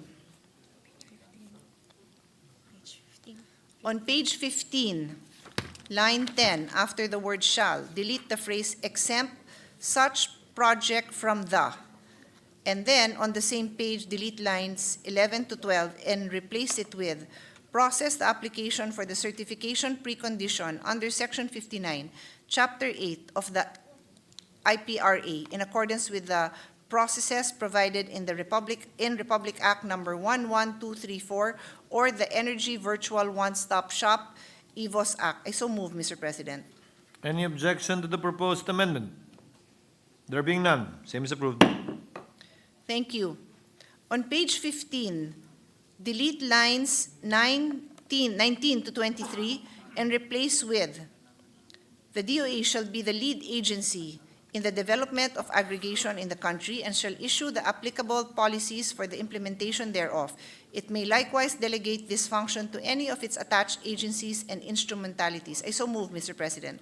Any objection to the proposed amendment? There being none, same is approved. That was an amendment by the Senate President. Next item is an amendment by Senator Poe. On page 18, line 13 to 14, after the word facilities, delete the sentence, this shall not be construed as conferring public utility status to the permit holders thereof. I so move, Mr. President. Any objection to the deletion? There being none, same is approved. The next item, Mr. President, is on page 18, line 17. After the word buyers, insert the phrase, subject to legal prohibitions on uncompetitive acts. And on the same page, lines 19 to 21, delete the sentence, an aggregator may engage in the ownership and operation of natural gas-fired power plants or vice versa, subject to approval of PCC and DOE. On the same page, line 23, after the word security, insert the phrase, the cost of electricity. I so move, Mr. President. Any objection to the proposed amendments on page 18? There being none, same is approved. That was an amendment by the Senate President. Next item is an amendment by Senator Poe. On page 18, lines 26 to 30, and on page 19, lines 1 to 3, delete the whole section 27. Renumber the succeeding section accordingly. I so move, Mr. President. Any objection to the proposed amendment? There being none, same is approved. Thank you. The next amendment is from Senator Villanueva. On page 19, line 26, after the word transparent, insert fair, reasonable. I so move, Mr. President. Transparent, comma, fair. After the word transparent, comma, insert fair, comma, reasonable. Any Comma, I so objection? move. There being none, same is approved. Thank you, Mr. President. On page 21, line 4, after the acronym DOH, comma, insert the acronym DOLE, comma. I so move. Any objection to the proposed amendment? There being none, same is approved. That was also a Senator Villanueva amendment. The next item is on page 22, line 14. After the word act, insert the phrase, provided, comma, that such acts or omissions are lawful and not contrary to the provisions of this act and its implementing rules and regulations. I so move, Mr. President. Any objection to the proposed amendment? There being none, same is approved. Thank you. The next item is a amendment of Senator Villanueva. On page 22, line 28, after the word act, insert the phrase, comma, as may be further amended. I so move, Mr. President. Any objection to the proposed amendment? There being none, same is approved. Thank you, Mr. President.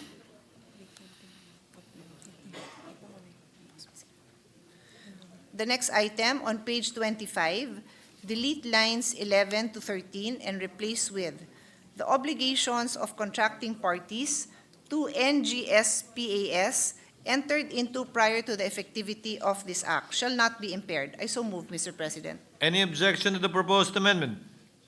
There being none, same is approved. That was an amendment of the Senate President. Next item is on page 26, after line 24, insert a new section which shall read as follows. Saving clause. The provision of Presidential Decree number 87, otherwise known as the Oil Exploration and Development Act of 1972, shall remain applicable and shall not in any way be amended or repealed by the provisions of this act and its rules and regulations. Renumber the succeeding sections accordingly. I so move, Mr. President. Any objection to the proposed amendment? Okay. Hearing none, same is approved. That's all, Mr. President. Thank you. Thank you. Majority Floor Leader? Yes, Mr. President, I move to suspend consideration Senate Bill number 2793 without prejudice to ask questions. Any objection to any objection to the motion of the Majority Leader, rather? There being none, same is approved. Mr. President, I move that we dispense with the reading of the journal of the 24th session, Wednesday, September 18, 2022, and consider the same as approved. Any objection? There being none, reading of the journal is hereby dispensed with, and the same is considered and deemed as approved. Some admin matters, Mr. President. Mr. President, about discussions with the chairperson of the Committee on Energy and the Committee on Government Corporations and Public Enterprise, I move to transfer the primary committee referral of House Bill number 10592, rationalizing the mandate of the Power Sector Assets and Liabilities Management Corporation from the Committee on Energy to the Committee on Government Corporations and Public Enterprises, and subsequently be considered as part of Committee Report number 331, which reported out Senate Bill number 2837. So move, Mr. President. Any objection to the motion of the Majority Leader? There being none, same is approved. Mr. President, I move that we consider the proposed Senate Resolution number 1204. Any objection? There being none, the motion is hereby approved. Proposed Senate Resolution number 1204 is hereby adopted. Mr. President, I move that we adjourn the session until 3 o'clock in the afternoon of Wednesday, September 25, 2024. Any objection? Objection, Mr. President, 1 minute objection. Session is suspended.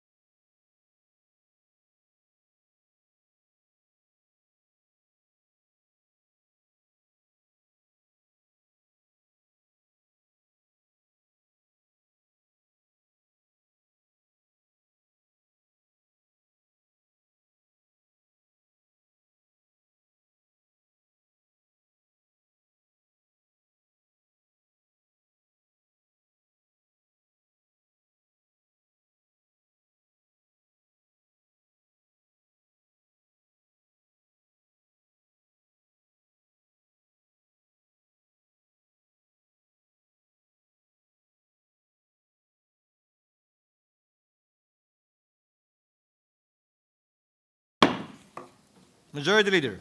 Mr. President, I withdraw my previous motion. Any objection to the withdrawal? There being none, same is approved. Mr. President, I move that we consider Senate Concurrent Resolution number 23 and recognize Senator Alan Cayetano. Any objection? There being none, consideration of Senate Concurrent Resolution number 23 is in order. The Honorable Senator Alan Cayetano is recognized for his manifestation and brief remarks on the same. You may proceed, sir. Mr. President, Mr. Minority Leader, Mr. Majority Leader, in behalf of the people of Taguig, who is very grateful first to God, secondly, to all those who were involved in a almost one generation of a legal battle into, making Taguig whole in such a way that all of its former territory would be now together as one community and one city. And in thanking my colleagues who are still here, it's almost 9 p.m., and giving me the chance to sponsor and give brief remarks about this concurrent resolution. We were left with a problem, as you know, despite the strict rules of the Supreme Court against a second motion for reconsideration, and after that, I think it's of public record naman kung ano nangyari, yung dates ng final decision, yung mga struggles hanggang ngayon ng mga kababayan namin from EMBO.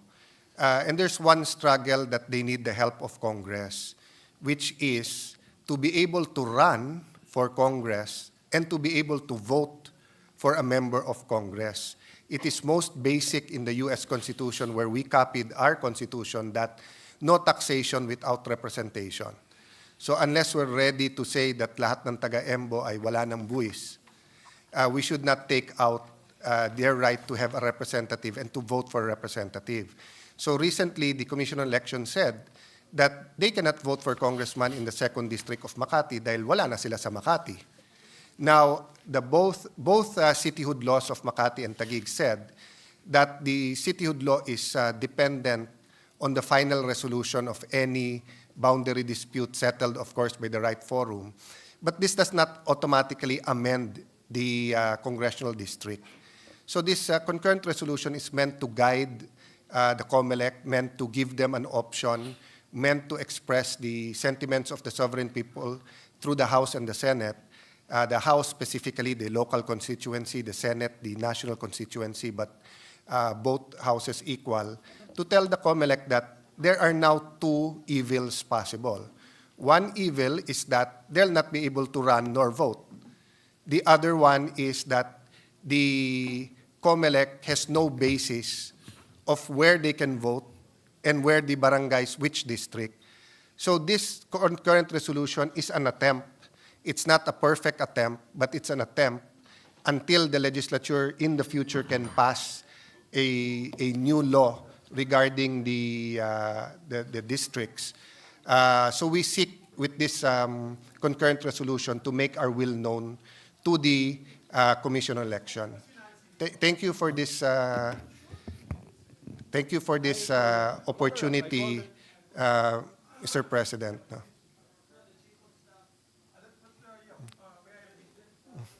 Yes, with due respect. Patapusin mo na muna si Alan. Are you done? Yeah. Are you done? So Mr. President, Tawagan mo na, Meg. I confirmed it. yeah, I'm just saying, Mr. President, that a little over 300,000 people and the number of voters is just on the resolution. We cannot do nothing. So I know some of our colleagues have, sa Tagalog, parang agam-agam. Even sa hearing ng City Council, I sat in, listened to our kababayans from Embos and other barangays. And, we're all searching for the perfect solution. And the reality is that in this Congress, nagkaroon ng moratorium on new districts. And nangyari din po na yung time element, kasi filing na ng candidacy ng first week of October. No? So this resolution, if this was the House, it's simply a local bill. So it has to do with Taguigueños. But in the Senate, of course, it is the wider issues, and the issue here is very basic. It's representation. It is suffrage. No? So, Mr. President, I know there are a lot of questions. I tried to answer them myself did a lot of legal research. I am confident the House Legal Department, who's also doing their research, will find that everything is in order. But let me reiterate, no, any solution is better, as long as, of course, it's a good solution. No? Any good solution is better than doing nothing.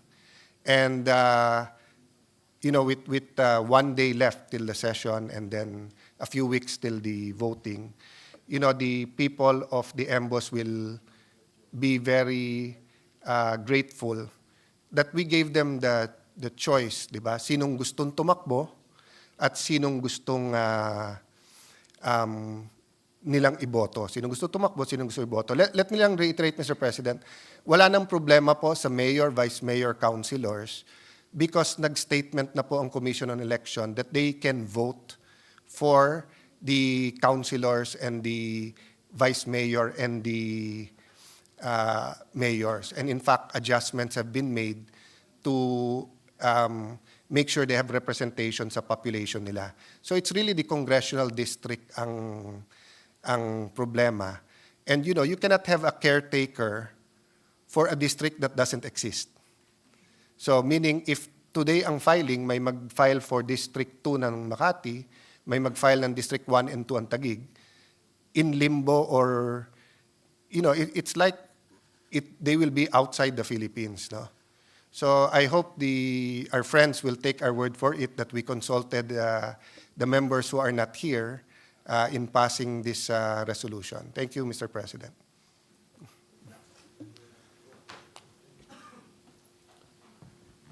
Thank you, Your Honor. Mr. President, if I may. What is the pleasure of Senator Zubiri? Yeah, just two issues. One is this was not in the daily agenda, this concurrent resolution number 23, but I know, of course, our good colleague would like to have his area not be disenfranchised in voting. So sometimes we take it up, important matters such as this, to be able to answer the times. And this particular issue is on the disenfranchisement of these 10 EMBO barangays.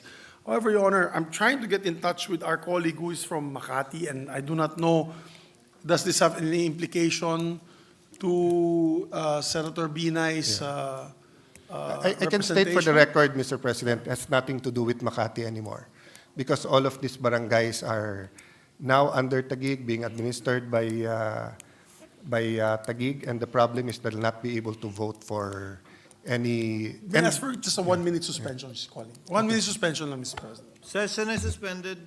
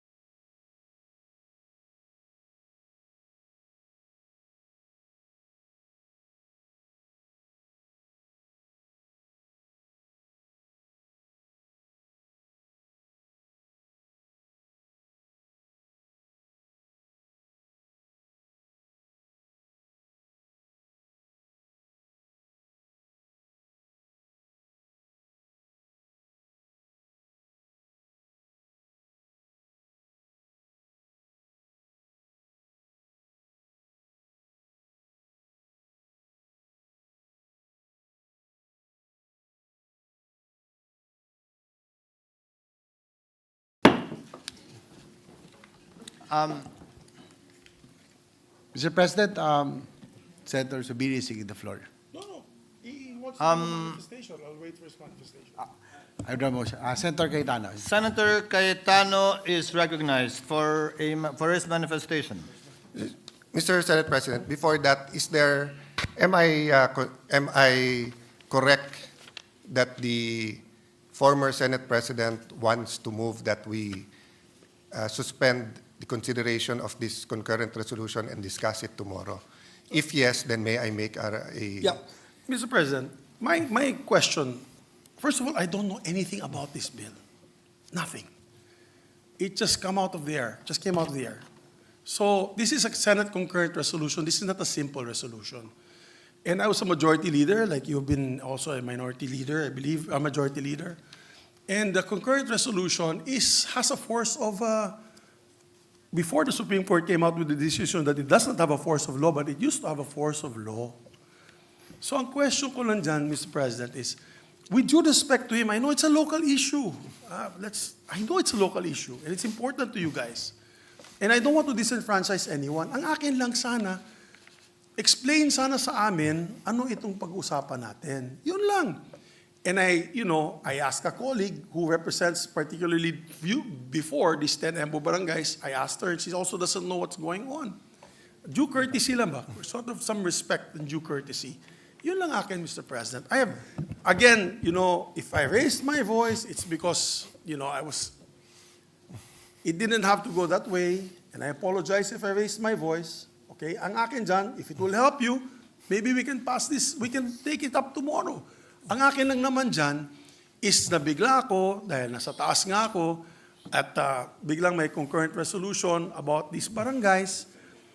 Wala naman sa agenda today, Mr. President. So, my appeal to the good gentleman is give us time to at least explain to us what it is all about. We have no caucus. We've never had a caucus since I asked for one in the beginning of the incumbency of the good Senate President.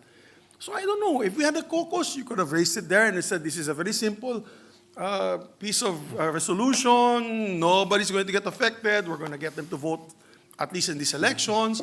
If I was told that, then I would have no problem. Pero biglaan eh. Ngayon ko lang nakita yung document here, just now, when I went down. So, that is all I'm asking because we're not the house of, we don't want to be like other establishments na, ano lang tayo, in the midnight hour we're passing measures. No, we're not like that. Senator Cayetano knows that. That's her pet peeve. She doesn't like to pass things in the middle of the night when nobody's around. I know that because we have traditions, and it's a time-bound tradition. So mine is not, I'm not even asking anymore, I'm not raising a point of order because our agreement in the past is that we will take up on the floor what is the agenda for the week. And this is not even in the agenda for the week kasi bago lang to. And I understand kung bago lang to because of the lateness of the hour, meaning the lateness of the session, and this might be able to help Senator Cayetano. But we have another session tomorrow, Mr. President. So there should be no problem. All we need to know is just understand what is this all about? How can we help you? Ayoko din ma-disenfranchise sila eh. Ayoko din, Mr. President. Yung mga taga-Taguig at sa Embo barangays. Ang gusto ko lang sana is just explain to us what this is all about. Because this is a concurrent resolution. If it was a simple resolution saying that the Senate would like the COMELEC to recognize these Embo barangays and come up with this procedure, wala po akong problema, Mr. President. But this is a concurrent resolution, which is a tad higher, a notch higher in terms of implementation and validity. Yun lamang po, Mr. President. No offense meant to my dear colleague. I know it means a lot to him. I'm not here to stall, and I'm not here to disenfranchise anyone. Yun lang po, Mr. President. Yung akin lang, sana ma-explain lang sa amin. And with due respect, we're all elected senators here. I will not pass a measure na hindi ko papadaanan sa inyo or to anyone, in fact, without going through the motions. Yun lang po, Mr. President. Yun lang ang request ko. It's just a simple request that tradition should be followed, at least to explain to us, at least come up with an interpolation on the measure on this particular concurrent resolution. Because Even with simple resolutions, we have periods of interpolation.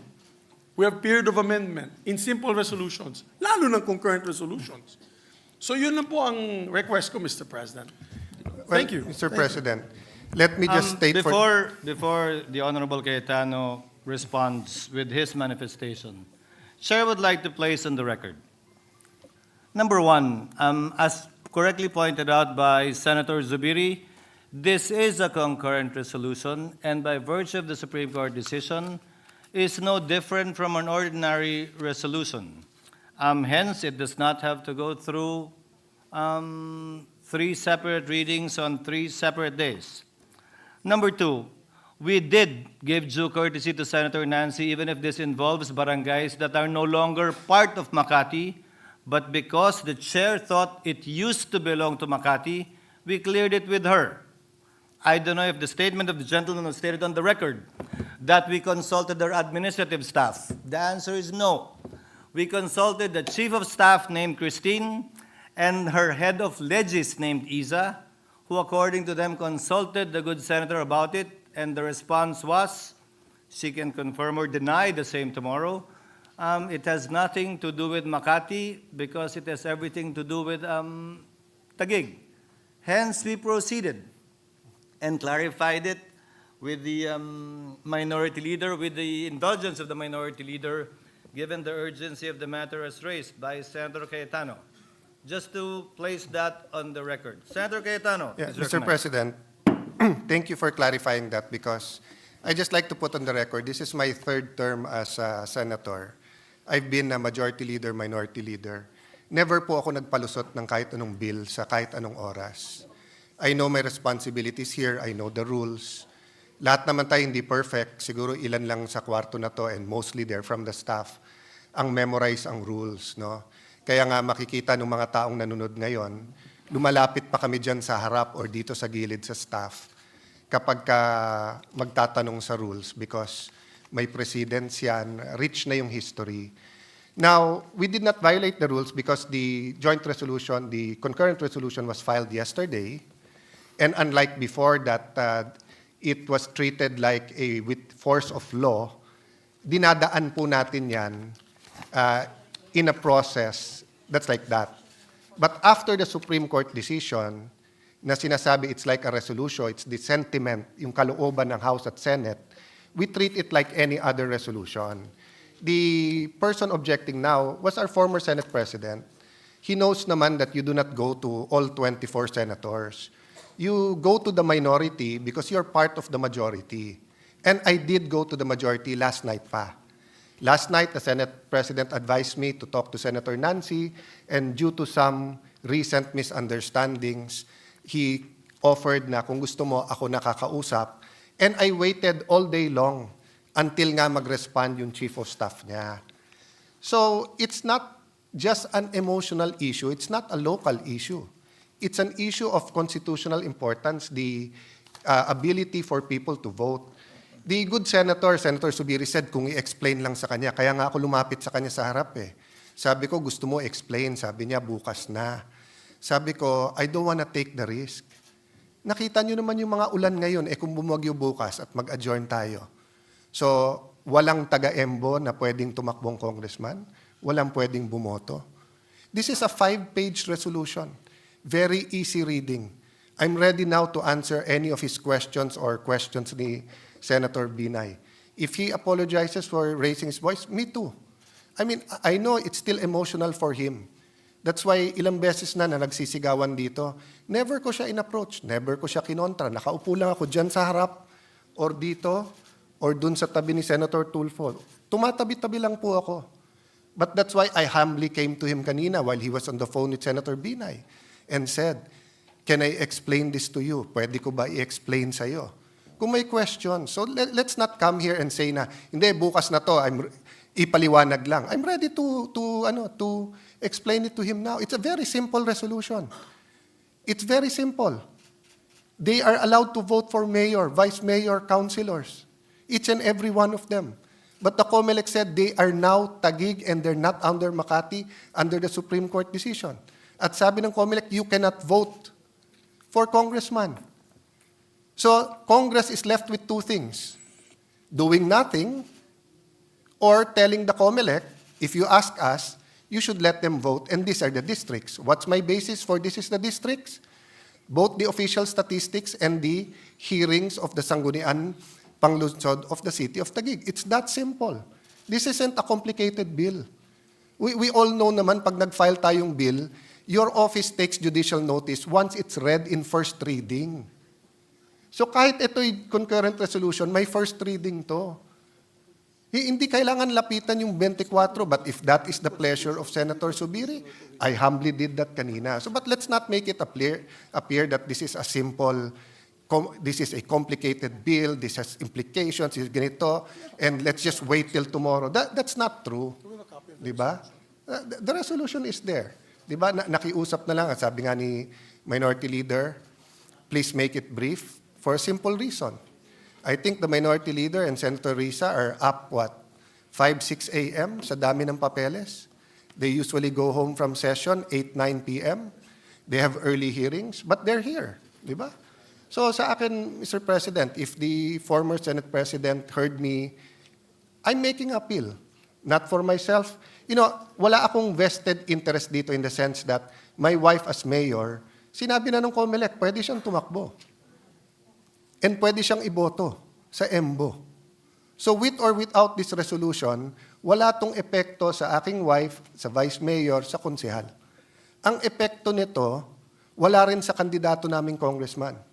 Because with or without this resolution, yung kakampi naming congressman ay tatakbo sa District 1 at District 2, yung kapartido. Wala rin itong epekto sa katunggali naming congressman.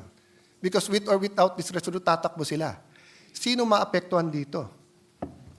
Yung more than 200,000 na qualified sa EMBO na gustong tumakbong congressman at yung gustong bumoto ng congressman.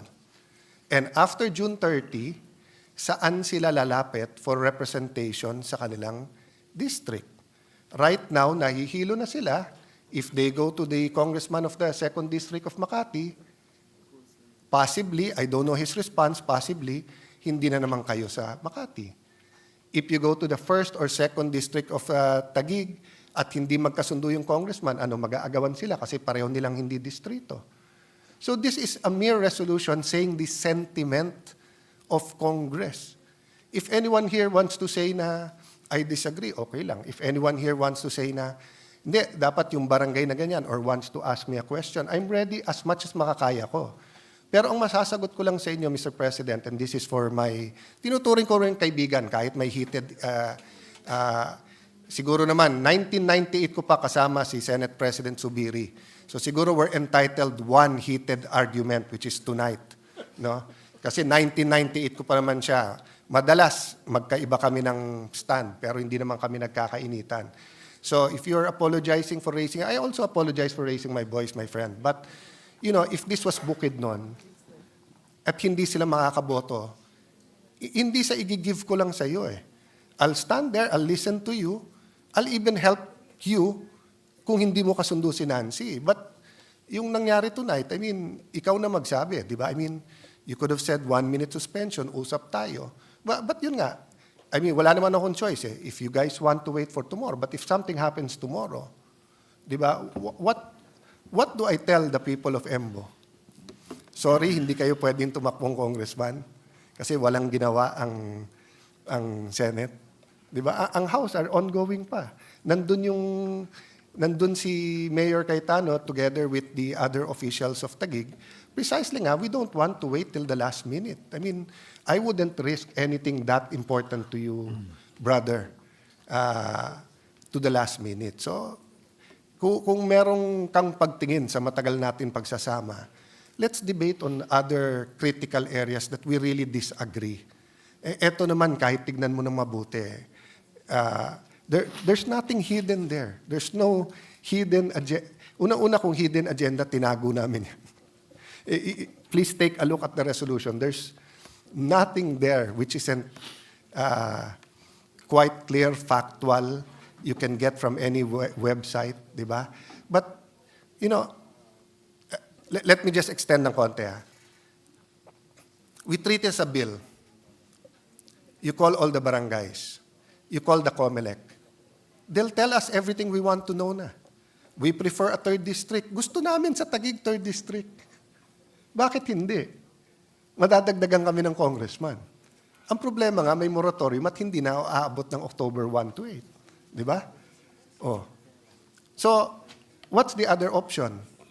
The other option for us now is wag silang pabotohin. That will be the first time in Philippine history na meron taong bawal bumoto sa kanyang congressman. Meron nga tayong bill na yung overseas voting, payagan na rin sila sa local. Kasi sa ngayon, di ba, President, Vice President at Senadors yung absentee voting. May bill nga tayo na pabotohin sila.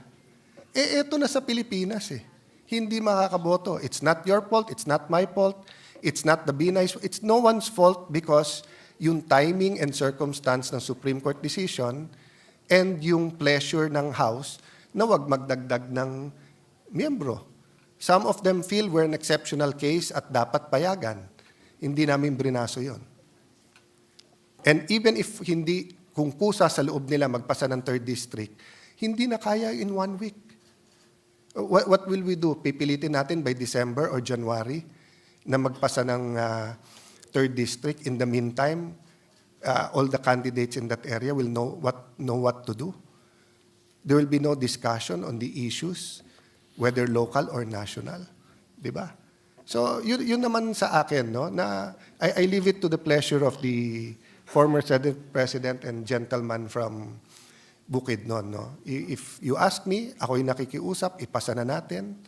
Since walang masasaktan dito. Kung may makita kayong masama tomorrow, you can move to recall it. And the other members will be here. Oh. Kung may mangyari tomorrow for one reason or the other at hindi ito mapasa, how do we answer our constituents? Constituents, binoto rin naman tayo nung kanya-kanya nating lugar Di ba? So maybe that would be acceptable to him, that we pass it. If they see something wrong, tell me. Ako mismo mag-move to reconsider, then we will discuss it. Nandito naman siya. Any member who's here and voted for it can move for the reconsideration. May I ask for a minute suspension, Mr. President? Session is suspended.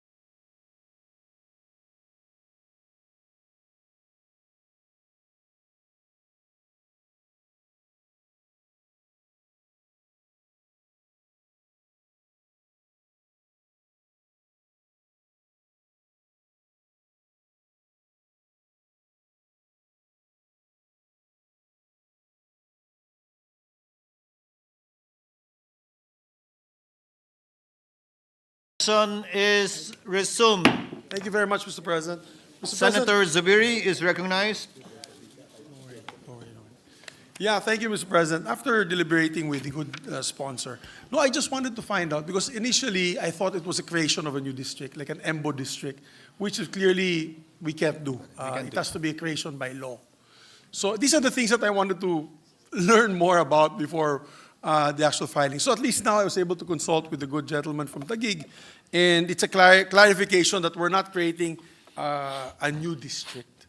It's We are just not. trying to asking the COMELEC to try to absorb the other, these 10 areas in the other 2 districts. Is that correct, Your Honor?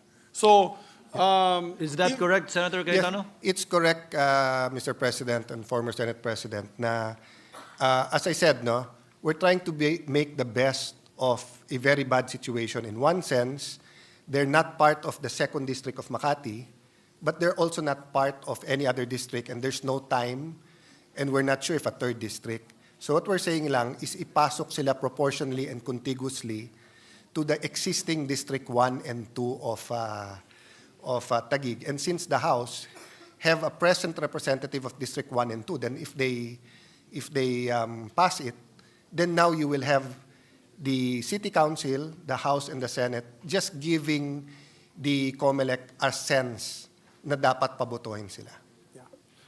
with that explanation, Your Honor, Mr. President, and knowing fully well that this is a resolution, it's like a sense, ika nga, ng Senado, a sense of Congress, because it's a concurrent resolution.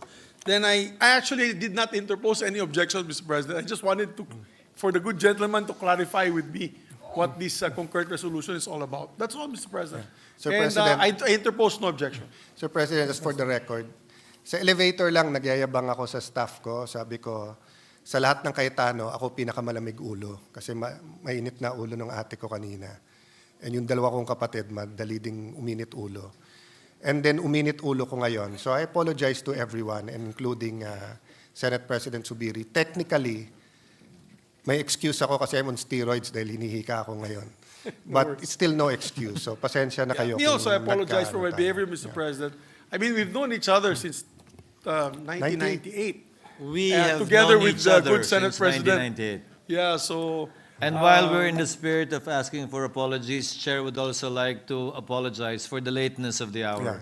So with no objections Yes. from Senator Zubiri, may I now recognize the Majority Leader. Majority Leader. Yes, Mr. President, no member wish to propose amendments to the measure. I move to adopt Senate Concurrent Resolution number 23. Any objection? There being none, proposed concurrent Senate Resolution number 23 is hereby adopted. Thank you, Migs. Mr. President, I move that we adjourn session until 3 o'clock in the afternoon of Wednesday, September 25, 2024. Any objection? There being none, session is adjourned until 3 o'clock in the afternoon of Wednesday, September 25, 2024.